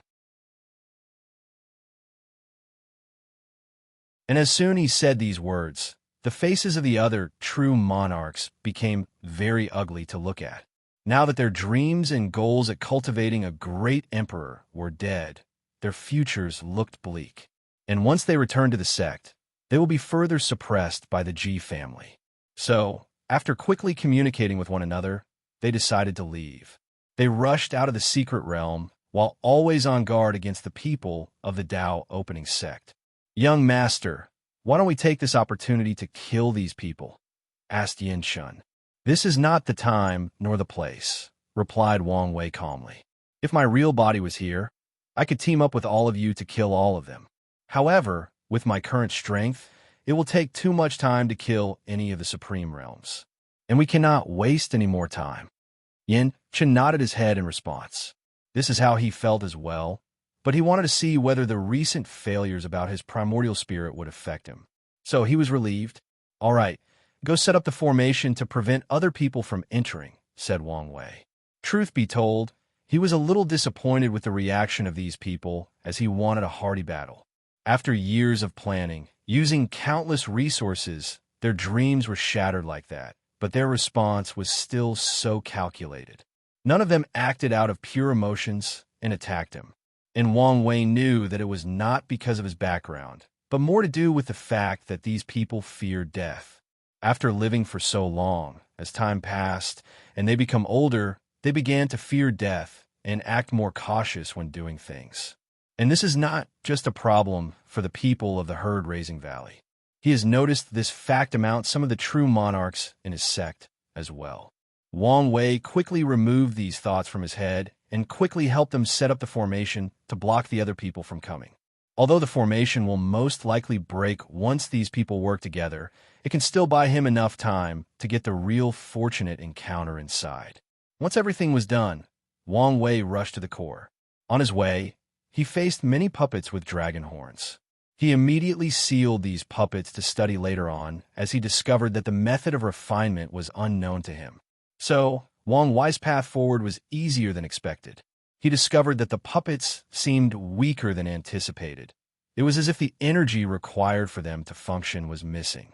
Visit Readel. Me for extra chapters. The same was applied for the formation in his way. All of them seemed drastically weakened. So, after remembering them to study later, he immediately used brute force to break them. Finally, he reached the core of this secret realm and saw what was inside. It was the bones of a snake-like creature with 2 horns. Is this a dragon remain? Wang Wei used his divine sense to check the surroundings and ensure that there were no traps or anything else. Then, he finally approached the creature to inspect. The skin or scale was already gone. As such, only by the shape of the bones and the powerful aura that remained could he tell that this was a dragon. The aura was not only suppressive, but also displayed a form of nobleness. It was as if this creature was the favored son of heaven and Erath, as if it was born noble and all living creatures should respect it. If it was an ordinary cultivator, they would not be able to even approach these remains simply by the aura it revealed. Meanwhile, Wang Wei was intrigued as he observed the dragon bones. In his past life, dragons were common creatures in most novels, always associated with strength, power, and prestige. Many protagonists will let some power have a dragon to look cool, marry the princess of the dragon clan, or absorb dragon bloodline into their bodies to increase their strength or talent. Unfortunately for Wang Wei, the world he lived in has no dragons. They have been gone for billions of years. And from the pieces of information he gathered from Wuhong, he knew that all innate life forms like dragons and phoenixes have left the lower dimension and ascended. So, if he ever wanted to meet a real one, he would have to wait to become an emperor and ascend as well. As such, he was a little excited after seeing the dragon for the first time, even if it was just the bones. Then, he frowned once his investigation was over. Most of the power of the dragon bone is lost because with the passage of time, with the only exception being the spine. He then touched the bones. The hardness is enough for even the lamest weapon refiner to make a quasi-emperor artifact. And in the hands of an emperor, they could probably make an emperor artifact.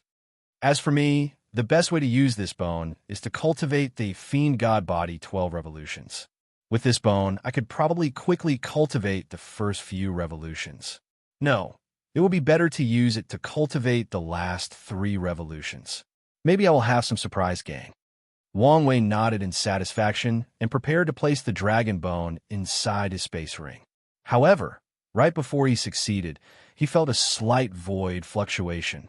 Immediately, he acted out of instinct and took out a supreme tier void-blocking talisman and activated it.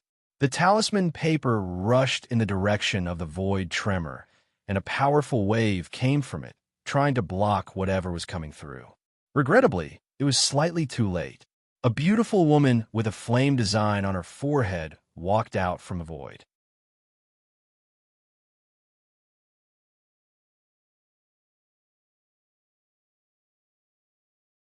Chapter 363. Hua Feng Wang looked at the space behind her that was completely blocked by that talisman. Her Tao protectors should take quite some time before arriving here. Then, she finally looked at the person responsible for all of this, Wang Wei. What a handsome guy, she thought to herself calmly, before looking at the surroundings. Based on the spy we left at the core mountain, the first group to arrive at the tomb should be the people of the herd-raising valley. Yet the Wang clan descendant is the one here. For more than 200 years, the Tao opening sect has been acting very weird regarding this secret realm. They were too nonchalant regarding the entire thing. This might be because they already had a way to enter the core as we did. Meanwhile, Wang Wei was also looking at Huafeng Wang after she emerged from the void. What a beautiful woman, he thought. Although this was not the first time he saw her, this was the first time he saw her so close. More importantly, her aura indicates that she seems to be in a realm similar to the primordial spirit realm. Based on the fact that she could not completely hide, it means that she lacked control of her strength, most likely as a result of just breaking through. 3 years ago, the changes that occurred which made all the formations at the core mountain weakened might be the result of her breakthrough. Miss Hua, are you here for the tomb as well? Yes. In that case, let's use our fist to determine the ownership. Wang Wei wanted to secretly place the bones inside his space ring. However, he felt a great resistance in doing so, making it impossible to do so in just an instant. Additionally, he could feel this girl's fighting intent as she locked on his every move. Without hesitation or saying another word, he rushed towards her. He knew that time was not in his favor. His talisman could not block the void for long, and his Tao protectors could also not stop the other factions on Core Mountain from entering. So, the more time passed, the less advantage the situation was to him. Wang Wei's clone clenched his fingers into a fist to throw a punch. Wish! The air squeeze and tremble under the force of his fleshly body. However, to his slight surprise, Huafeng Wang responded with the same action as him. Bang! The two fists clashed together, creating a powerful shockwave that made the surroundings hundreds of meters tremble. What a powerful, fleshly body, thought Wang Wei after the first clash. Then he became excited. He threw punches after punches at her. In just a few seconds, he threw over 1,000,000 punches, and yet, she calmly responded with punches of her own. After a few seconds of exchange, the two of them stopped at the same time. Wang Wei immediately noticed that her fists were perfectly fine, not even slightly red. Her breathing was normal, and not even a drop of sweat could be seen on her forehead. Truly impressive, Miss Hua, commented Wang Wei. Ever since that poor boy Ji-song died, I have never had such a hearty battle. Young Master Wang, I am not your training punching bag. I apologize if my words seem rude. Sometimes, my lust for battle can get the best of me. I accept your apology, replied Huafeng Wang calmly. Although she appeared calm, she was very serious on the inside. She cultivated an eye-secret technique that allows her to see the mysteries of heaven and earth. So, she knew that the person in front of her was only a clone of the real body. Yet, the clone had such tremendous strength. She could not fathom how powerful the main body was. Thinking about this, she decided to take a different approach to achieve her goal. Young Master Wang, why don't we each take a step back? I just need a few drops of blood from the dragon's spine, and I'll be on my way. Wang Wei pondered for a moment. With the strength of this clone, it will take a while if he wants to defeat her, and he might not even succeed. He had to admit that she deserved to be a person cultivated by an ancient clan. Additionally, time was not on his side. How much do you need? 10 drops. I'll give you 5, and I have 2 other conditions. Huafeng Wang frowned after hearing this. She was not asking much, as the spine could still produce more than 100 drops of blood, and she only wanted less than 10%. However, after thinking about it and her purpose for the blood, she agreed. Fine, but please do not go too far. Malleable to the situation, I see, said Wang Wei with a charming smile. Unfortunately, Huafeng Wang did not care for his charming good looks. My first condition is a question. Why is your ancient clan so adamant about your consecutive ways? You all should understand that over time, the weaker your clans will become. After a moment's pause, Huafeng Wang said, you could not possibly understand how prosperous we were in those eras. For example, our Hua clan had 8 great emperors before the beginning of the Null Era. Yet all of them died. The most powerful ancient clan, as you called it, had more than 12 great emperors at their peaks. Yet all of them died without even leaving their inheritances. Wang Wei was slightly surprised by this news. He guessed that maybe in ancient times, the concept of the 9-emperor curse did not exist. If you count the 3 emperors that the Hua clan had after the ancient emperor era, that made a total of 11 emperors, 2 more than their Dao opening sex. Visit Readel. Me for extra chapters. Every younger generation of our clan is taught at a young age to reclaim the glory of our ancient clans. And how exactly are you going to do such a thing? Just cultivating an emperor will not help and can only prolong the inevitable. I can feel that just by standing here, heaven and earth are slowly rejecting your presence. Wouldn't it be easier for you guys to change and try to reclaim your glory with the changes of the new era? No, we will not. Instead, we will change heaven and earth, replied Huafeng Wang resolutely. Change heaven and earth? Do you guys want to return the world to ancient times? To bred innate qi to the myriad emperor world? From what Wang Wei knew, in the primordial era, humans were created after the first ray of acquired qi or spiritual energy was born between heaven and earth. However, the environment at that time still had abundant, innate qi even during the emperor beginning era. It was later on that innate qi completely disappeared from the world. That's correct. Interesting, muttered Wang Wei. If those ancient clans succeeded, the environment would be more suited for them to practice. More resources that they could use will also be born. Have you guys also thought about the problems that arise with this plan? With the revival of innate energy, the innate life forms will also return. Another war between acquired and innate will be waged once more. At that time, our ancient clan will also lead the myriad emperor world to win the war, just like we did in ancient times, replied Huafeng Wang. Wang Wei sneered after hearing this. Although he also had planned to return innate energy to the world, he had no intention of letting the innate life forms from returning. The myriad emperor world has long been the world of humans, and it has to stay that way. All right, my second condition is simple. We will both use our most powerful attack to determine the victor of this battle. He then clenched his fist and attacked without hesitation. Desolate God Fist. With this one attack, everything in the surrounding instantly became bleak.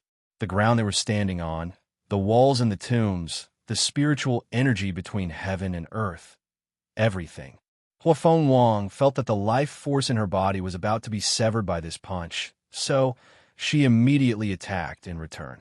Phoenix Flame. With one punch of her, a beautiful phoenix made of pure red flames appeared. She chirped like a bird. However, unlike ordinary birds, her voice was beautiful, ethereal, and contained a noble presence. Then, the phoenix began to burn everything in her surroundings, even the desolate power contained in Wang Wei's fists.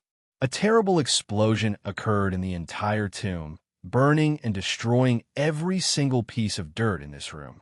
Once the shock wave subsided, there was only one thing that was perfectly intact in the tomb: the dragon bones. Wang Wei had burned skins in different parts of his body. As for Huafeng Wang, a few parts of her skin were dried, as if they had lost all moistures. Luckily, these two were considered freaks even in the cultivating world. In just a few seconds, their injuries quickly healed. Wang Wei's healing was natural. However, Huafeng Wang had flames appear on the place she wanted to heal. She looked like a phoenix that was undergoing nirvana. It was quite a beautiful sight to see. The two watched each one with great concentration.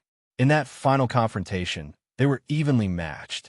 However, they both knew that they did not use their full strength. "Oh!" suddenly roared the two of them at the same time. "You're tuning in to the Romance Rendezvous YouTube channel. We're so grateful for your support, and don't forget to subscribe to join us on this incredible journey through captivating stories. Your generosity through donations truly makes a world of difference, as it's the primary source of revenue that allows me to expand and enhance this channel for you. Thank you from the bottom of my heart for being a part of this adventure.